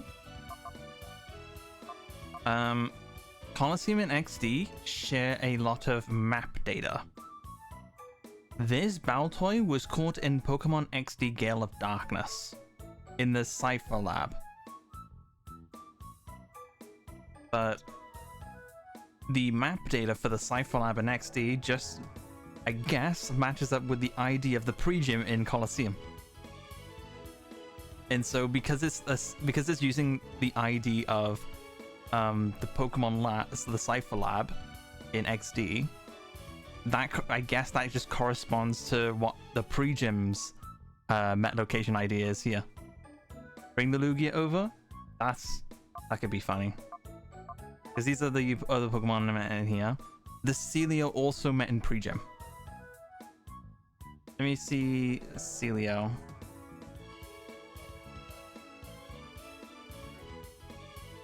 Celio. Okay, yeah, the Cypher Lab again. So I guess the Cypher Lab is pre-gym in this game. That's funny. Yeah. There you go, you learned something new. Yes, that's right, the 6 guys. There you go, you learned something new today. Coliseum and XD share map data, but what that map data is, changes depending on the game. Bring over Dragonite and Lugia. I'll bring those over. Actually no, there's a way to check actually.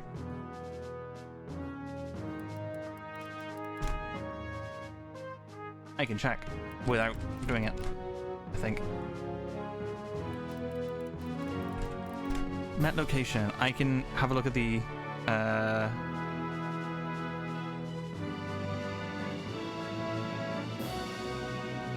yes. So the map data for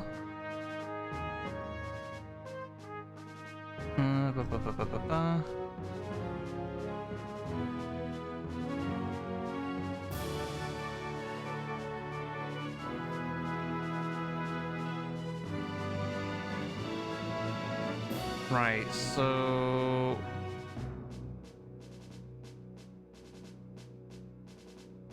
Cypher Key, no, Citadark Isle. It will probably be Mount Battle. Lugia will probably have a met location of Mount Battle.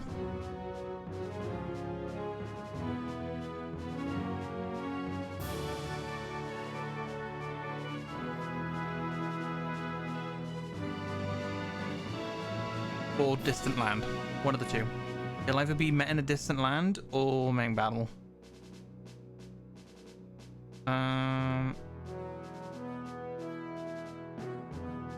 Gateon Port could be Distant Land. It could be Distant Land. Gateon Port, Gateon Port. Okay, yeah, it looks like it will just be a Distant Land.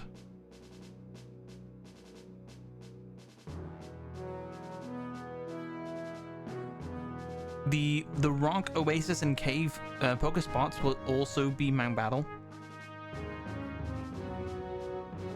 But yeah, it looks like all the Gateon Port encounters will be a Distant Land.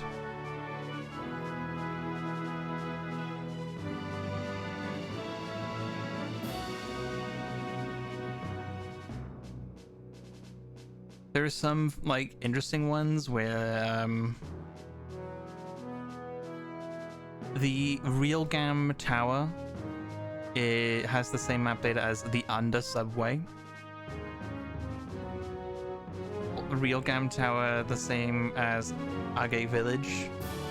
Realgam Tower the same as the Under. Cypher Lab as Pre-Gym, Cypher Lab as Fenax City, Cypher Lab as Outskirts Stand.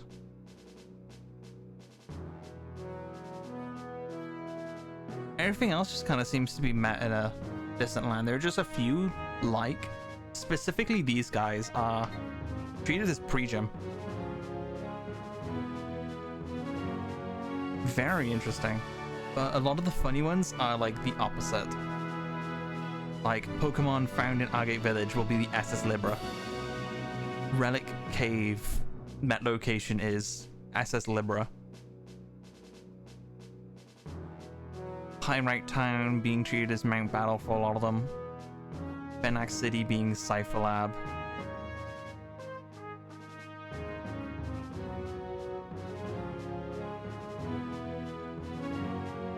Outskirts Stand, Cypher Lab.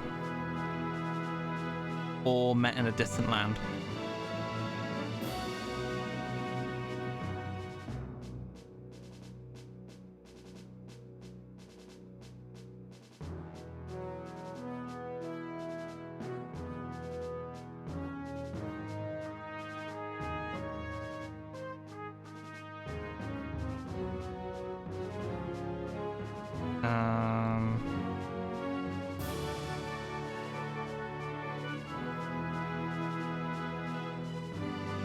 Oh, interesting. Pokemon caught in the Deep Coliseum, so pretty much exclusively Shuckle, will be met in Argate Village. Shuckle, the Deep Coliseum Shuckle should be treated as an Argate Village met location in XD.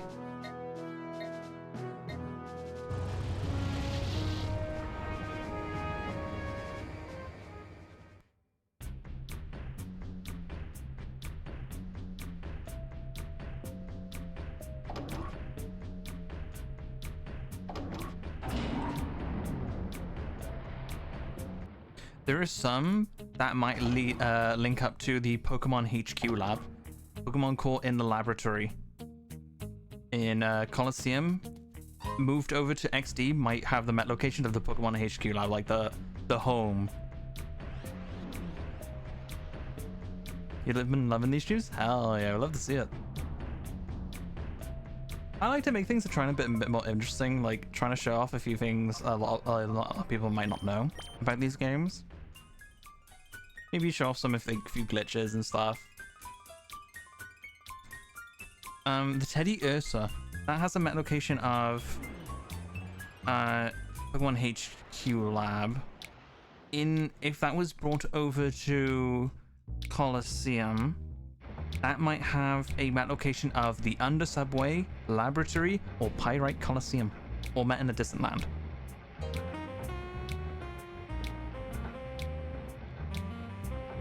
Oh god, I used the wrong thing. Oops.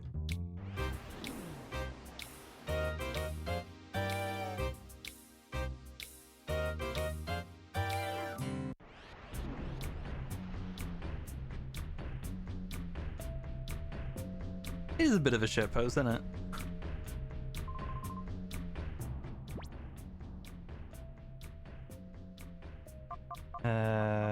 D-Disc, that's it. Going down to Deep Coliseum.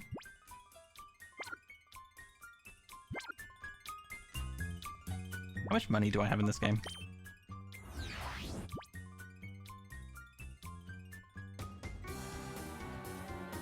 I think I have enough. I think I have enough money in this game. If only I could move it to a different game, because I don't, there's nothing to buy in this game anymore. I can buy an infinite supply of Protect, and that's about it. You hate being in chats with streams with chats are just moving non-stop. I know what you mean. I can understand that as well.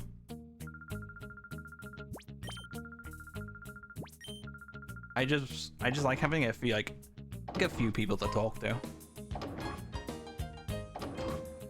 Inflation says now. Wait, we're in the Ore region. We're prepping for the tariffs.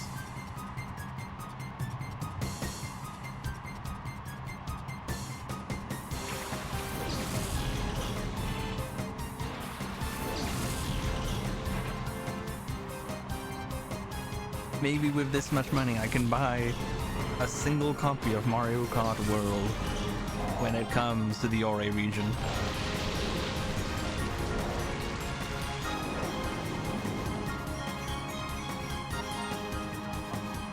You hate it when streamers only read chats from certain people? Yeah, I know what you mean. I know what you mean. But I mean, I think we all have that kind of like favoritism because, you know, friends and stuff. You're obviously going to prioritize messages from friends than penis smeller 500 first time chatter, you know?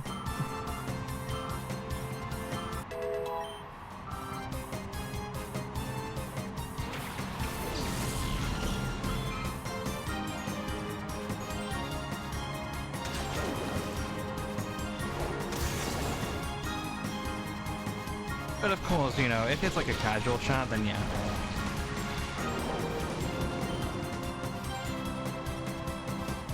Yeah, if you're ignoring chatters, then yeah, you should just.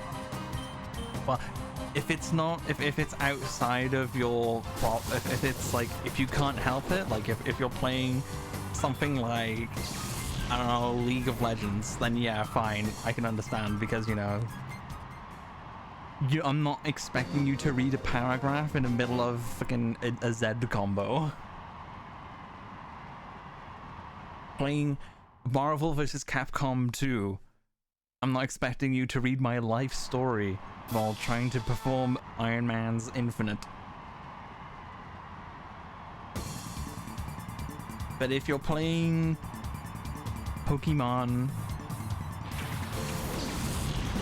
and you're not reading chat, what the hell are you doing? You know?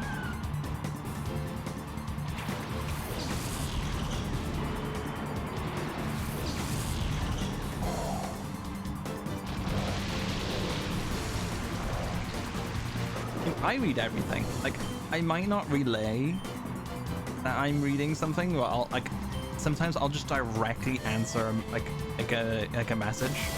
Sometimes I won't just like read out the message. Sometimes I will just flat out just reply to the message. At the end of the day, you're getting acknowledged.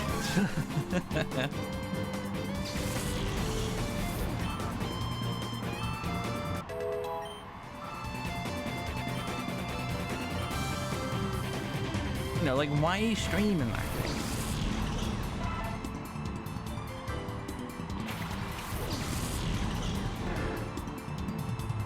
Oh yeah, me too.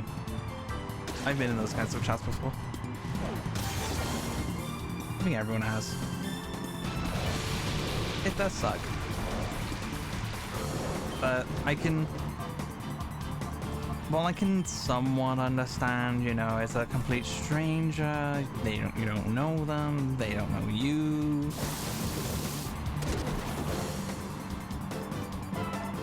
You know.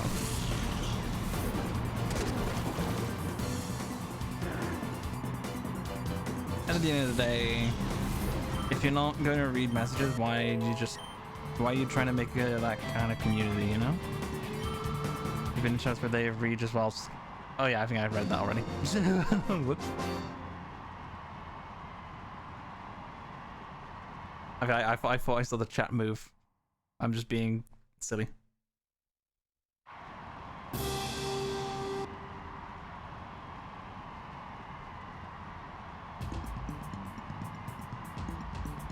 There's 2 weeks left on this League of Legends Battle Pass, so I might just, when I finish this, I might just grind out the Battle Pass on League, on stream or something.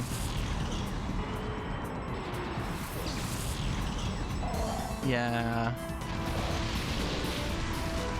Because I used to do that, but like I don't have the friends to do that anymore. Like all my fucking friend groups like fell apart. I got like kicked out most of my friend groups.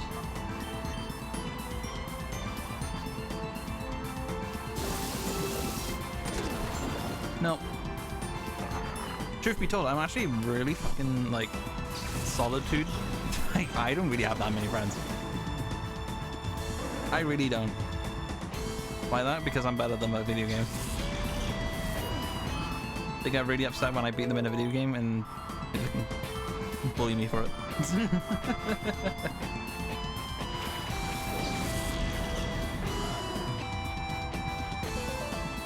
And now I'm having to like distance myself from a lot of people now. Like you're only hearing this from me don't like relay this to anyone else, but like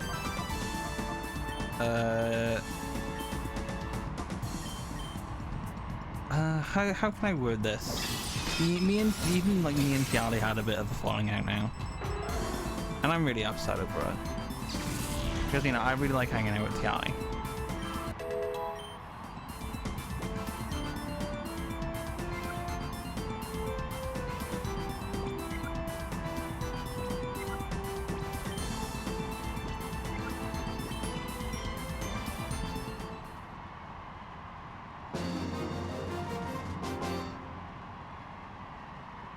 Like, I don't know if she like wants to stream with me or not.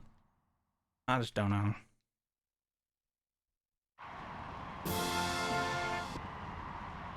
Yeah, because like Tiali really was like my best friend in the streaming like circle. I'm just kind of like, oh, that sucks. Obviously, there's a lot to the story. It's like it's like no one's fault really.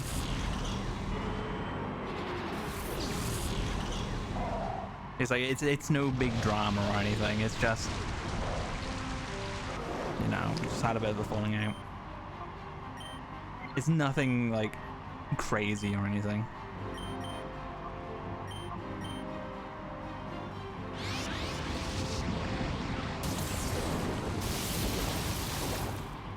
Oops.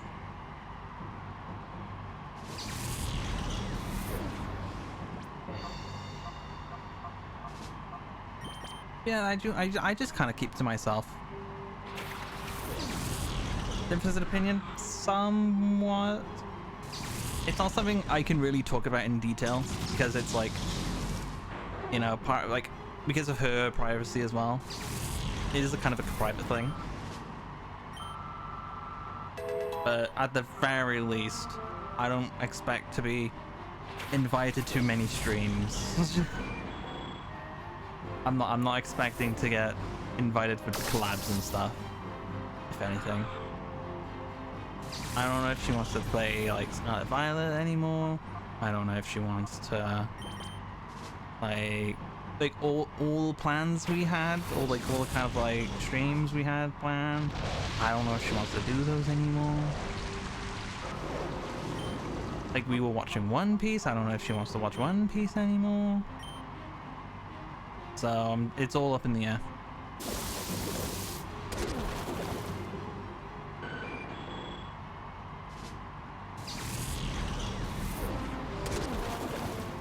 So I'm also like, because of that, I'm also trying to avoid places she likes to be in. Like, I'm avoiding like a lot of people's other streams.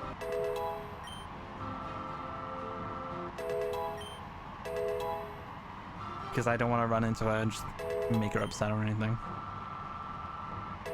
And it's been a lot like that. And it's like, just the other day, like, I don't want to like start anything. Like, obviously it's not that serious, but like, Biz was playing Mario Kart the other day, and like I showed up, and like Otto just dipped. Otto just immediately left because she didn't want to play with me. Like, I do laugh about it, but like, you know, it is what it is. You know, I hate drama. I don't want to cause any drama. I'm just here to chill, you know?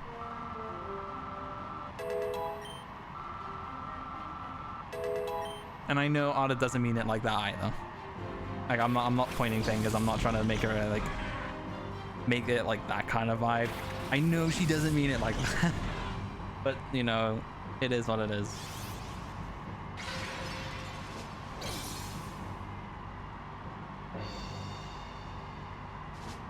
I pretty much have like one person I play video games with, and even still, they kind of ghost me a lot of the time.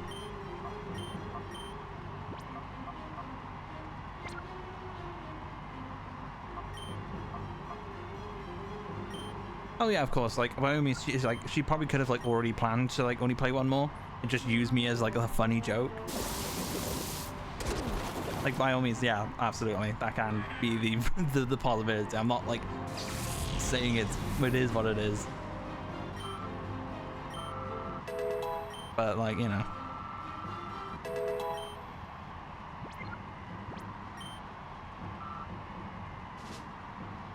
things are just not very good, like great for me right now, and it's like it's probably why I've just been like really just miserable and just like low energy.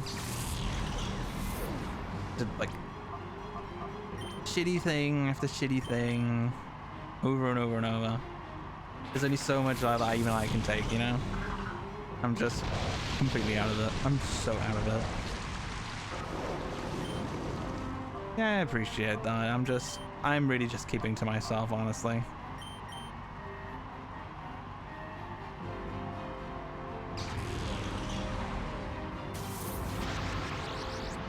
Like, I want to be more excitable. I want to be more, like, happy. I want to be more funny, but... you know?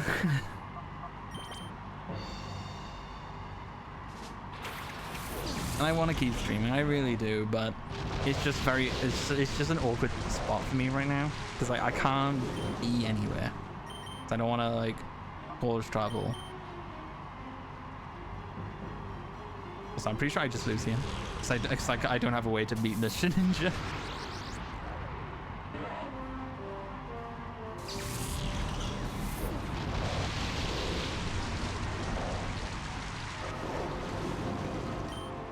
Yeah, it's why it's like you don't really see me around in like Tiani's Discord anymore.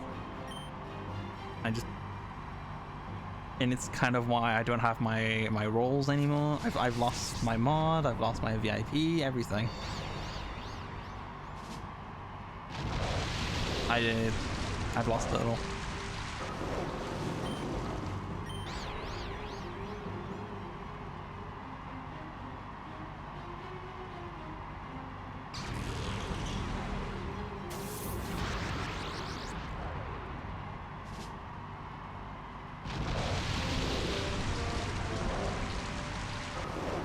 I'm just not like that, you know? I'm just not like that.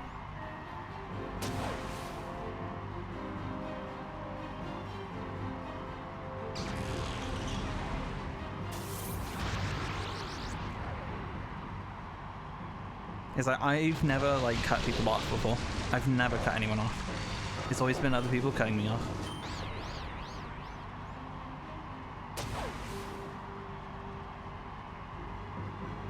I feel like I've just been unlucky.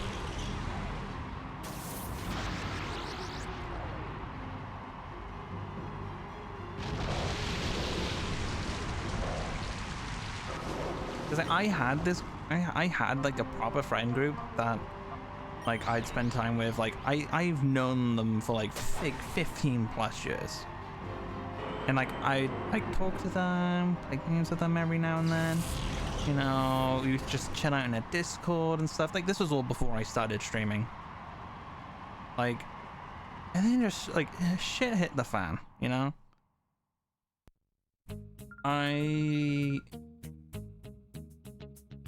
It's like, it's not even my fault. I didn't even do anything. I didn't fuck all. Where did I go? Why did I go here?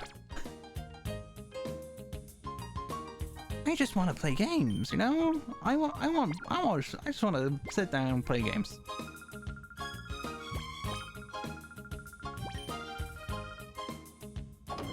Oh no, I'm the opposite. I hate having the cold shoulder. It just like, it makes me so paranoid. It makes me like go in circles all the time.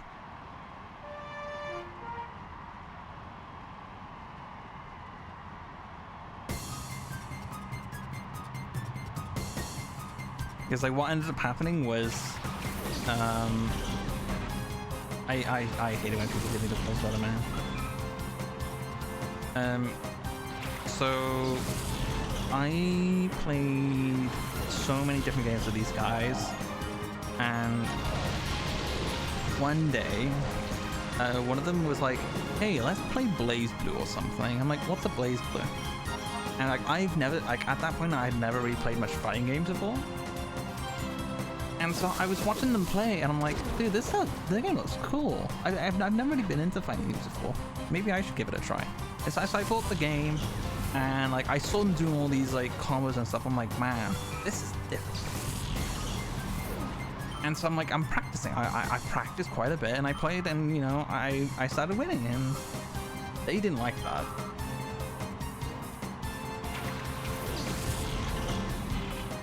And like,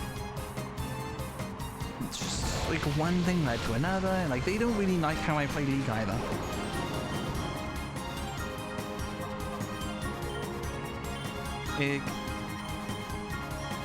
I one trick fiddlesticks, so like maybe I'm like a problem, you know? Maybe I'm the problem. Where I like to play the one, I like to play my champion, and I'm happy, you know? I don't even like take up the one role like that. I'll take it anyway. But like they'll... I don't even know what their problem was, honestly. Like, we had like a few games we would all like, we had a bunch of different games we'd different like play. Like we'd play like Team Fortress 2, we'd play League of Legends, Heroes of the Storm. We had a few fighting games, we had a few like, we had like Mario Kart and stuff. We had like so much. We had so much to do. And like one by one, they just like, they just don't want to play this anymore, don't want to play this anymore, don't want to play this anymore, don't want to play this anymore. And it's like one reason or another, but it's like the defining games is because of for the League of Legends. I don't know why, but eventually they ended up having their own little like group chat without me or something. Like I would see them like as a group, everyone except me playing like in a pre-made or something. I'm like, what the fuck? What the fuck? You know? I had no idea what was going on. I would just see them all together playing games, and I'm like, I didn't get an invite.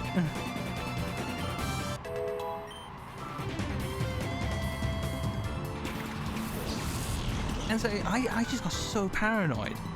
I'm like, what's going on? And like I tried asking about it, and I just got shrugged off. And eventually they just stopped talking to me altogether. And I haven't talked to like a few of them in years now. And I had like some issues with like some other friends, and like my closest friend basically got bullied out of the Discord. Like he had a few like anger management problems, and I feel bad for him because like he has a lot of medical issues. Like there was a period of time where he literally could not shed. He literally could not shed. He had to have it like actually just extracted from him. I feel so bad for him. Like that sucks. That genuinely sucks.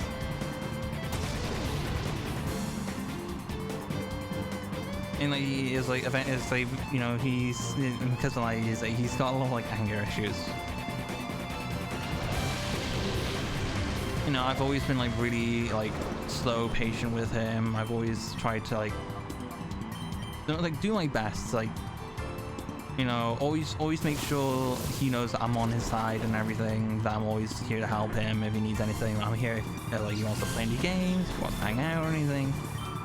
And like he ended up getting like frustrated at me as well, because like the fighting games, because like, he just, you know, he couldn't beat me either. And like I was always trying to help him and stuff, like trying to like throw advice at him, but like, you know, sometimes like, you know, that can always throw more salt on the wound, you know. I understand that, but I just didn't know what else I could do. But eventually he started to understand, he started to come around, and you know, he all got better, and we had so much more like fun playing games like that. And so of course, like, so it was basically just me and him, and like everyone else was just kind of like avoiding me because I was still hanging out with him despite the fact everyone else bullied him out of the Discord.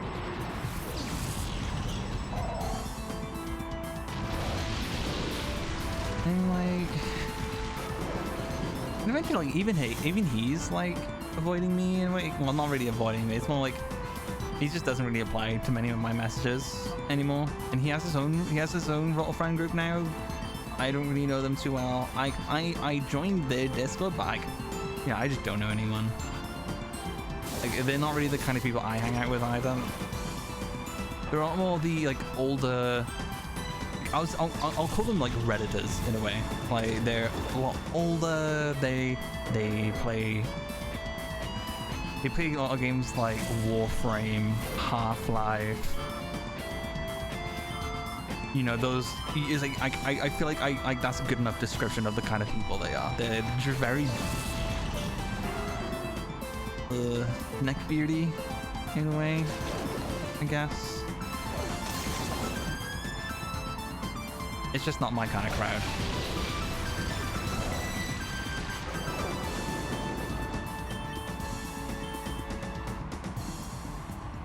And it's so easy. It's so easy. Like, especially like online in the streaming community, you can always find yourself getting like talking to like the wrong kind of people.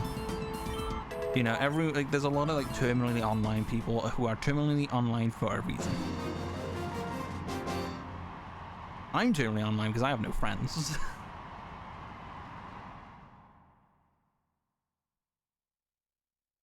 That's about it.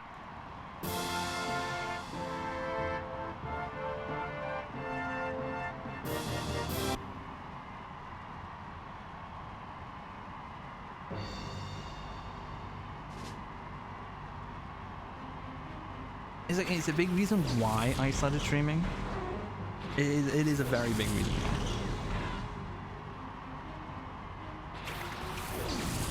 why. So I wanted to get out there. I wanted to like try and make some friends and stuff, because like I've been like banned by every fucking friend group I've ever had. And now I'm looking at myself now. I'm like, oh, that helped, didn't it? I'm having to avoid everyone now. I can't be in anyone's servers. I can't be in anyone's discords. Can't show up to people's streams because I don't want to run into Tiali. I don't want to make her upset. It sucks. It just sucked. There's no else to say. It just sucked.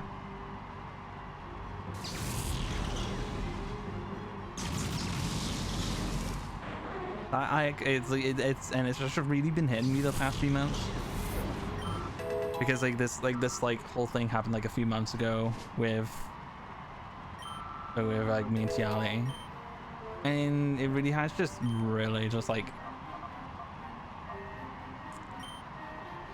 put this like wind out of my sails in a way. I just don't have the motivation right now.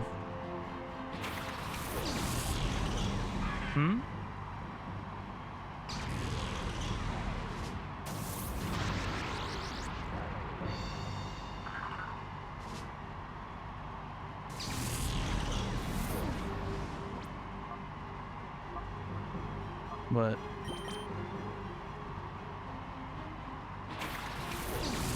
there's reason? No. Haven't fucking hell. Late February, late January. Late January.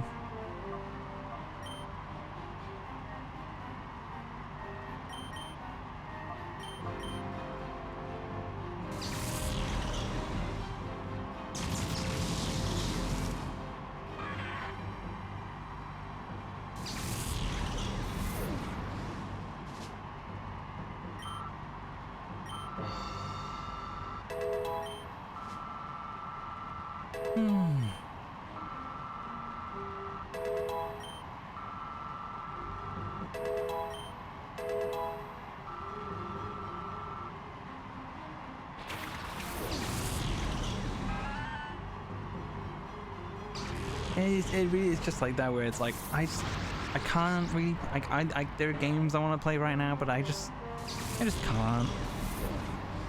Like, I want to play some fighting games, and I want to play them with. I want to play Mario Kart. I want no one to play them with.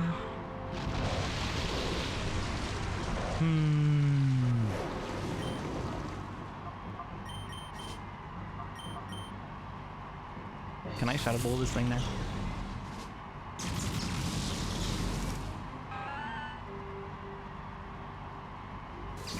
I wish to beat up Blister Ninja, please.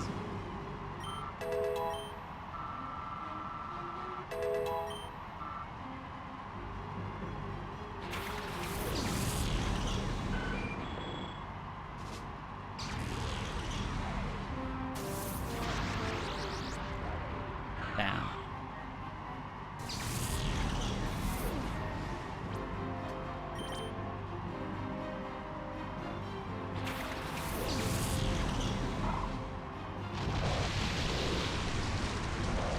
I just don't really hang out in many people's streams anymore.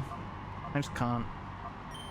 Like I've been peeking my head into like Remy's streams because of their like little Pokemon gym challenge they're doing, which has been pretty fun. As I've been talking to Remy quite often now. Yeah, he's nice.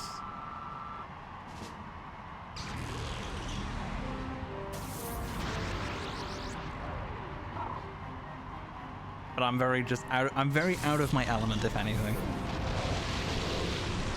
I'm very out of my element within with the Dragon Council community.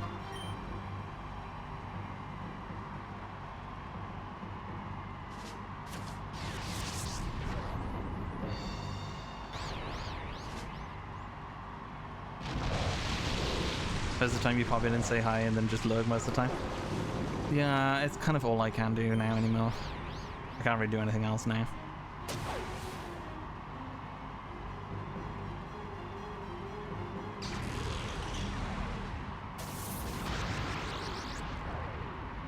It's like the person I talk to the most right now is like, I'm in like Biz and like Speedy's DMs quite a lot. Just like talking about the Switch 2 and stuff, Pokemon, just anything.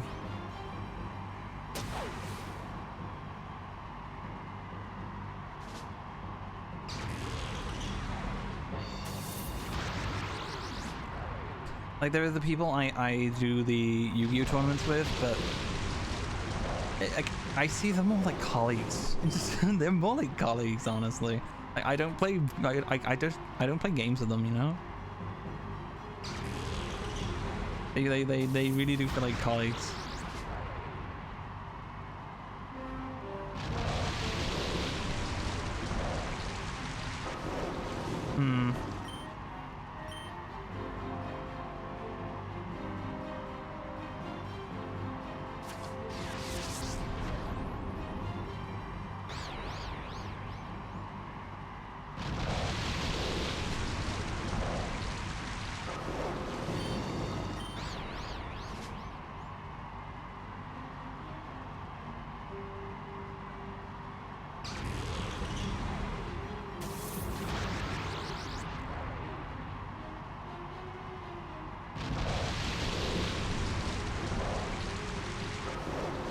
Because I tried messaging like Tiali like almost a week ago now. Because like obviously she's going on her break. She's gonna be away for a while. And I have told her like if she does need absolutely anything, just to let me know. And like she never did, and she never responded to it. So I'm like, whatever. I tried, you know. I really am trying.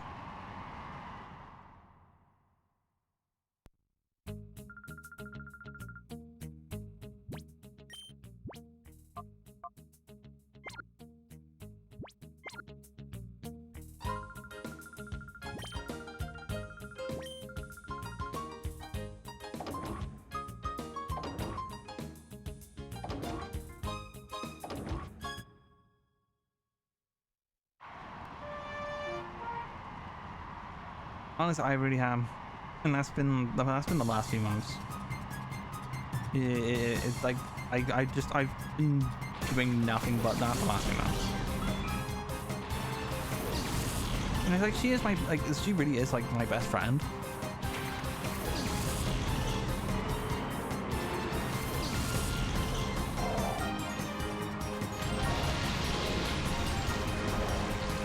And I am worried about her. I'm very much worried about her.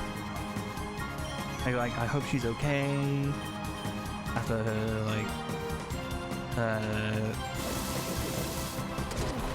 you know, the appointment she has.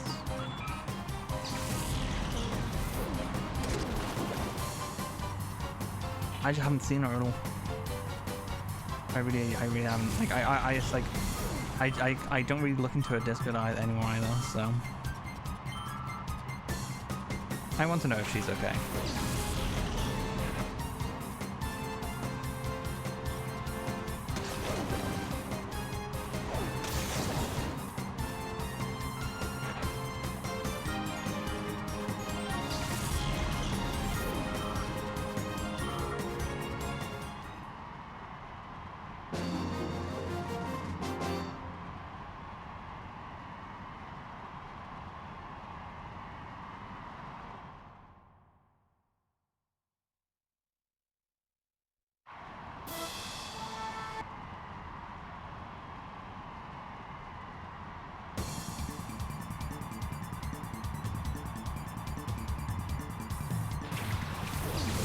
Yeah, this is pretty much why I'm struggling to decide what I want to do after this.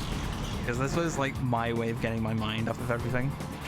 Just like a nice long thing just to get my mind off of stuff.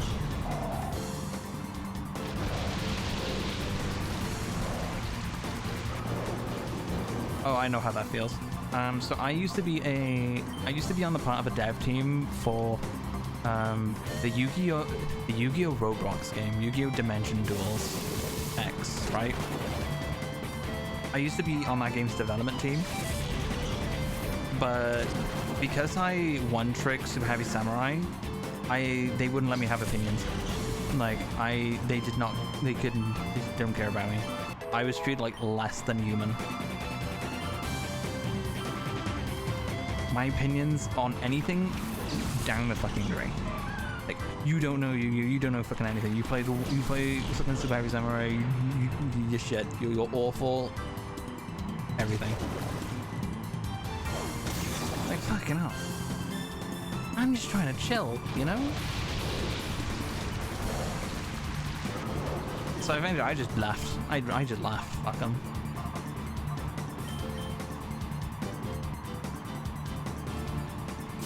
Absolute twats.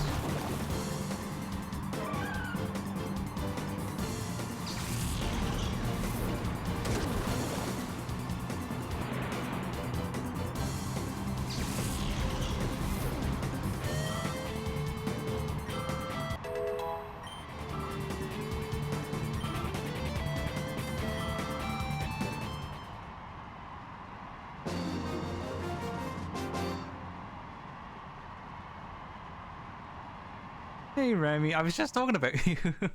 Hi Remy, how's it going?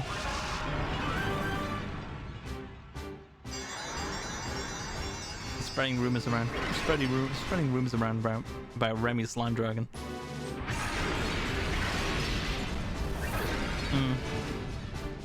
Spreading rumors.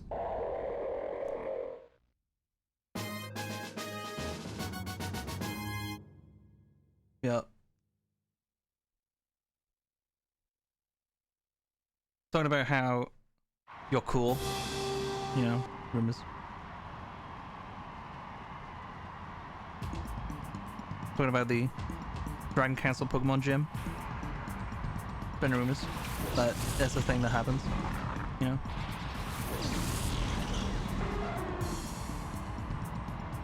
What? No. What the heck? That's slander.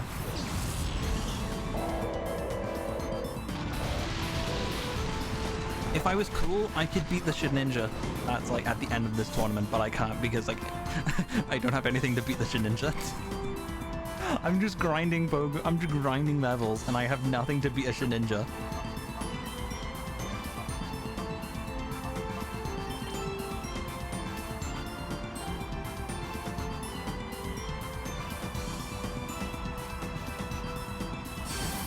I do, but it doesn't have anything to deal with the guy. It's a ghost and bug.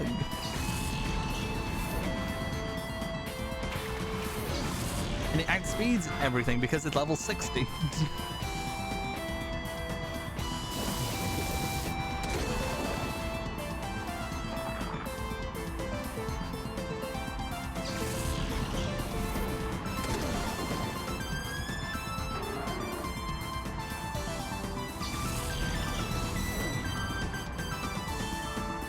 Like the most I can do is just like eventually maybe I can get lucky. But other than that, no. Dude, I cannot.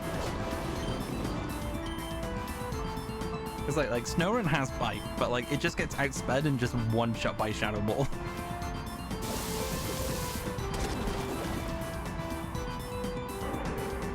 What can I do?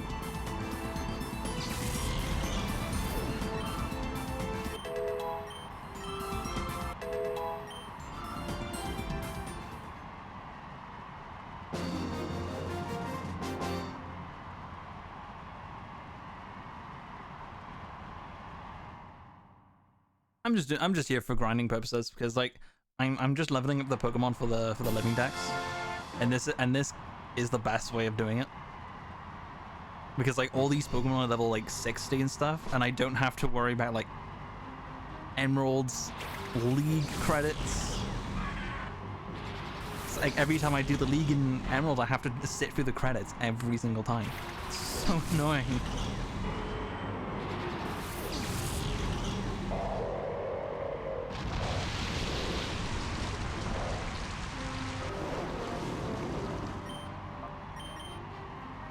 I have nothing. I have nothing.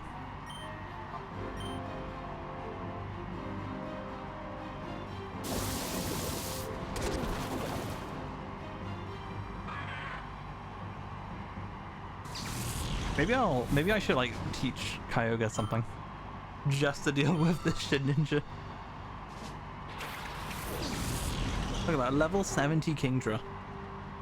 This thing's crazy.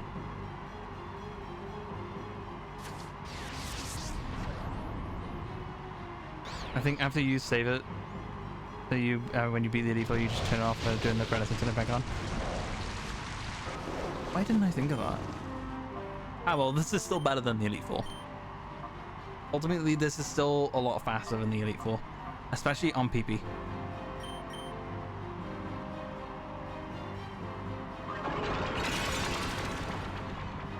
Because all your like HP and PP resets after every match. It should just be a lot better than the Elite Four.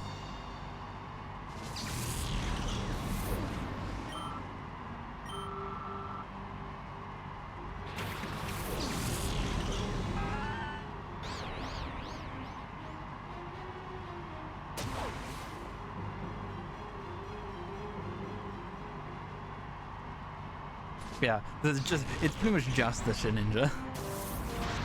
Plus, one of the sniper bosses, Venus, in this as a Blissey, which is good XP. Very good XP. You should know. You know firsthand how much XP Blissey gives.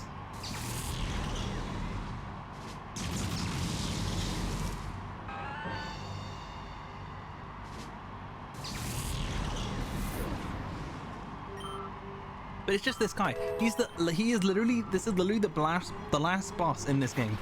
Pokemon Colosseum's final boss, Deep King Agnol. His whole gimmick is having a team full of Pokemon with no weaknesses.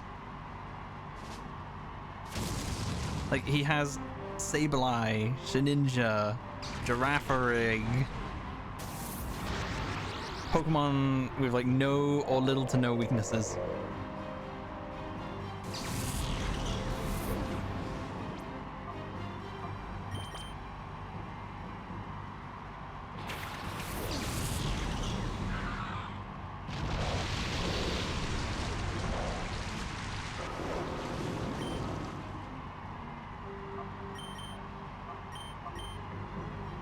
I'll take notes because it's clearly working.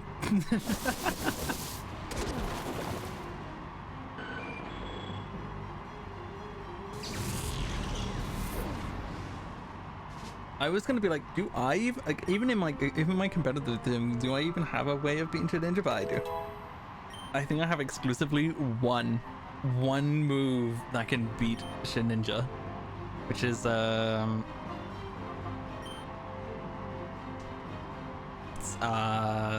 Basket Legion's The Last Respects. Yes, it is. Act speeds. It's level 68. Do I have a Quick Claw or anything? Maybe I have a Quick Claw somewhere.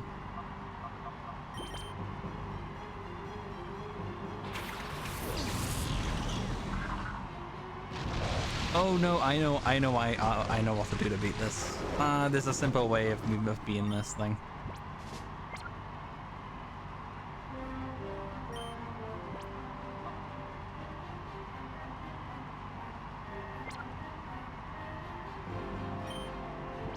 So I swap into Bagon, swap into Spheal, because it's always going to attack Baltoy here. I can beat this. Watch this. It's gonna Shadow Ball Spheal. Then I can send back in Baltoy and just double up on moves because they only can attack one at a time.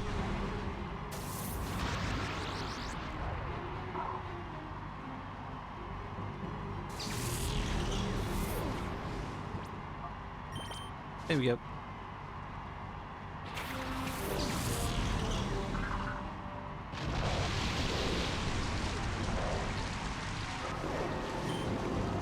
Fight.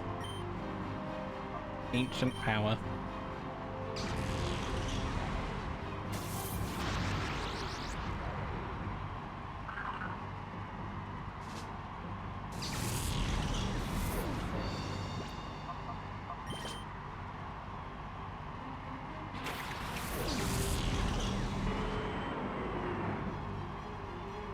Eat this. Ow, the level 5 Bagon. One shot level 70 Shinijo. Crazy. So strong. He's so strong.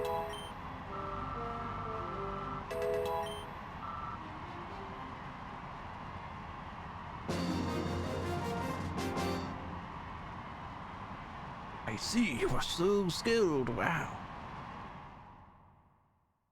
He sucks. Agnel sucks. He as a final boss, he sucks. I don't like him.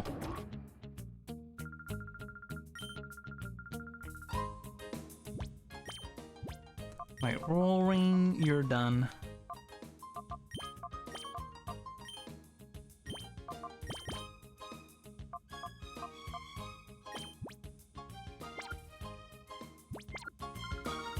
At least I don't have to fight him for another, like, 4 rounds. But next up is Mirror B, which is actually kind of annoying. Mirror B counters Kyogre pretty well.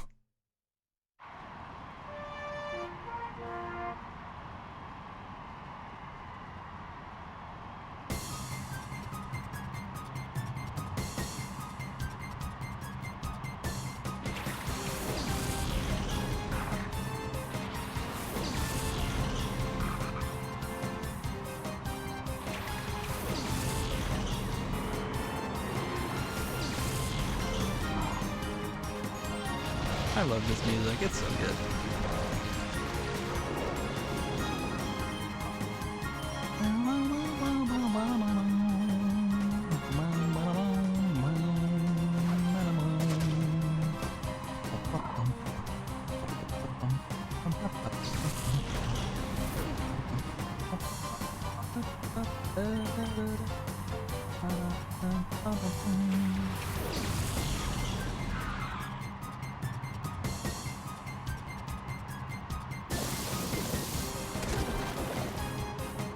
It's fine if they die. Everything's getting XP at some point. There's really no big deal.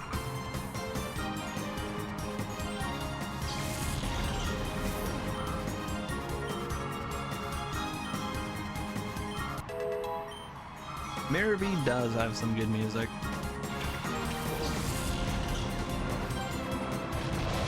And I love how he's just consistently just hard battles. Like out of this entire game, he just consistently is just the hardest battles.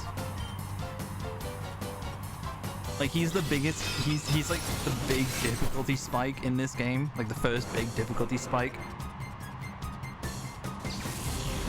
And then in here, he's the biggest counter for Kyogre because he just has like a million Ludicolo's, which Kyogre just can't consistently deal with. Like 1v2. And then XD Gale of Darkness. He's the literal final battle because of the Shadow Dragonite.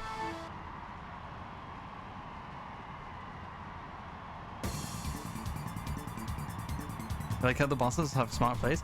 Yeah, fighting against the Keem is actually really fun. Like during the story, he was just a fun fight. He just like alternating between earthquakes and protects and levitates. Just earthquake the team.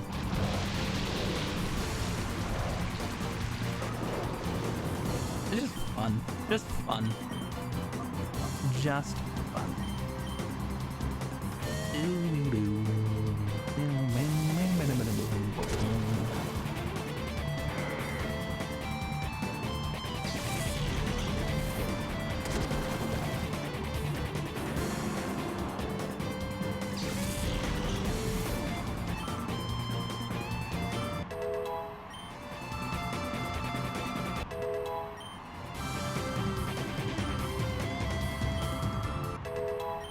I've just been I've been talking to Frost about how much I want to play Mario Kart right now. I've just been wanting to play Mario Kart.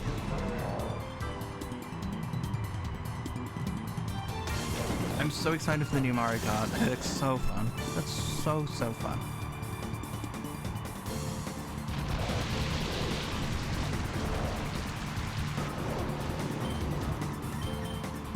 I'm so happy it's a launch title. Yeah, I did take a bit of page out of Ball's book, and it works so well for Mario Kart. It works so.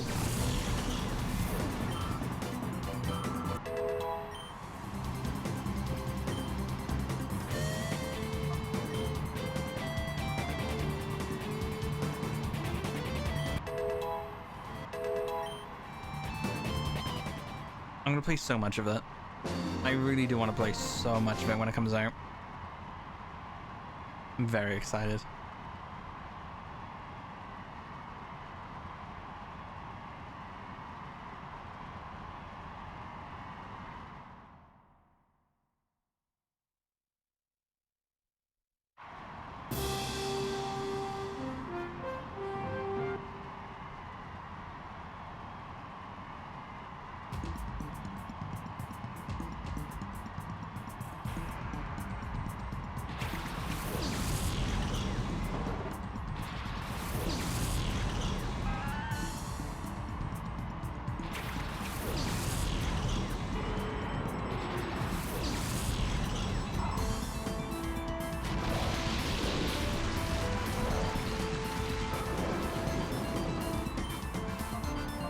Do you know what I hope they do?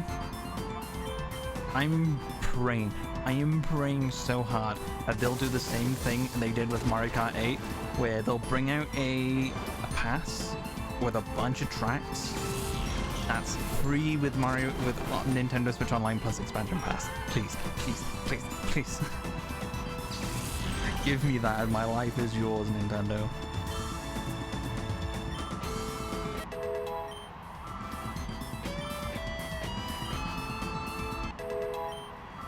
All I want.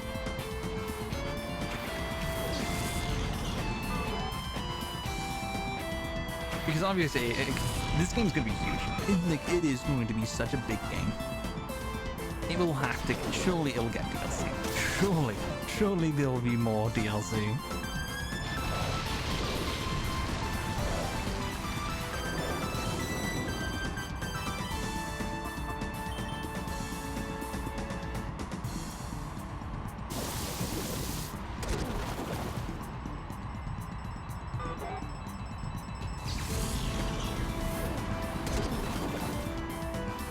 Nah, I imagine it will be like a separate. It'll either be like a purchase for everyone, but if you have the Nintendo Switch Online expansion pass, you get it for free. It's the console seller.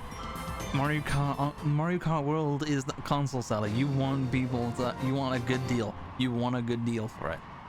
We already have a good deal on Mario Kart World. The Switch 2 Mario Kart World bundle is a good deal.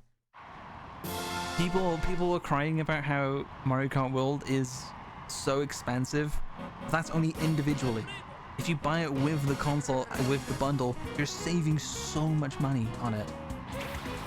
You're saving like $30, $40 or something if you buy it with the bundle.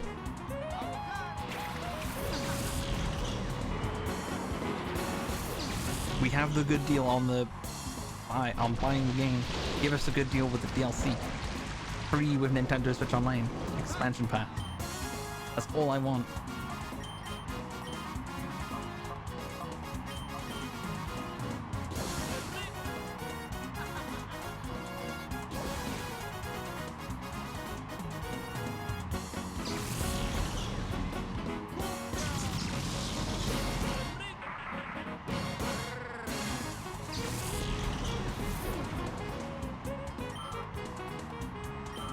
What does it need, Frost? What does it need?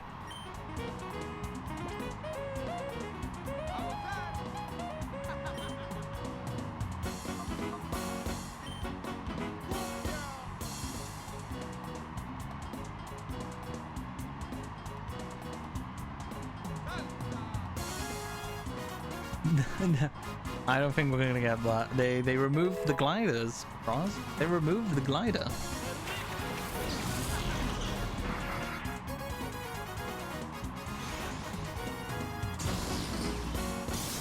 It's all plane wings now.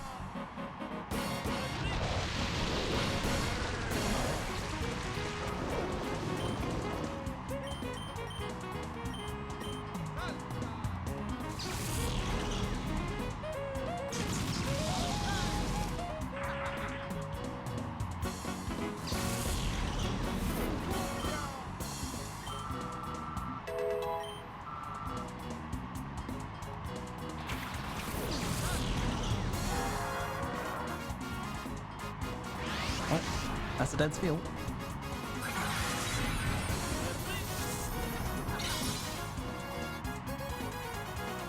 I don't think that's a safe idea right now. I really don't think that's a safe idea.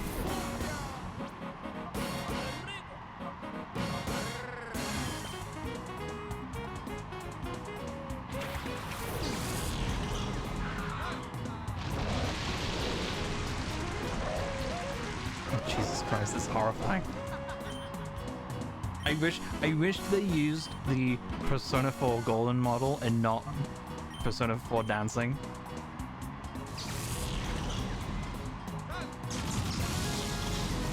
They should have used the blocky one.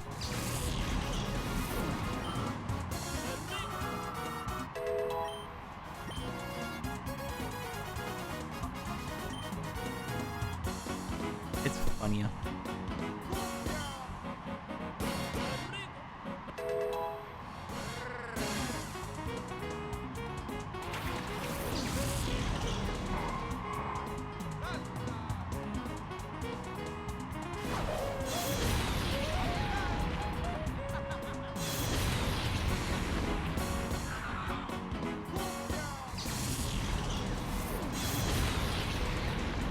When did Scarlet and Violet come out? Oh, 2022? 2021 or 2022? Let me see. 2022. November 2022.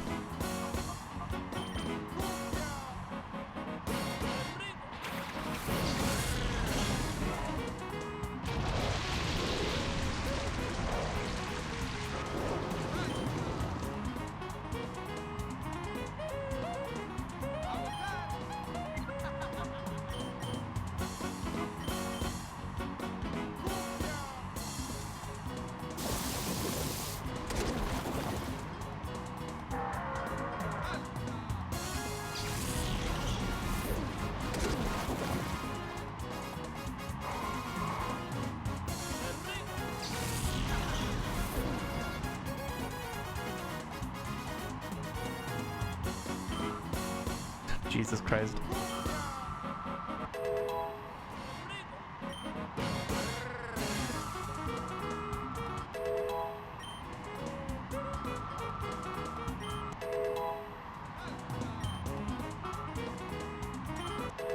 You just need a Dachi's stupid face in every single game.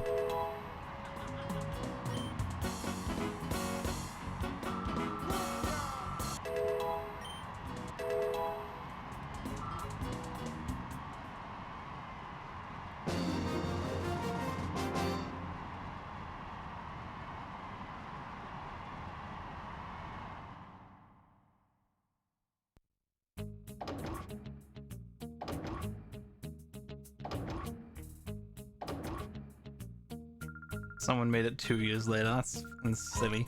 It's so silly.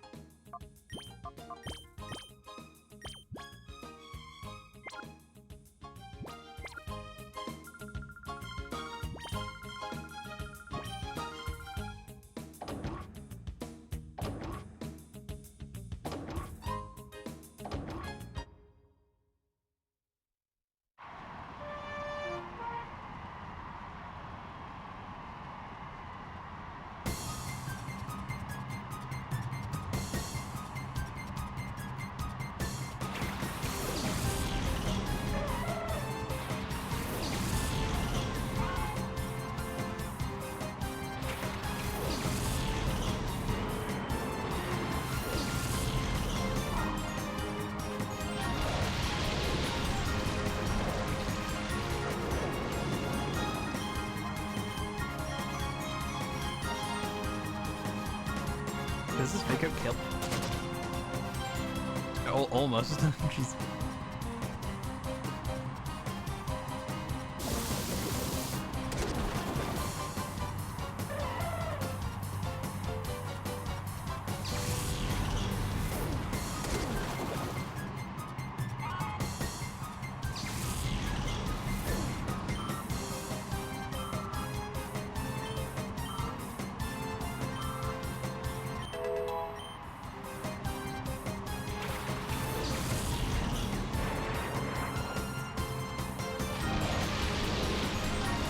Spiel, look, it's your cousin.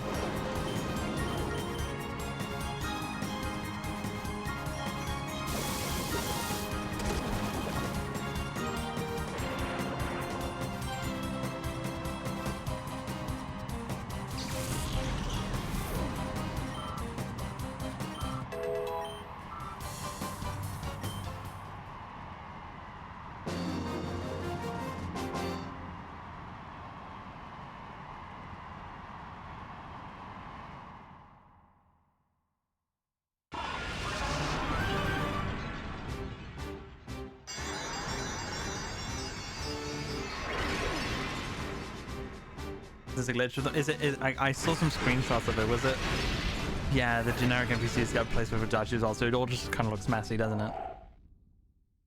Okay, I saw those screenshots.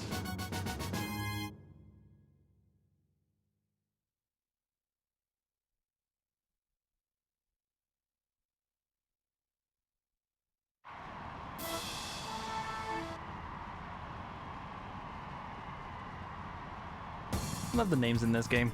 Fun old man Gorble. Gorble.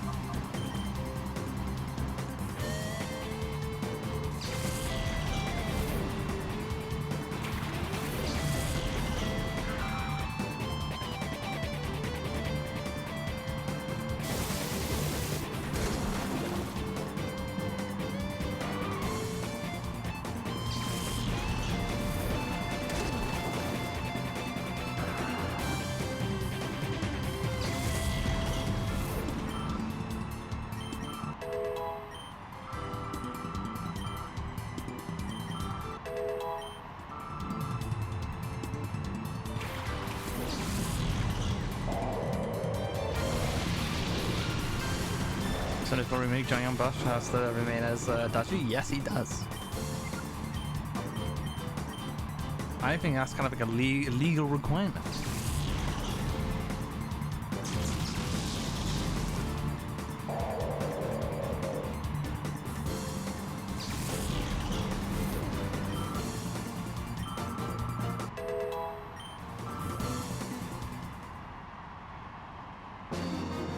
Johnny doesn't do it, you want to give it to Alex Lee? Yeah, that'd be a good. That'd be a good cast. Yeah, I'd be fine with that. He's good.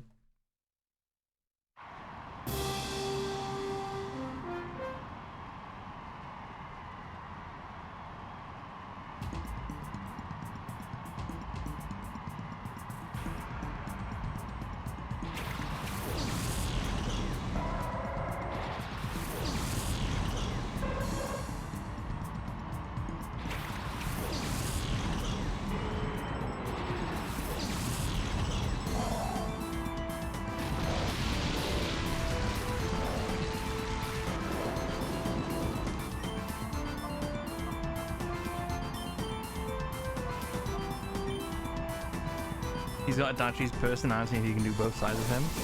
I didn't know actually was an egotistical police dick. What the heck? I had no idea.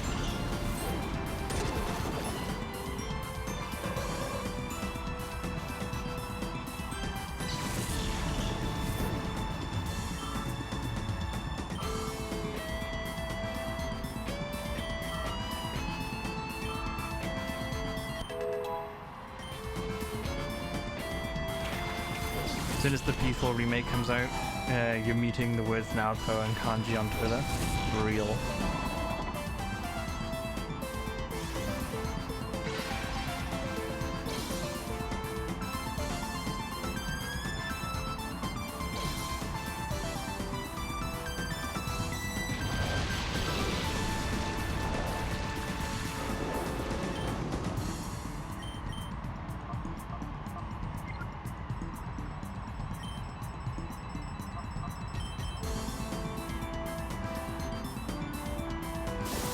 I don't know if I'll play the P4 remake. I've never actually really played a Persona game, really. It's more something I've very much enjoyed just like experiencing through like watching someone else play it.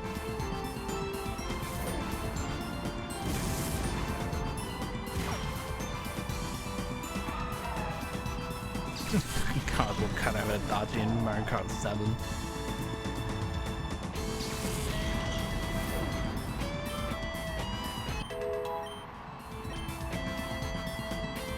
I've never played Mario Kart 7.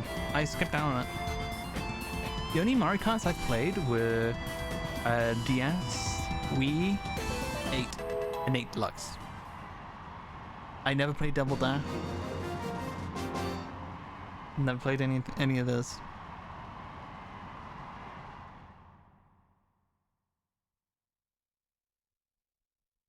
I kind of want to give 7 a try.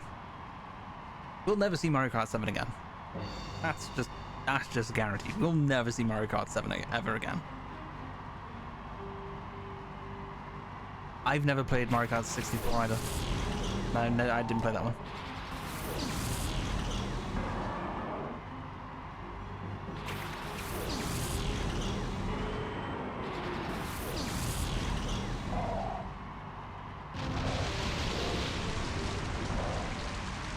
It's Nagito Komaeda.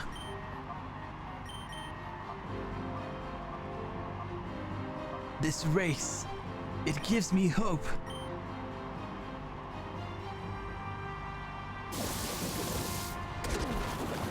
I'll win this one for my hand.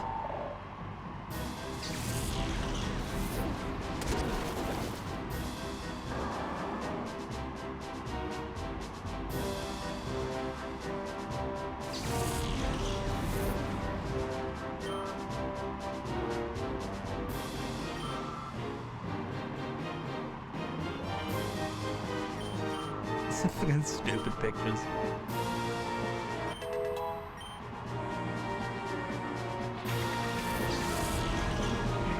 Thank you for making Mario Kart 8 awesome.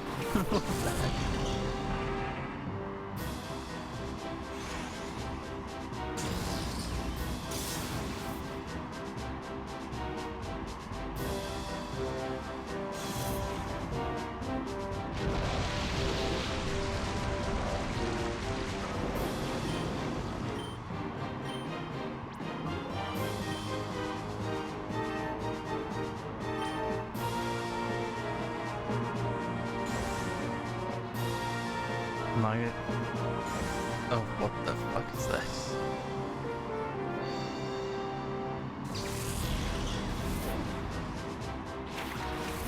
What the fuck is this? Abomination. What an abomination. You can kill it with fire.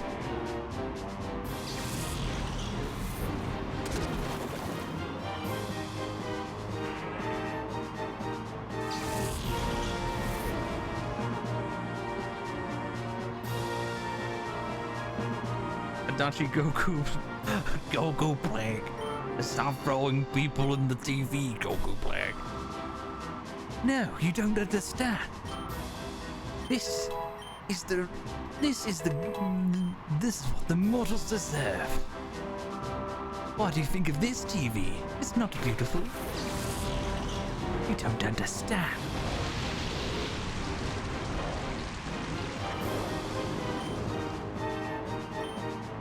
Don't shoot that man. He's not an egotistical police dick.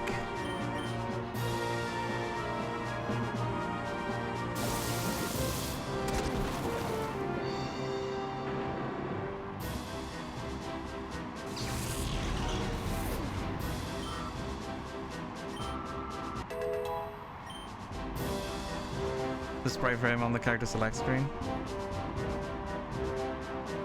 For fuck's sake. I hate this fucking sprite of it. I hate that sprite. I hate it so much, and I hope it's in the remake. I hate it, and I hope it returns.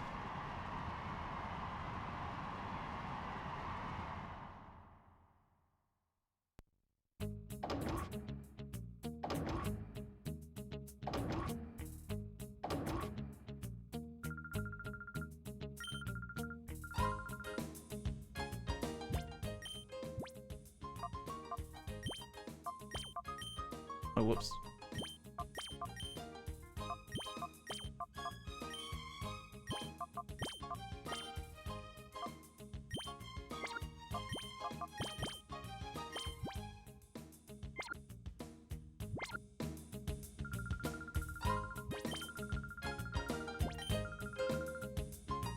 Have you seen some of the crazy stuff they've done with Sparking Zero mods?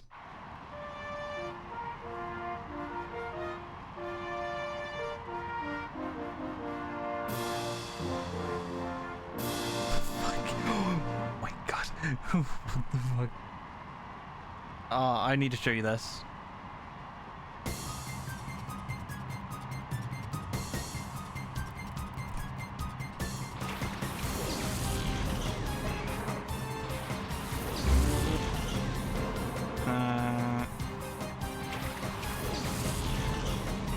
If I hide this for a second.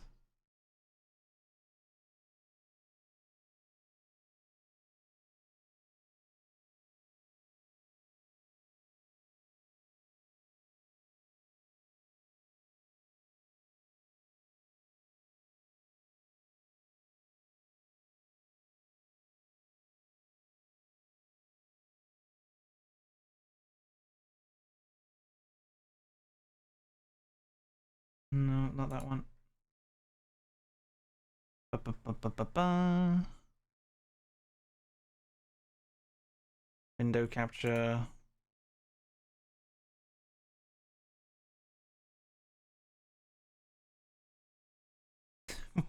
Look at this.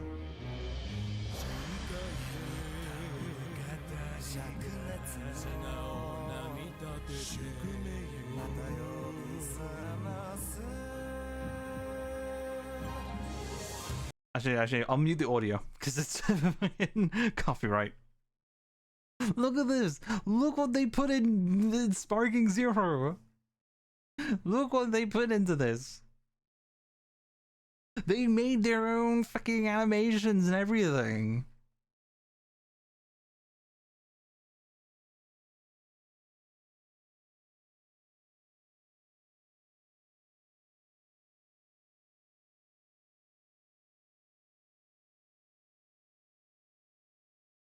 Like that's all unique and original. That's all original.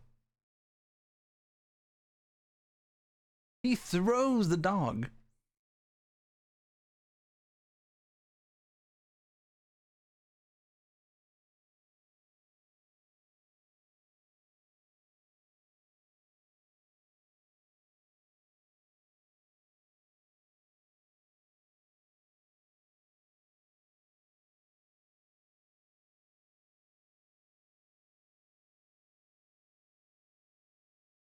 Probably right from the JoJo fighting game. It's not. It's all custom made.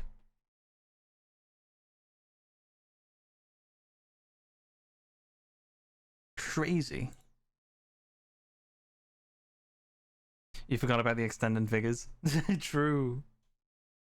He does do that. He does it like once, I think. I'm fairly certain he does it once. And like, just for variety's sake, they put it into like every single game.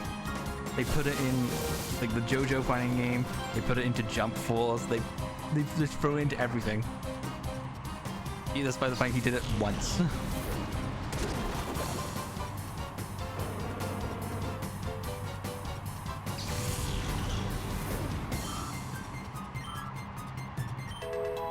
They do some crazy stuff with Sparking Zero mods.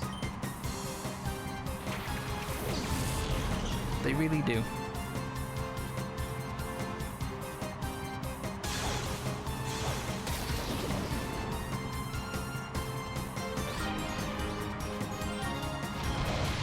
Like, I still play Sparking Zero, like, off and on, off stream, just on my own.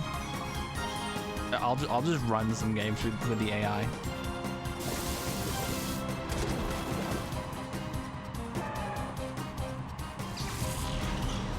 And for the perfect Zenless combo, does it involve Adachi? does it or does it not involve Mr. Toru Adachi from the hit game Persona 4, prequel to Persona 5?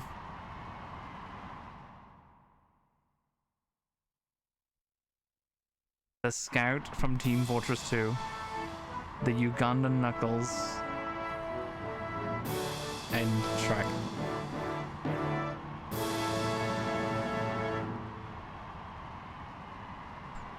Jesus Christ.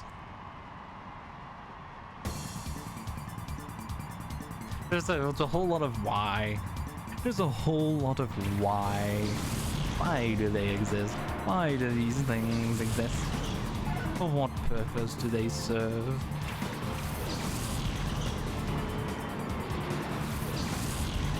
Who downloads this and thinks, yeah, this is optimal? This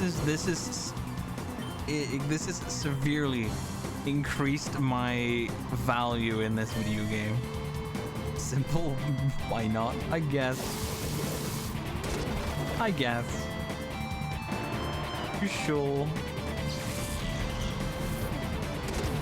To each their own, I won't judge.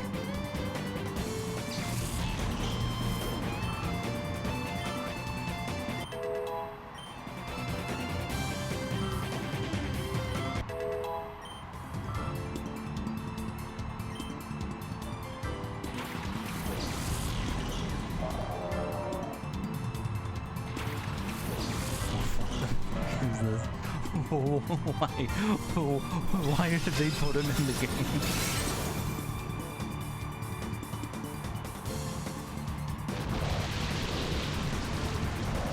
You would never mod unless you love how the game is. The thing is, I've never played. I've never played Xanless. I've played maybe about a few days worth of Genshin, and I stopped. I've just never been into like the Hoyo games, honestly. It's just not something I want to commit my time to. Because you really have to like go through those dailies. You have to really stick with them. Like it's like, you really have to trap yourself in it every single day.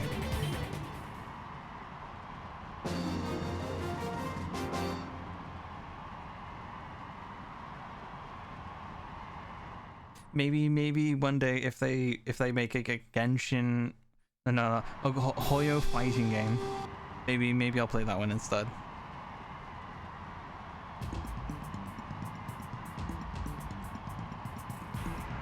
The combat in Xanless is inspired by Street Fighter. I find that very hard to believe. The only thing I can believe is the fact that they are fighting in the streets. They do be fighting in the streets. Isn't it more like Devil May Cry? Isn't it like Devil May Cry, Bayonetta and stuff? Isn't it not like those games?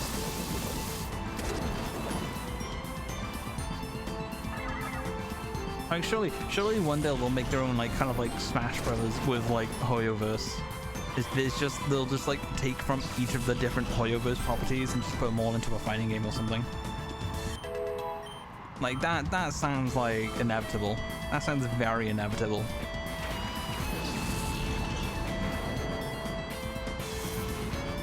You meaning Reno if that happens? I don't know who I'd play. Not a clue. Maybe Sino. Maybe Sino.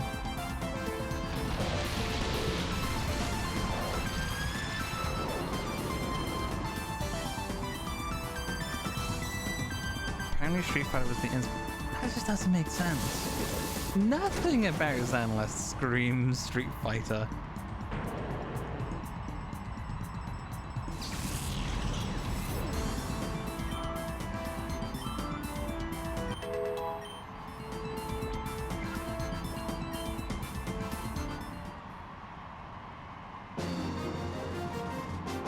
The combat is very Arcade Fighter-ish. No, that would be more like... That'd be more things like Double Dragon, Streets of Rage, maybe. Like more beat 'em ups. Rather than like fighting games. But even still, the combat it's more like Devil May Cry, Bayonetta, Senran Kagura.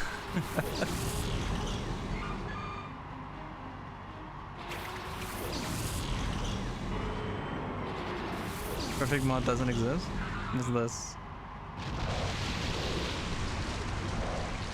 Oh, they gave the Virgil character a Virgil skin. Of course they did. Why not?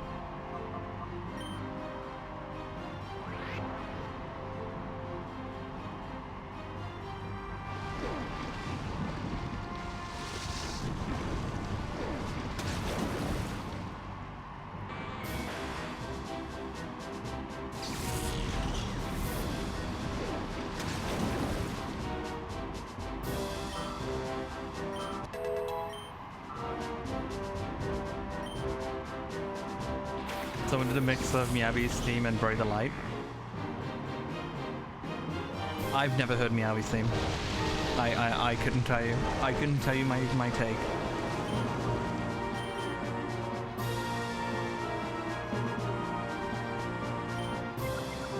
I'm gonna make Snowrun dodge this. Sorry, Bagon.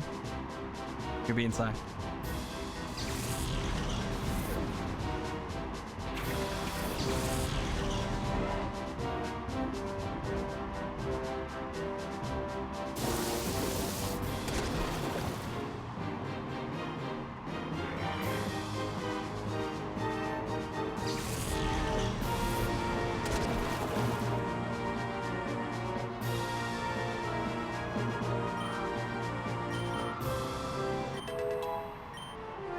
You're gonna look at the Bernie's mods? Fucking hell, good luck. That's gotta be fucking cesspool, isn't it? Ugh.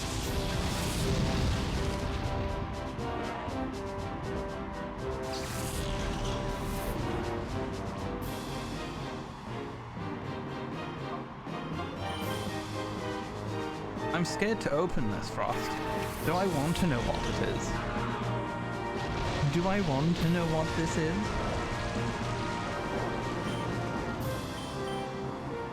$91. All things considered, not that much. Okay. Okay. What's this? Oh, wait. Oh, this is the mashup. I won't play this on stream. Only because I'm scared of like the MCAs and stuff.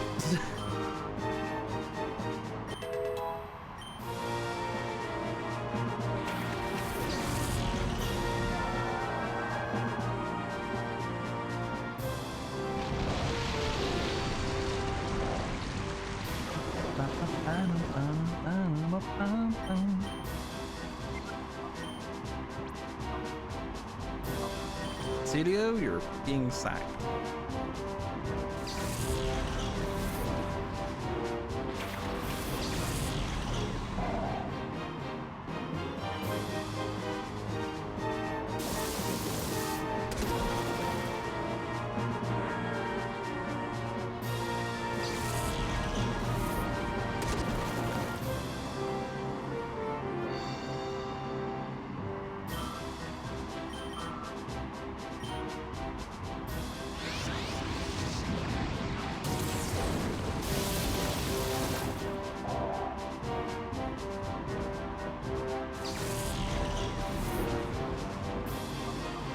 Denise doesn't have funny mods.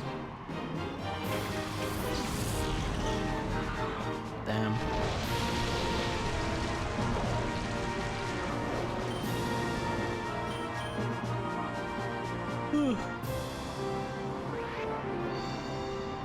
I don't know, like, I think the only game I've ever modded extensively was... I used to mod, like, Team Fortress 2 many years ago. That's about it. I've never... Okay, Minecraft. Sure, everyone's modded Minecraft. Okay, but you know, besides that. Oh, welcome back, Mia. How's it going?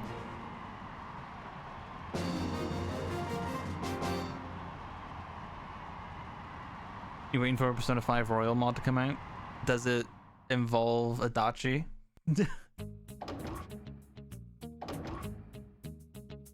You fell asleep after food? What'd you miss? Nothing, just more grinding.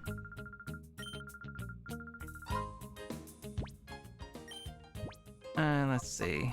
Okay, Snorin, Baltoy. Yeah, we'll just run one more.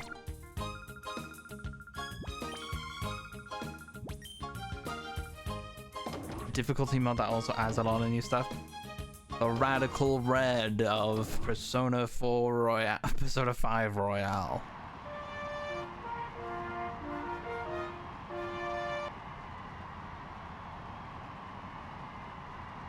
Includes cup holders and a new funky mode.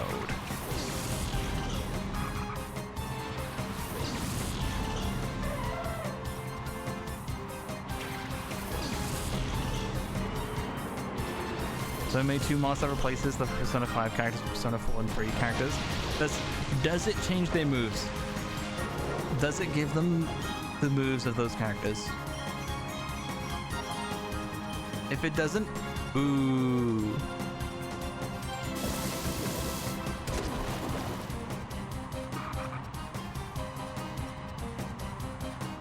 Or are they just model changes?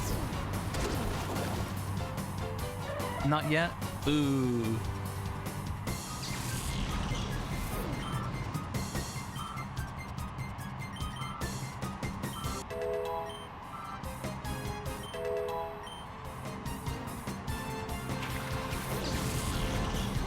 For now it's just models. Damn.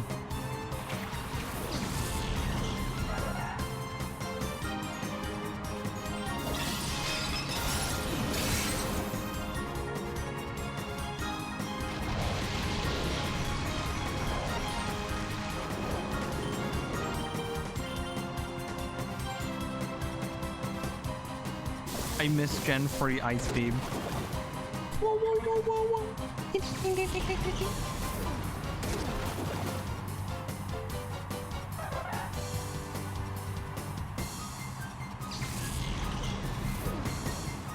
What are your most iconic Pokemon sounds? What Pokemon sound effects just live rent-free in your head?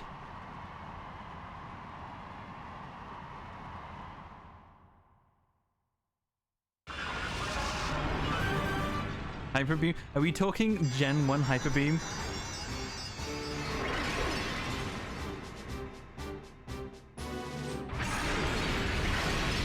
That's a good one. Hyper Beam is a very good one.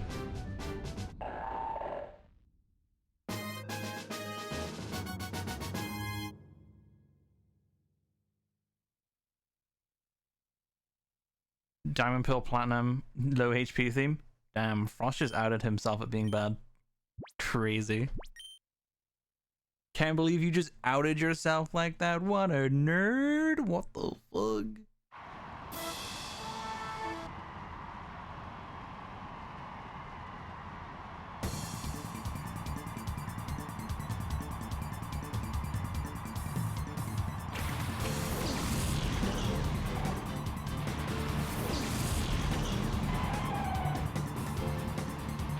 So many of the Pokemon Battle Revolution announcements.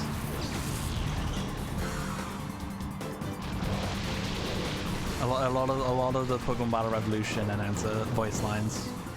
Soaked by surf. Whoa, big, yeah.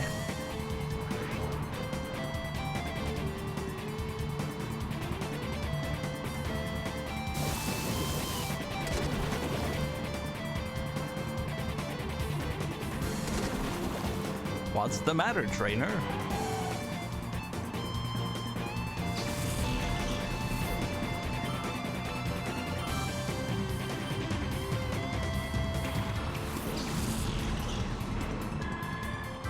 I can't remember which Coliseum it was, but it was like Neon Coliseum, Battle 1.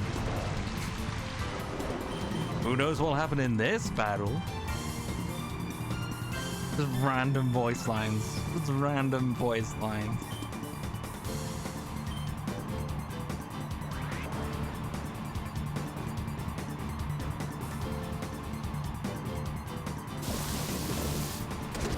You gotta play for that game with your own Pokemon once you get started on Gens 1 and 2 respectively.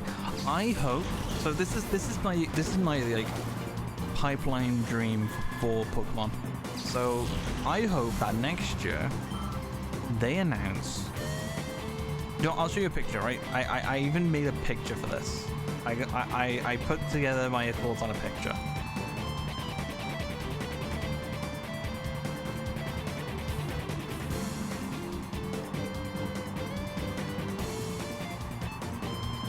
Yeah, here we go. Jump scare. Pokemon graph jump scare. So yeah, right. This is the dream, right? So let's say next year for the Pokemon 30th anniversary of Pokemon, they announce Gens 1 to 3 on Virtual Console, along with Pokemon Coliseum NXT, which is already announced, but like the release dates. And then along with it, they release a Virtual Console bank, just to work with the Virtual Console games, right? Have it as set up on Pokemon Home as the different options. And so the way it'd work would be you'd have like Gen 1 can transfer. You can transfer Gen 1 Pokemon. Like I would do it with an Origin Mark system. So Gen 1 Pokemon caught in Gen 1 can go to Virtual Bank, but can also be sent to Gen 2 games if they've unlocked the time capsule. I had like an entire like thing written up for this. Yeah, so this is how I'd have it. Origin marks for generations 1, 2, and 3. Games of their own generation can trade and battle online via Nintendo Switch Online. Generations 1 and 2 can trade via the time capsule via Nintendo Switch Online. Pokemon in the Virtual Console Bank can be sent to your Pokemon Home account via a one-way transfer. Opening up your Virtual Console Bank shows all your stored Virtual Console Pokemon, highlighting the ones you want to transfer. Origin 1 marked Pokemon can be sent to any Generation 1 or 2 game, but sending Generation 1 to Generation 2 requires a completed save file of Generation 2. Origin 1 marked Pokemon can also be sent to Pokemon Stadiums 1 and 2 via Virtual Console Bank, and can be used for battles online via Nintendo Switch Online. Generation 2 marked Pokemon can be sent to any Generation 1 or 2 game. Sending Generation 1 Pokemon from Gen 2 to Gen 1 requires a completed save file of Generation 1. So if you wanted to send an Oddish from Gen 2 to Gen 1, you can. Generation 2 Origin Pokemon can also be sent to Pokemon Stadium 1 or 2, but obviously only Generation 1 Pokemon from Generation 2 can be sent to Stadium 1. Anyway, you get it. Well, they can be used for online battles. Generation 3 Origin Mark can be sent to any Generation 3 game. However, in Ruby, Sapphire, and Emerald, you can only transfer Pokemon caught in Kanto and Ore after obtaining the National Dex. Pokemon Leaf Green and Fire Red, you can only transfer Pokemon caught in Hoenn and Ore after obtaining the National Dex and completing Celio's Network Machine upgrade quest. So the thing you do in the Sevi Islands. Coliseum NXT, you can only transfer Pokemon in and out of those games after defeating Evice and Greevil respectively. Kanto and Hoenn games can trade between each other using Nintendo Switch Online only after doing the specific requirements placed in those games. So National Dex and Celio's Network Machine thing. Hardest... okay, oh wait, first I missed one. Generation 3 Origin Mark Pokemon can also be sent to Pokemon XD and Gale Diagonals via Virtual Console Bank. This is the hardest maybe, right?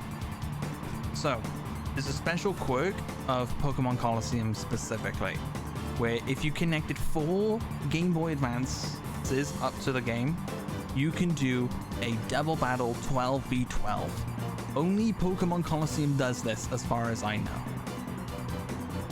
So the hardest maybe, the dream pitch. Maybe Pokemon Coliseum can do that with Nintendo Switch Online, but the way it would work is that people connected to you via Nintendo Switch Online can use their own Ruby, Sapphire, and Emerald save files for it. It's a bit of a stretch. It is such a stretch, but it would be so cool. But then, with Pokemon Home, if you get all 150 Origin Mark Pokemon for Generation 1, you get a shiny Mew from Pokemon Home. If you get all the Generation 2 Origin Mark Pokemon, you get a shiny Celebi. If you get all Generation 3 Origin Mark Pokemon, you get a shiny Jirachi. That'd be cool. Of course, we're not counting mythicals for it, but it would be very cool. And it would require you to play all these different games. It'd pretty much be doing this challenge all over again, but on the Switch. Playing Ruby, Sapphire, Emerald, Fire Red, Leaf Green, XD Coliseum. It'd require all of that. Because you can get all these Pokemon. This is a thing you could do. This is like a very realistic thing they can do. That's the pipe dream. This is the end goal I hope they do for Pokemon Virtual Console. This genuinely would be peak. But hey, one can dream. One can dream. Do I expect it to happen? No, not in the slightest. But it would be very cool.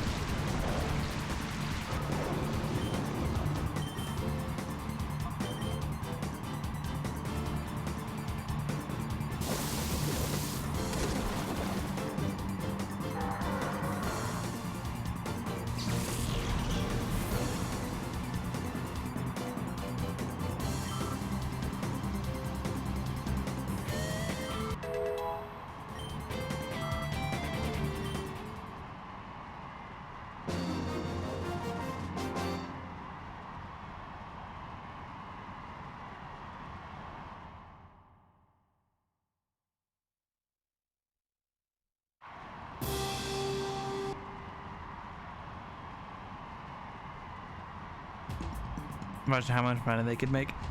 Genuinely, it would, pretty much anyone who likes Pokemon would get the Nintendo Switch Online Plus Expansion Pass. That's just the default option from that point on. Thing is, right, the Nintendo Switch 2, the Switch 2 has a USB-C port on the top of the console. What a perfect place to put a second screen extension. So you could put Nintendo DS, NSO, put Pokemon Diamond, Pearl, Platinum on there as well. Now we're dreaming big. Now we're dreaming big.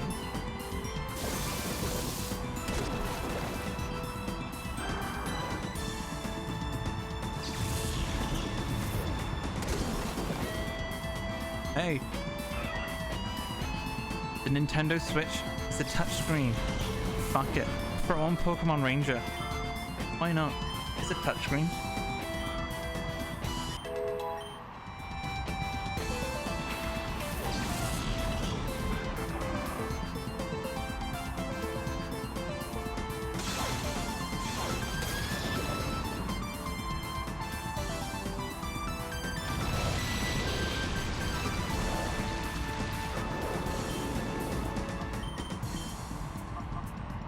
Nah, I'd probably get fired.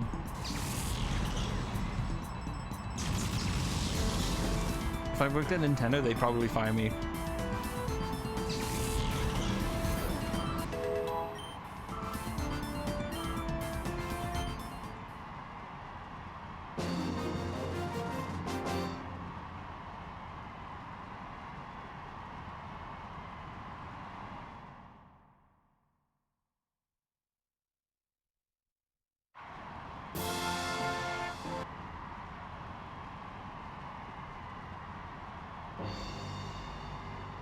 Thing is with Pokemon Ranger, it would be a game that would be like handheld only.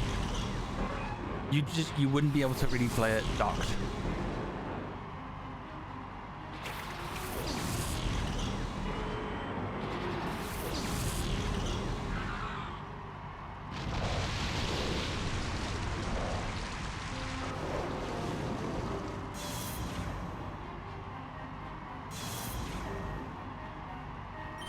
And I don't expect them to make like, this sounds stupid, right? But like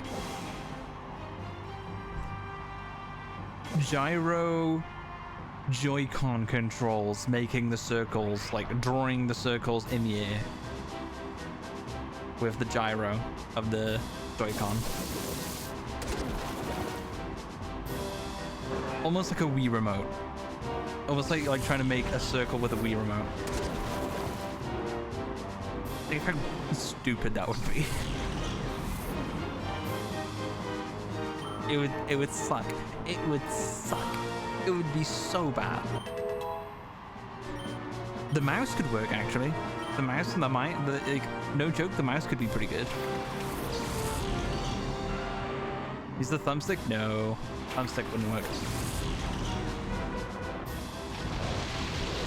The thumbstick would feel awful for Pokemon Ranger, especially with how quick you have to do some of those captures. It would be awful.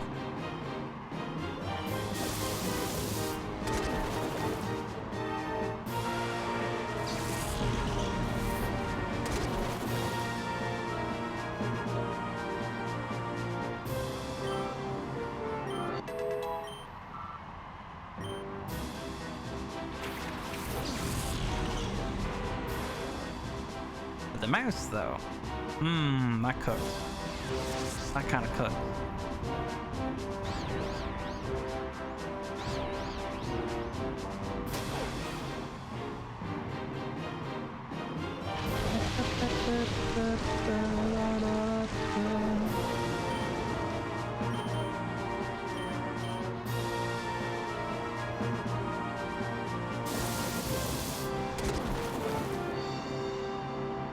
I think the game I want the most in terms of a non-Pokemon game for Nintendo Switch Online GameCube. Well, you know, overall, the game I would love to see the most for Nintendo Switch Online GameCube is Time Splitters 2 and Future Perfect. With Nintendo Switch Online, 4-player split screen, beautiful. Co-op story mode. I am happy. I'll be happy for the rest of my life. Please. Time Splitters was praised so well for its multiplayer because it's just better GoldenEye. It's GoldenEye but better.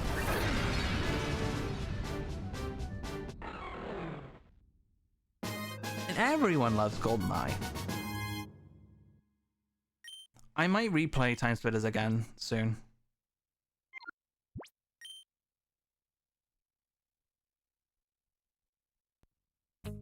Yeah, I mentioned it earlier today. Thing is, I played that game on PlayStation 2, but it was on GameCube. Those games were on GameCube. So they can be moved on to Nintendo Switch Online, and we already have GoldenEye. Even if it's a different company now, like even if like, you know, GoldenEye is owned by a separate company by those who have the rights to Time Splitters. Still, do it. I want it. Do it because I want it. Is all I can say.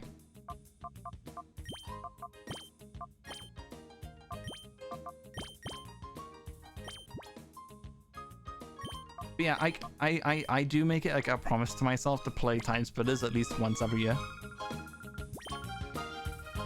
So what I think I'll do is when I finish this, I'll probably do the battle pass for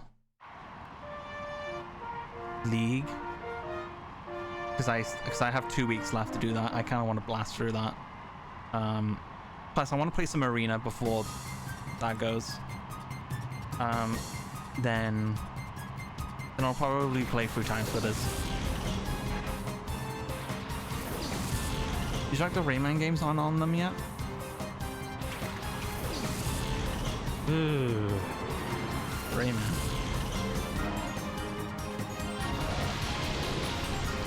Wasn't things I forget which Rayman was which. Rayman 2 is the plat. Which Rayman was the 3D one? Was Rayman 2 the platformer? Like the 2D platformer? Or was Rayman 1 and 2 both 2D platformers, and then Rayman 3 was the PC 3D one? Rayman 2 on the N64. Because I played the 3D one that was on PC. I had like that was PC disc drive like game. I own a lot of PC disc drive games. Like Lego Chess, Lego Loco, Lego Racers. I owned a lot of Lego games. One of my favorites was Lord of the Rings Battle for Middle-earth 2. That was a really good RTS.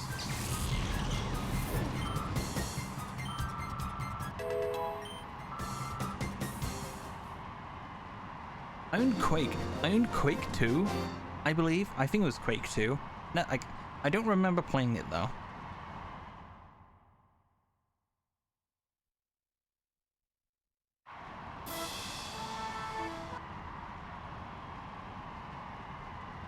Because we own so many of the Sims 2 expansions as well. Sims 2 was also a really, really big one we owned. Simpsons Hit and Run on PC as well. I own that game on PC and PlayStation 2. Simpsons Hit and Run was just so good.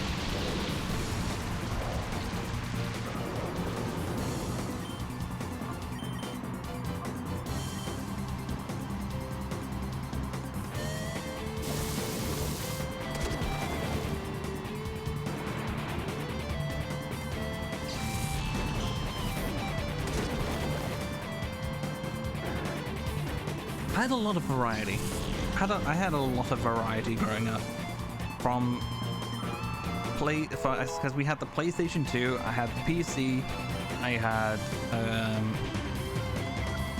Game Boy Advance, the Wii, I had the Nintendo DS. A lot. I had a lot of stuff.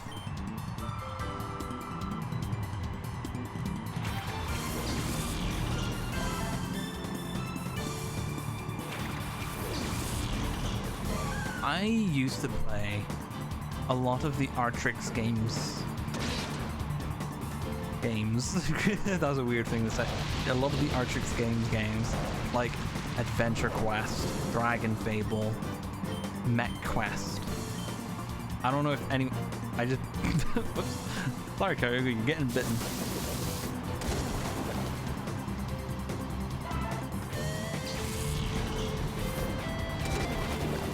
I don't know if anyone knows those kinds of games. I feel like they're very, very obscure now.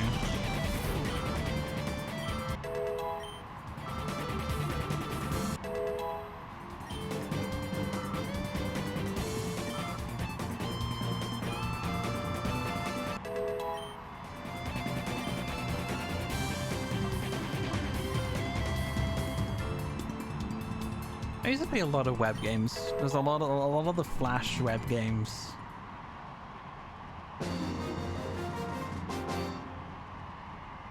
I just played so much nonsense.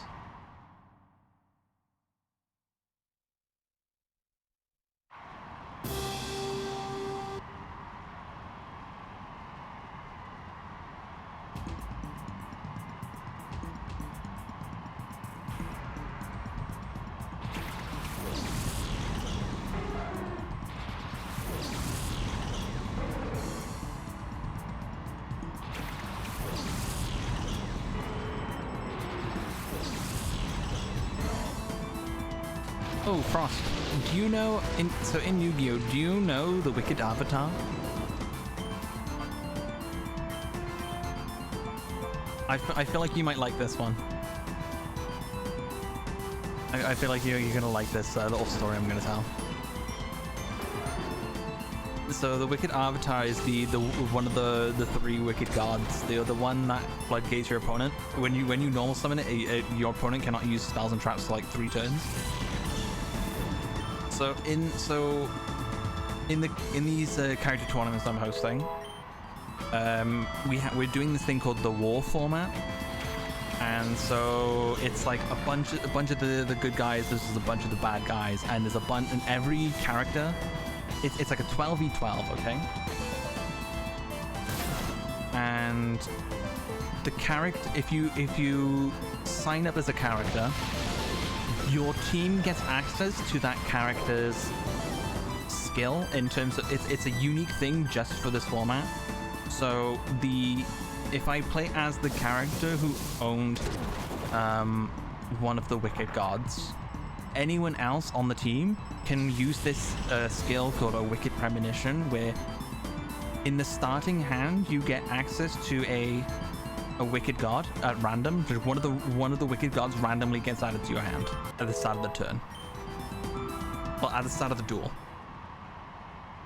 And so one of the other characters, it's like they're playing the rush duels. And so the skill they give is that for 1 turn, if you use one of the rush guys' skill, it's like for 1 turn you can play under rush rules. So you'll draw to 5 cards, and then you can unlimited normal summons that turn for the one turn. And so I'm just abusing that to make guaranteed the Wicked Avatar all the time. Just consistent the Wicked Avatar turn 1.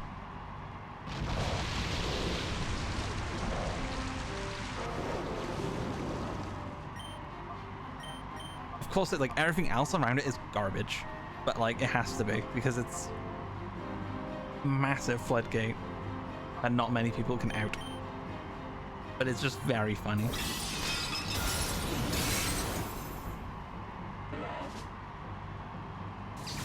You probably show it off.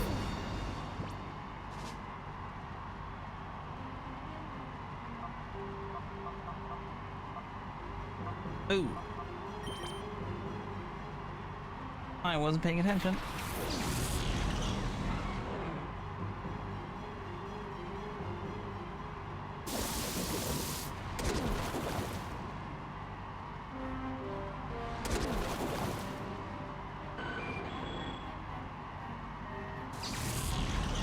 Oh, there it is. Hey.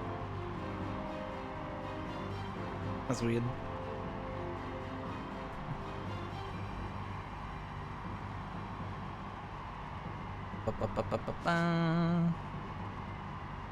I have it green screened for like a previous event I did. I just hide this for a second. There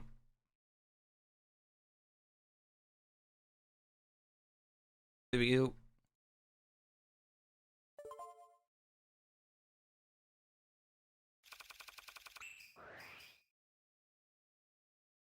So I have this thing right here. It's called the Relic. And so once per duel, I can draw up to 5 cards and have unlimited normal summons this turn. But I must skip my main phase 2. So I just normal summon some stuff. Get them out of my hand. Activate the skill here. And so now I just have unlimited normal summons. But you know.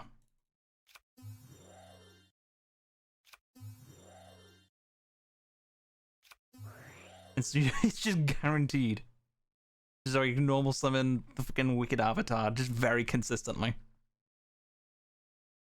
And so, you know, now they're locked out of spells and traps. You know, what can they do? It's funny. It is pretty funny.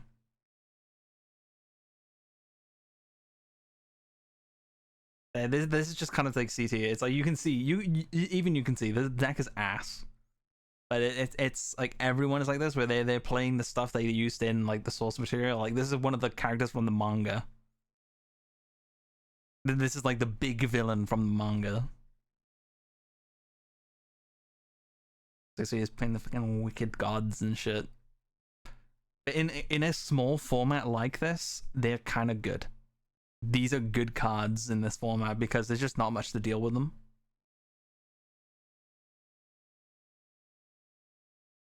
It is what it is.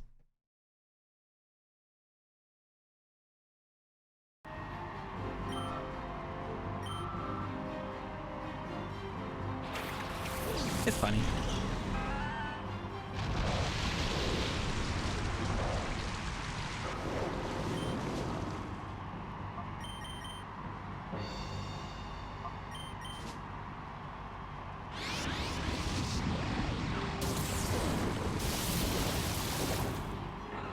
That swift swim Kingdra is kicking my ass.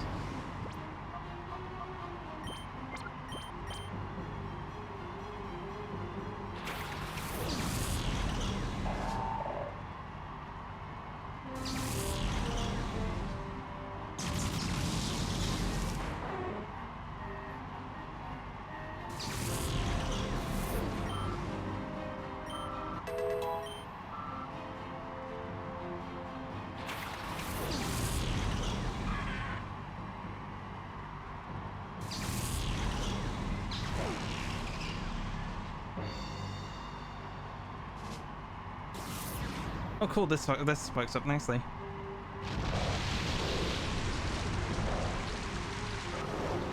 Screenshots of came out for the season 2 of The Last of Us. Oh boy, I do not care. Wow. What a series I just could not care less about. Isn't that like a PlayStation 3 game?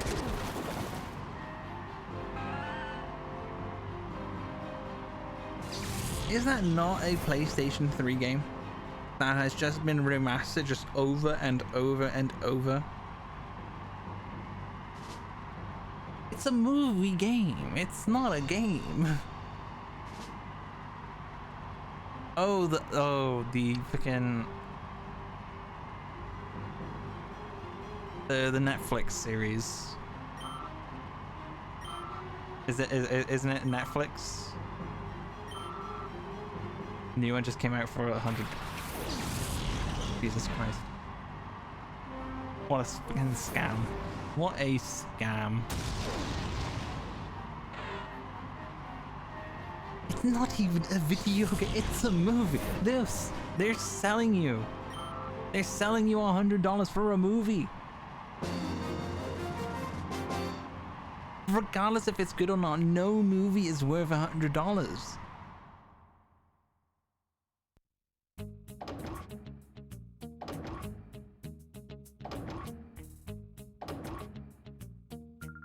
You know, they're remastering it over and over and over. Like, they're fucking hell. They've had like what, like 3-4 remasters of the same fucking game.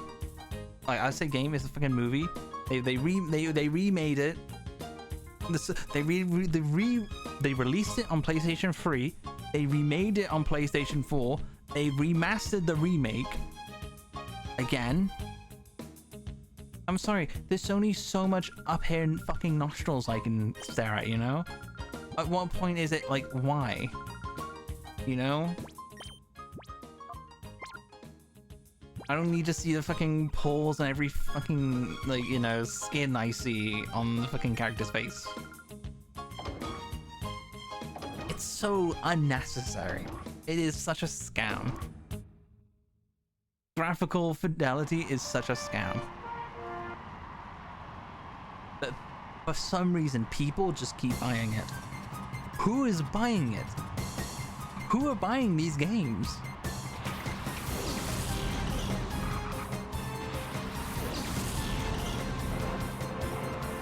Who in their right mind sees the game? Well, a movie. It's a movie. I keep calling it a game, but it's a fucking movie. They've watched this movie. They've watched the remaster of the same movie, and now they're staring at the HD remaster of the remaster, and they're like, damn, I've never seen this before. This looks cool. I need this. I need to pay money for this. This is worth spending my money on. If I don't have this, I will die. Who is that?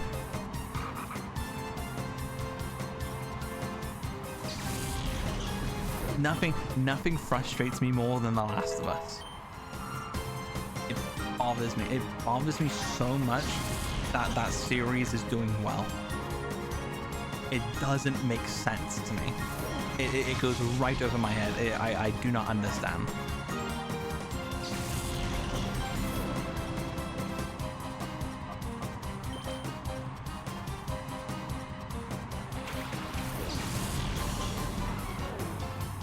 It's just not my ballpark. I know I say I don't want to judge people, but I will judge people who buy every single version of the fucking Last of Us. I will judge them heavily.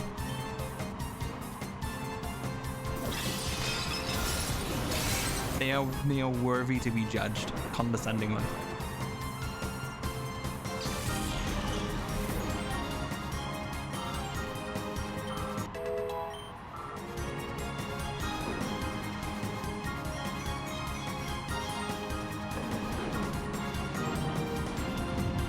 I don't even know if that's a hot take or not. Am I the hot take right now?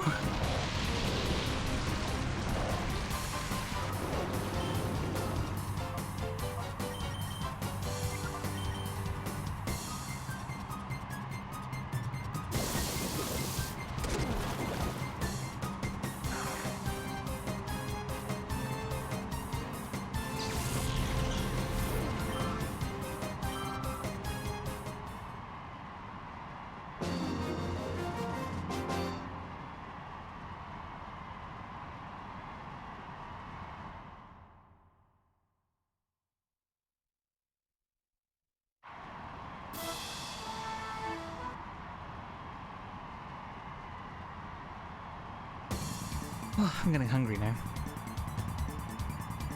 I am hungry.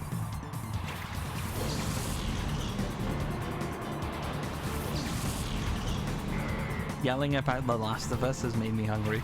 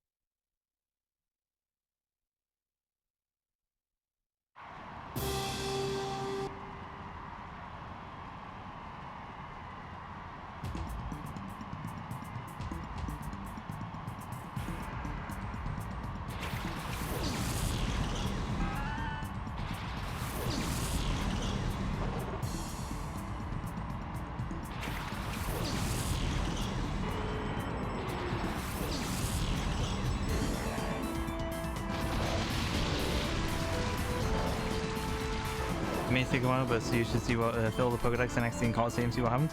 Nothing. Nothing happens.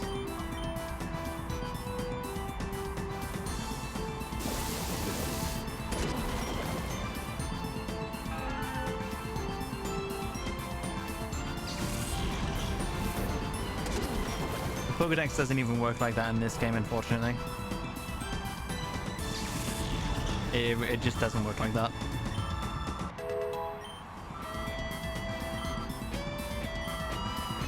It will, like, I actually had a thought about that as well. I checked, like, Kyogre's Pokedex entry in this game.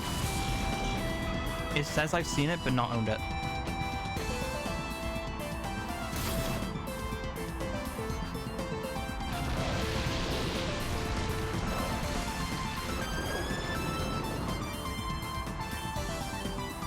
I'll show you when I'm done with this Coliseum run. I'll show you.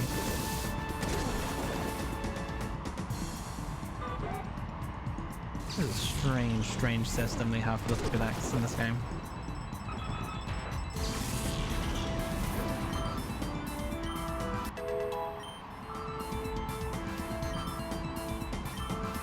It would be very funny if you did it in XD and they give you Bonsly or Munchlax. That'd be very funny. Of course you wouldn't be able to transfer it, but it would be funny.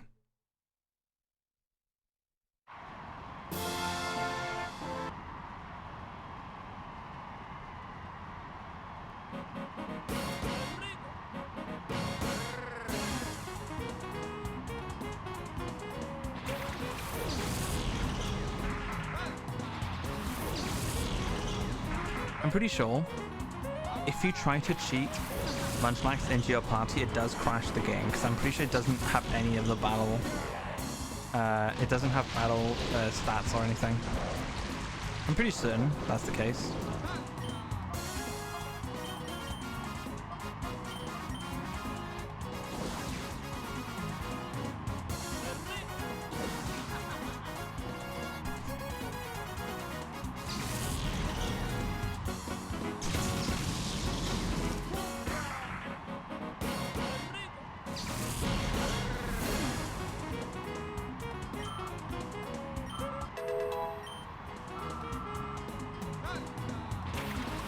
Noisy neighbors, had to close my window.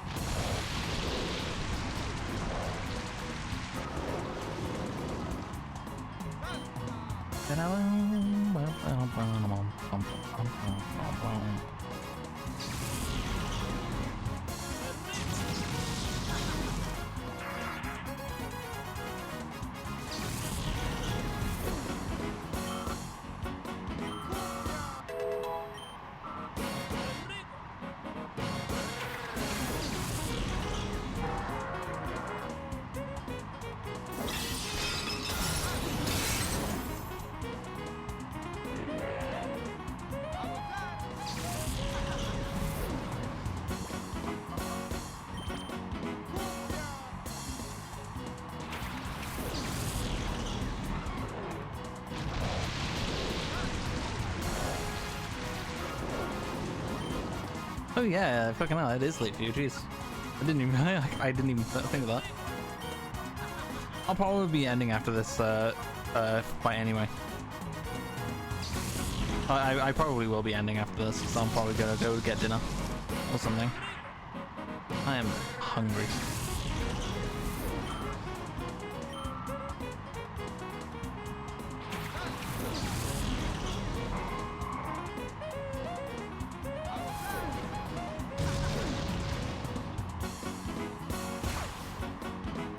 It is sad we never actually we never got to get a shiny this this challenge. No shiny. Unfortunate.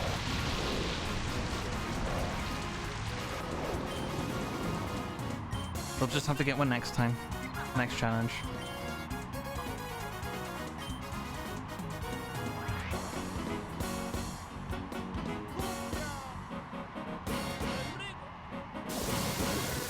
Actually, yeah, if you just stick around for like a minute, I'll quickly show you the Pokedex. We're done with this run anyway.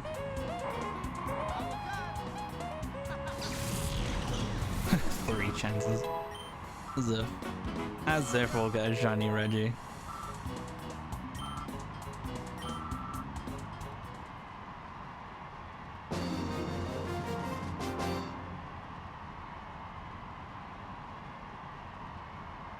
Like, I would be hopeful, but the fact that, you know, the way Pokemon, the way shinies work in Pokemon Emerald, not likely. Not likely. So yeah, PDA.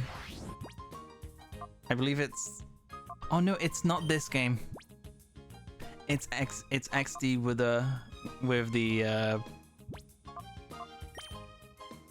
Yes, it's Pokemon XD with the again thing, isn't it? It's not this game. Oh no, here it is actually. Yeah, the memo. This is the one. Yeah, if I go to Kyogre. Yeah, see, I haven't. There's no info. No info.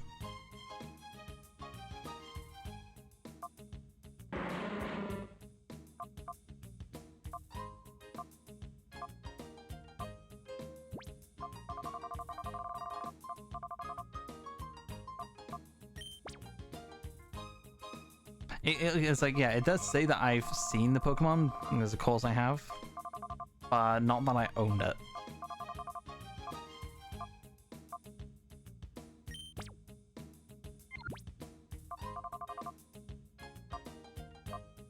It is a cool looking Pokedex, but like,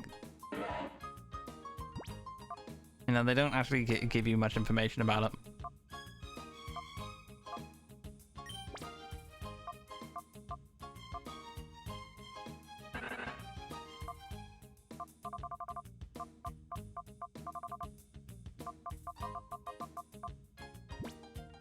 No. You never actually encounter Celebi. This is not going to be on here.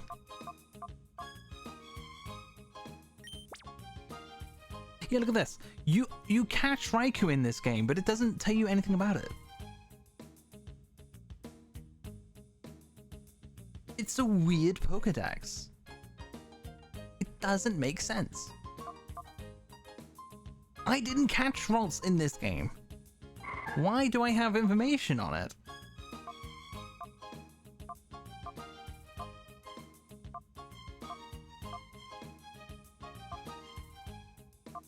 I don't own these Pokemon in this game.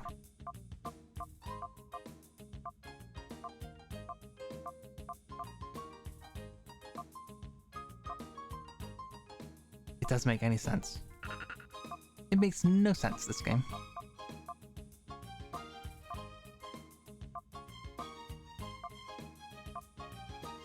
Yeah, look, shock, another Pokemon you catch in this game that doesn't have anything about it. There's no consistency to this.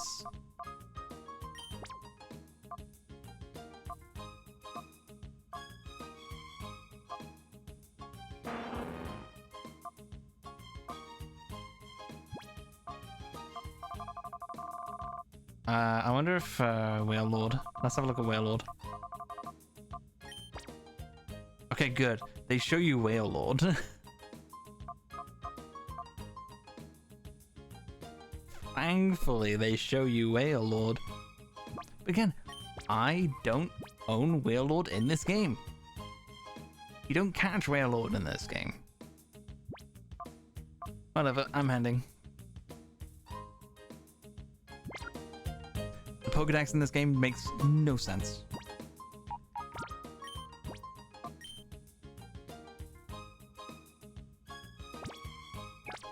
Well, that was interesting. It was 7.5 hours of grinding. And I feel like I did nothing. I really think, I really feels like in these 7.5 hours, I did like maybe 15 Pokemon. Then again, I did the hard ones. I did the hardest ones, so here's what it is. Right, I'm gonna end now. I'm gonna have some food. If I stream tomorrow, I stream tomorrow. What's the bad news?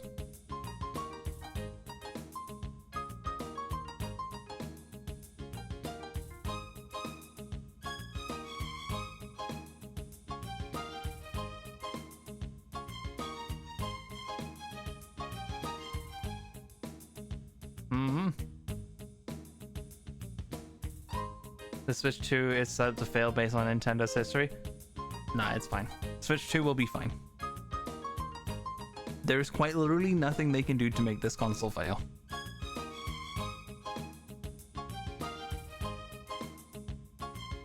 There is nothing they can do to fuck this up.